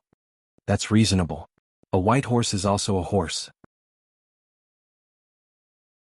I am the Banyan Tree King. The laughter subsided, and the Banyan Tree King admitted it with great emotion. Li Qingshan said, may I ask if you have any advice for me, fellow? I'm 10,000 years older than you, so it's only right for me to call you senior. Then do whatever you like, senior. Li Qingshan could not be bothered with these empty titles, but he thought inside, 10,000 years older than me? If I cultivate at the same speed as you, then I'll really be done for. However, I still like you, fellow. Li Qingshan curled his lip. Old people sure are difficult to please. Hua Qinglu shot a glance at Li Qingshan in a hurry. This was the Banyan Tree King. Even Si Qing had to treat him with respect. If he was angered, it would be terrible. Old person? Hee hee, young man, I want to ask you for a favor, said the Banyan Tree King. What is it? There's been a little too many bugs on me recently. Please help me get rid of them. Also, the vines on me are too tight. I need to find a way to loosen them. It'll be even better if there's some rain. Li Qingshan was confused. With your abilities, can't you deal with a few bugs and vines? Do you need someone else to do it? I'm a tree. What kind of answer was that? Li Qingshan corrected him. It's the Banyan Tree King. If you remove the king, it's actually just the great banyan tree. Have you ever seen a banyan tree catch bugs by itself?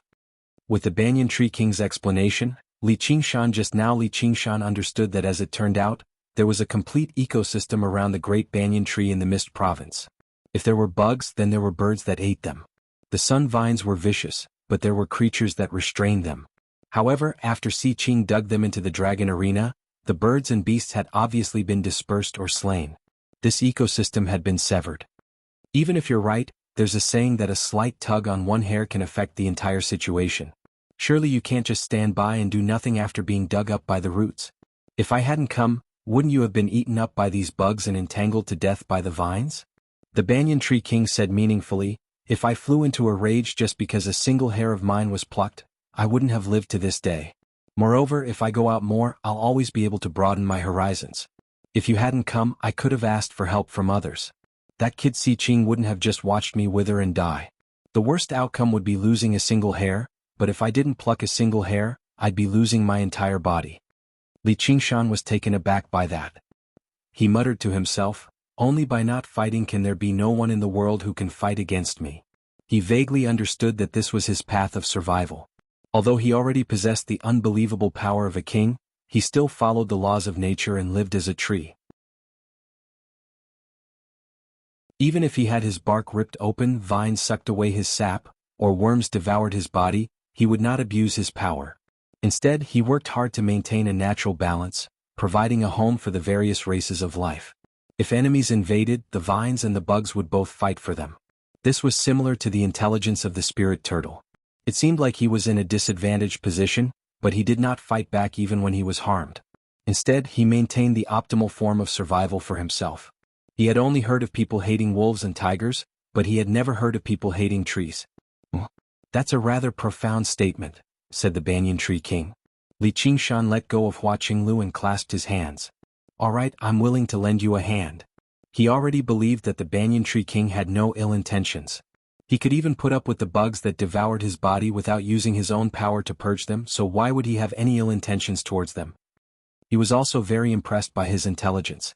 This was like facing an evil person wielding a weapon and unleashing his might. He needed to stand up and fight to the death. However, when he faced a wise and gentle old man with a cane, he would bend down and ask for guidance. What could conquer a person's heart was definitely not power. However, what Li Qingshan paid the most attention to was distinguishing between kindness and hatred. Since he had eaten his bark and drank his sap, he had to repay him. Moreover, he could obtain the demon core of burrowing mites. It was basically a guaranteed profit. He discovered that unknowingly, he had naturally become part of this ecosystem.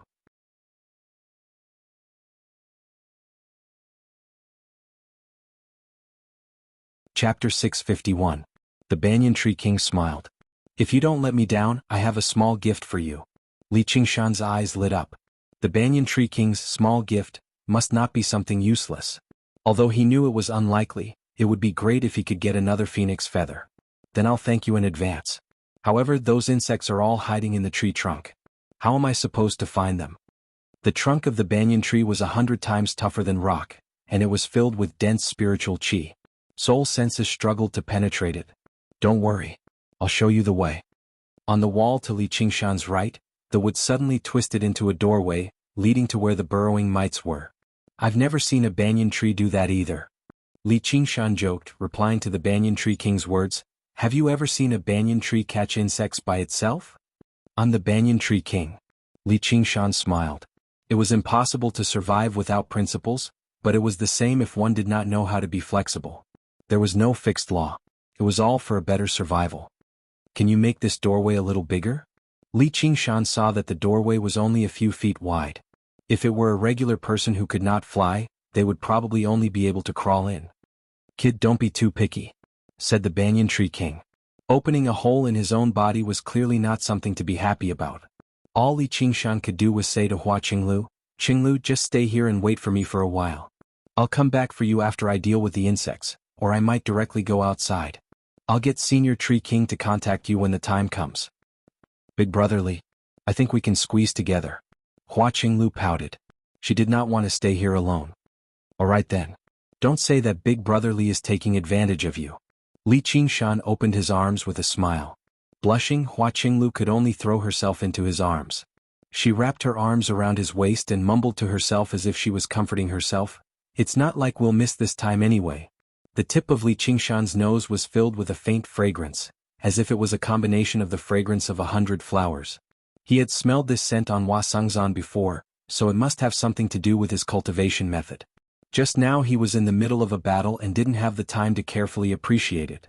At this moment he felt that her waist was slender and soft, yet full and firm. It was indeed like a blooming flower that could be plucked. He lowered his head and smiled. Not bad indeed. Let's go. Hua Qinglu's face was burning red. She did not dare to raise her head to look at him, only urging him. All right. Li Qingshan saw how embarrassed she was and stopped teasing her. He conveniently shoved the burrowing mites that had been nailed to death into his 100 treasures pouch. This thing was a demon general after all, and it had devoured a large number of banyan trees. Its body was filled with spiritual qi, so it would be quite a pity to just throw it away. In other words, although it looks rather disgusting, it's rich in protein. It can provide us with a lot of nutrition. At the very worst, we can even feed it to millipedes. Jumping into the long tunnel, the blue water waves surged around. Rather than saying he was flying, it was more like he was slipping back and forth. The path was not a straight line. Sometimes he would suddenly enter a worm's path and suddenly change directions. Just now they were in the middle of a battle, so Hua Qinglu did not feel anything. Now that she was focused on traveling, there was nothing else that could distract her. The smell of a man constantly wormed its way into her nose, while his hands on her waist and back seemed to gradually heat up. Through her thin clothes she felt a burning sensation.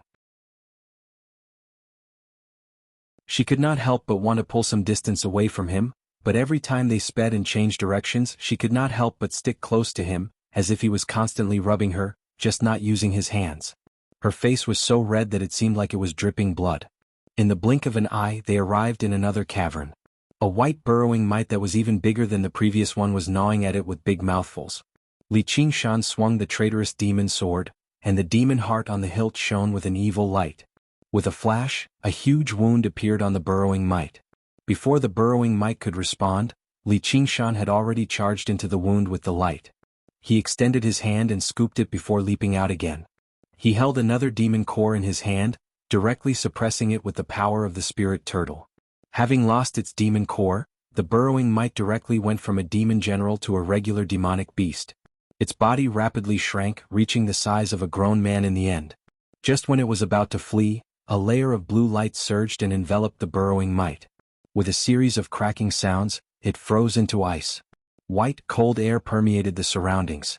The icebound technique. Although Li Qingshan did not cultivate the ice spiritual qi of the Ice Couple Palace, this technique was still enough to deal with a demonic beast. He wanted to shove it into his 100 treasures pouch as well, but he failed in the end. As it turned out, the burrowing mite had been frozen, but it was not dead. Li Qingshan took out a delicate bug pouch and placed it inside. He did not know how to refine goo, but a living insect that had once reached Demon General should be very valuable. At the very least he could feed it to millipedes. Li Qingshan called out, "Next. Your sword is very interesting." The Banyan Tree King never expected him to kill a burrowing mite so easily. He could also tell that the traitorous demon sword was extraordinary. This is a demon sword, but only demon folk should be able to wield a demon sword. Is he a demon folk in hiding? What's even more extraordinary is the power he used to suppress the demon core instantly. Li Qingshan smiled. If I didn't have a diamond in the rough, how would I be bold enough to do something like that? If he were a regular Foundation establishment cultivator, just killing the burrowing mite would be a problem. Even if he defeated it after much difficulty, the countless burrowing mite would disperse together, and he would struggle to kill it. With the traitorous demon sword in hand, Li Qingshan saw through the location of the demon core with a single glance before suppressing it with the power of the spirit turtle. It seemed extremely easy. However, the Banyan Tree King understood extremely well that as the foundation of demons, the demon core was not some weakness. As a matter of fact, it could even be described as a strength. When it mattered, it could even be used to attack the enemy like controlling artifacts. Only those at a higher realm of cultivation could directly suppress it, but it definitely would not be as easy as it was for him. It's no wonder that when Si Qing dug me out from the Mist Province in the past, I could vaguely sense a change in the heavenly secrets. Sure enough, I've encountered an interesting person. This kid is anything but ordinary. He's fated with me. As the Banyan Tree King thought, he opened up another path. Are you all right? Do you want to stay here and rest? Li Qingshan could sense that Hua Qinglu's breathing was rather disorderly. Her heartbeat had sped up, and her body temperature had risen by several degrees. It was not like he was an innocent young man who had never been with a woman before, so he could obviously guess that it was because of him. He smiled faintly. Her clothes were all woven from the precious silk of spiritual silkworms. Although they seemed tight, they were actually extremely thin. Under such a tight embrace, he could basically picture the outline of her body in his head. Hua Qinglu bit her lip and shook her head gently. She did not want to stay here alone, but if she separated from him right now, she would really be admitting to some strange feeling. Li Qingshan smiled at this act of deceiving himself and set off on his journey again. He had to admit that the feeling of hugging her was quite nice. He added in a very impudent manner, "Don't blame me if you flatten me." It almost drove Hua Qinglu crazy. "Didn't you say you could not flirt with a friend's sister? Men are all perverts. Not a single one of them is good. Even if they flatten me, it's none of your business." She bared her teeth and glared at Li Qingshan like a cat with its fur standing on end, which made Li Qingshan laugh aloud. He slaughtered his way through, truly unstoppable. Wherever he passed by, the insects fell to the ground. Only 7 of them had reached Demon General, and several hundred of them were regular demons. There were even more weaker demons, basically numbering in the tens of thousands. Although Li Qingshan did not stop, it still took him 16 to 19 hours to freeze all the burrowing mites and stuff them into the bug pouch. Counting the time, it was almost 24 hours, which was an entire day. The battlefield would vanish very soon. He had gained quite a lot from this trip, and he had achieved his original objective. Although he did not stop for even a moment, he mainly exhausted his mind and the energy from the demon heart in the traitorous demon sword. His spiritual chi was constantly recovering, and it had completely filled his dantian now. The sword chi from the incomplete sword had become even more powerful, absorbing a total of 70% of his spiritual chi. However, after reaching 50%, the rate of absorption slowed down, and it was becoming slower and slower. If he wanted to nurture this sword chi to its full power, it would probably take more than a few days. It was also because the great banyan tree was denser with spiritual chi than any place of cultivation. It was no wonder that 7 of the insect demons that cultivated slowly had become demon generals. 70% was enough to kill people anyway, so there was no need for perfection. Li Qingshan stopped and clasped his hands. "Fellow, it's about time. I'm going to leave." Then he said to Hua Qinglu in his arms, "Qinglu, just wait here for a while. I'll lead those guys to another battlefield first. They've guarded this place for so long, so there probably won't be any other cultivators in this battlefield. You'll probably be the only one teleporting, so it won't be too dangerous. However, you still have to be prepared. Don't be stingy with your talismans." All right." Hua Qinglu only returned to her senses after a moment of surprise. She agreed, but her arms remained wrapped tightly around his waist. She basically maintained this posture for the entire day, clinging to him like a koala and accompanying him to the top and bottom of the banyan tree to fight. This process did not seem boring at all. As a matter of fact, she did not even sense the passage of time. Outside of battle, Li Qingshan would tease her from time to time, and she gradually grew accustomed to this state. She no longer felt so nervous and shy, recovering some of her usual sharp-tongued self. She retaliated without backing down, which left Li Qingshan speechless quite a few times. However, there was one time when she went overboard, and Li Qingshan casually slapped her on her perky bottom. This was a habit left over from his interactions with Han Qiongji, Helicoverpa Rosa, and Yi Liuobua. Afterwards, he also felt that he had gone a little too far. Hugging and hugging were forced by the situation, and teasing could be considered a joke, but the slap was definitely indecent. He apologized in a hurry, and Hua Qinglu clutched her bottom as if she had been struck by lightning. Afterwards, she became completely enraged, insisting on getting off. Li Qingshan was in the wrong in the first place, so how could he let go at a time like this? Apologizing a few times was useless, so he stopped talking. He had already hit her anyway. At this moment, his clone just happened to arrive in the prefectural city and saw the intense battle in the sky.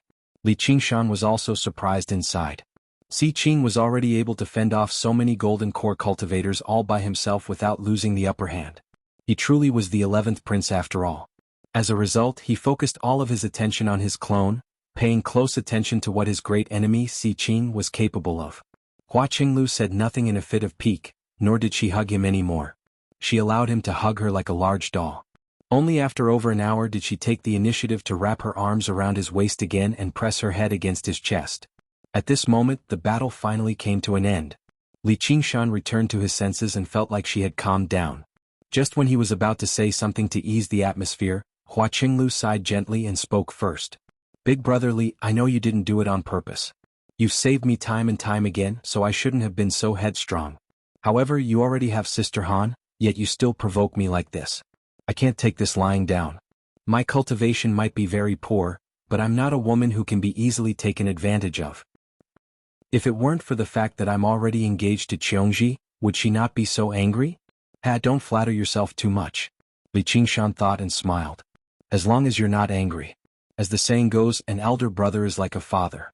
Just treat it like I'm teaching you a lesson in your father's place. My father has never hit me. Moreover, you're clearly in the wrong, so what right do you have to teach me a lesson? Hua Qinglu was furious. You're clearly in the wrong, yet I've compromised to make peace with you, yet you're still in the right?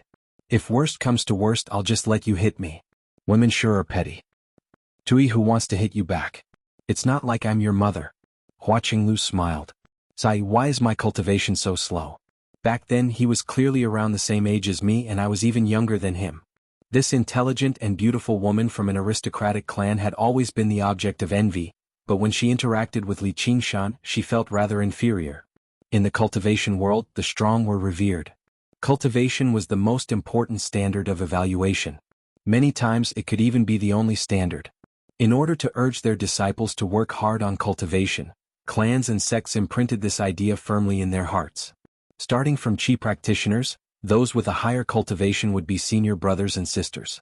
Junior brothers and sisters would have to bow when they saw them, let alone a peak foundation establishment cultivator like Li Qingshan. He was a stunning genius, shrouded in an invisible halo. Hua Qinglu was deeply affected by this, and she was even more reluctant to be looked down on by Li Qingshan. After this episode, Li Qingshan no longer dared to speak or act so recklessly. He needed to think before he spoke. He had always been a casual person. As the saying went, when a flower blooms, one must pluck it. If someone was truly interested in him like Yi Liubo and her sister, he would not turn them down. However, he would not spend the effort to actively pursue them either. Hua Qinglu could be described as a supreme beauty, enough to tempt men, but in terms of beauty and allure, she paled in comparison to Gate Master Qiu. And after making arrangements for Begonia, he no longer felt reluctant to look back. This was all because his greatest pursuit in life was not love. There was only one woman who had ever made him feel like this, but that woman had poured a bucket of cold water over him, and he had completely given up on that thought. Hua Qinglu sensed the change in his tone and felt rather touched inside.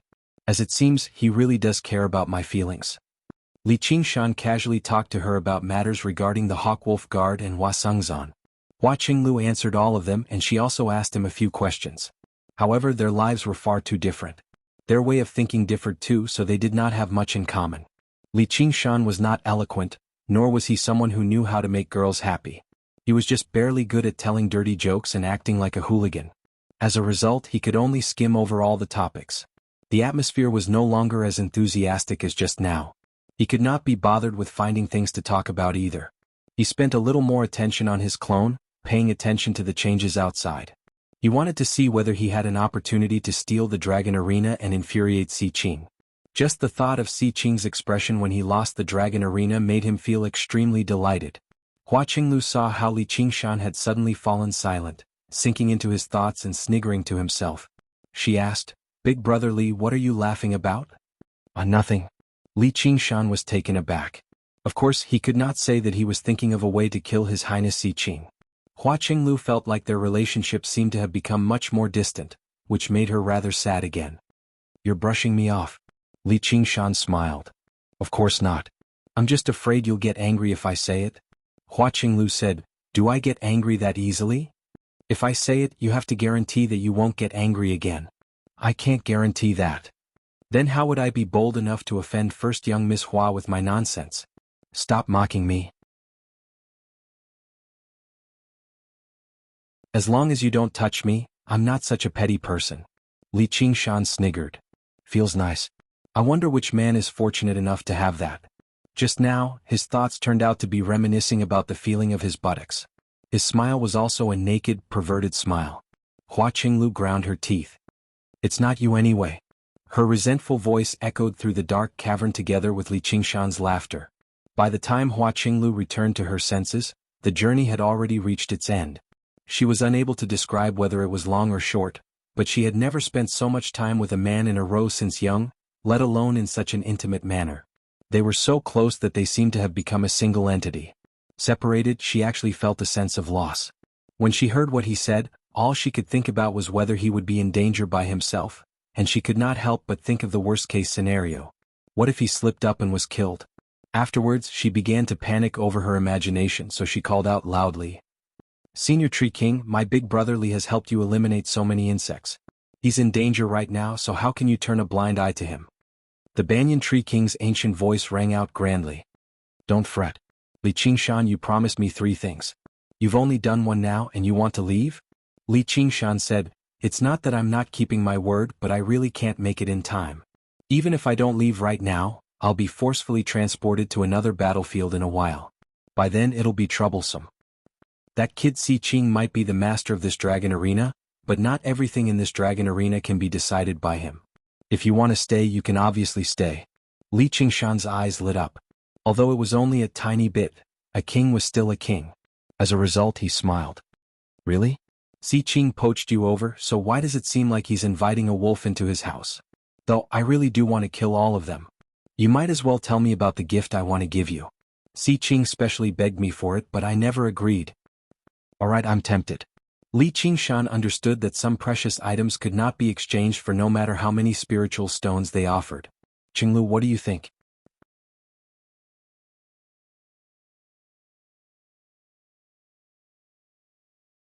Chapter 652. The black dragon swam through the sky, moving between the rays of light. It sometimes rose and hid, sometimes swelled and sometimes shrunk, making the encirclement of the golden core cultivators miss every single time. Meanwhile, the black dragon brandished its claws and fangs, rampaging about like a wolf in a flock of sheep. There were many sheep, and while they could cause some damage to the wolf with just their hooves and horns, they were unable to play a decisive role. The black dragon suddenly opened its mouth, revealing a mouthful of blade-like teeth. It spat out a cloud of black smoke that enveloped a golden core cultivator. Originally, the cultivator was confident in his robes, so he did not take it too seriously. However, the robes rapidly became dyed black, losing their spiritual nature. He retreated in a hurry and fright, flying over 5 kilometers away in a single moment. The crowd of cultivators was gradually filled with shock. How can he be so strong? He cultivates the imperial family's Black Emperor Dragon mantra, which is stronger than all of our cultivation methods. Emperor-level cultivation methods are indeed extraordinary. Si Qing really was prepared to provoke us. He clearly wants to use us to establish his might. We've fallen for his trap. The cultivators all considered retreating. If it were not for the fact that their disciples and followers were still trapped in the dragon arena by Si Qing, they probably would have fled in all directions already. "Prince Si Qing, do you really want to become enemies with the entire cultivation community of the Rui Commandery? You can't defeat us today and we can't defeat you either. Why don't we just make peace and stop here?" The cultivators saw how impressive Si Qing's abilities were, so they all stopped underestimating him, becoming deeply worried. Today they were all gathered together. Perhaps they were not afraid of Si Qing, but once they split up in the future, it would be troublesome if Si Qing suddenly decided to settle the score with them. Not to mention that there were still the unfathomable Jia Zhen and Yi Dan who had yet to take action. The situation was against them. So what if they were golden core cultivators? If they encountered an existence even more powerful than them, they could only lower their heads and give in. Although the battle continued, the battle intent and killing intent it provided to the dragon arena had weakened drastically. Si Qing frowned slightly. This battle had not been satisfying. He curled up and said viciously, "You really are a bunch of trash. You want to flee just like this? Do you really think I can't kill you? If it wasn't for the fact that I wanted to collect battle wills and didn't want to reveal my trump card too early, I would have defeated you bunch of trash long ago." Just like how the North Moon was unable to massacre the demon commanders in the past, Si Qing was unable to do the same. Establishing his might through battle was one thing, but if a golden core cultivator actually died here, that would be a completely different matter. Golden core cultivators weren't just any Tom, Dick, or Harry. The death of any one of them would be a huge matter. Even the Grand Xia Imperial Court had no choice but to respond. Under these circumstances, it was easy for Si Qing to handle the situation with ease and remain undefeatable, But if he wanted to do what North Moon did to the demon commanders, ripping off the limbs of these golden core cultivators and defeating them all, that would be very difficult. He thought to himself, the strong should be able to do whatever they want, but they have to be restrained by these layers of rules, allowing these weak trash to be so noisy. One day when I ascend to the throne and become the emperor, I will definitely return this world to normal. All the cultivators exchanged glances. None of them responded to Si Qing's words. Be it trash or killing him, let him say whatever he wanted. Clap, clap, clap. Gu Yanning clapped her hands 3 times and smiled. Qing, when it's possible to forgive, one should forgive. You should watch your tongue too. Since you've all witnessed each other's abilities, just listen to me and bury the hatchet. Si Qing found this battle to be rather unpleasant, but he had basically achieved his original objective. He had awed all the cultivators from sects and gathered enough battle wills and killing intent. There was no benefit to continuing the battle, so he went along with what Gu Yanning had said. Since you've said that, Yanning, then let's just forget about it today. I just want to make them understand that the Rui Commandery is still the world of Grand Xia. It's not their turn to become a cultivator. Si Qing turned back into a human and left with a flick of his sleeve. No matter how displeased the Golden Core cultivators were, all they could do was back down and return to the Soaring Clouds terrace. They were all worried. Originally, they thought after the Battle of Burial Mound Mountain, the 100 schools had suffered a great loss in strength, and it would finally be their turn to take charge of the Rui Commandery. They never thought a few even more vicious people would come, which made it worse than before. Li Qingshan hid his mirror clone in the dark and thought, what a pity. These sect cultivators sure are cowardly. He was eager for Si Qing to fight with these Golden Core cultivators until both of them were heavily injured. Only then would he be able to take advantage of the situation and take the Dragon Arena for himself. However, he also understood that even if Gu Yanning had not mediated between them, they would not have been able to continue this battle. Suddenly, he felt Gu Yanning's gaze glance over indifferently. Although it was just a glance, Li Qingshan knew she had discovered him. This bird woman sure has sharp eyes. Gu Yanning gazed at the prefectural city again. The gloomy ball of darkness hiding in the alleyway had already vanished. From the beginning till the end, only she had noticed the existence of the gloomy ball, and only she had seen that the gloomy ball of darkness had not left. Instead, it had followed the huge shadow of the Dragon Arena and dove into it. Si Qing smiled. Everything was becoming more and more interesting. The Dragon Arena rapidly shrank, returning to Si Qing. He sent his soul sense in, searching for Li Qingshan's location first. He searched through it, but he actually failed to sense Li Qingshan's location. He was surprised. Don't tell me he escaped while I was distracted? That's impossible. Immediately, he remembered there was only a single place in the Dragon Arena that he could not sense. He focused on the rainforest battlefield where the great Banyan Tree King resided. Sure enough, he saw the scarred man's group surrounding the banyan tree. Li Qingshan, do you think I can't do anything to you just because you're hiding in the tree? Si Qing sneered inside, but he would not break the rules he had set down in the beginning. He patiently waited for the 24 hours to pass. Suddenly he discovered that 2 people were missing. One was Zhu Lai while the other was the dwarf. Si Qing found Zhu Lai's traces very soon. He was currently fighting a woman in white in the lake battlefield. The woman's cultivation was not particularly high, but her control over the flow of water was extremely ingenious. She was even more nimble than fish in the water. Zhu Lai was powerful, but he was unable to do anything to her immediately. However, looking at the situation, killing her was only a matter of time. This barbarian actually disobeyed my orders and went to surround and kill Li Qingshan. Once the competition ends, I'll teach him a proper lesson. However, no matter how Si Qing looked around, he could not find the dwarf. Don't tell me he's also entered the great banyan tree with Li Qingshan? Or is he already dead? Although he could immediately obtain an answer as long as he contacted his subordinates, he felt that it was beneath him to do so. In his eyes, Li Qingshan was already a dead man. As for the dwarf, if he was dead, then so be it. He was a cowardly piece of trash anyway. Then he looked at the situation in the other battlefields and smiled in satisfaction. Just like what he had planned in the beginning, the battles and slaughter were gradually becoming more intense. The cultivators, especially the Qi practitioners, were currently under the influence of the Dragon Arena. Their attacks became more vicious, and this was only the beginning. He was slightly excited. He had accumulated and endured for so long. He would succeed very soon. You're tuning in to the Han Li's Wuxia Adventures YouTube channel. We're so grateful for your support, and don't forget to subscribe to join us on this incredible journey through captivating stories. Your generosity through donations truly makes a world of difference, as it's the primary source of revenue that allows me to expand and enhance this channel for you. Thank you from the bottom of my heart for being a part of this adventure.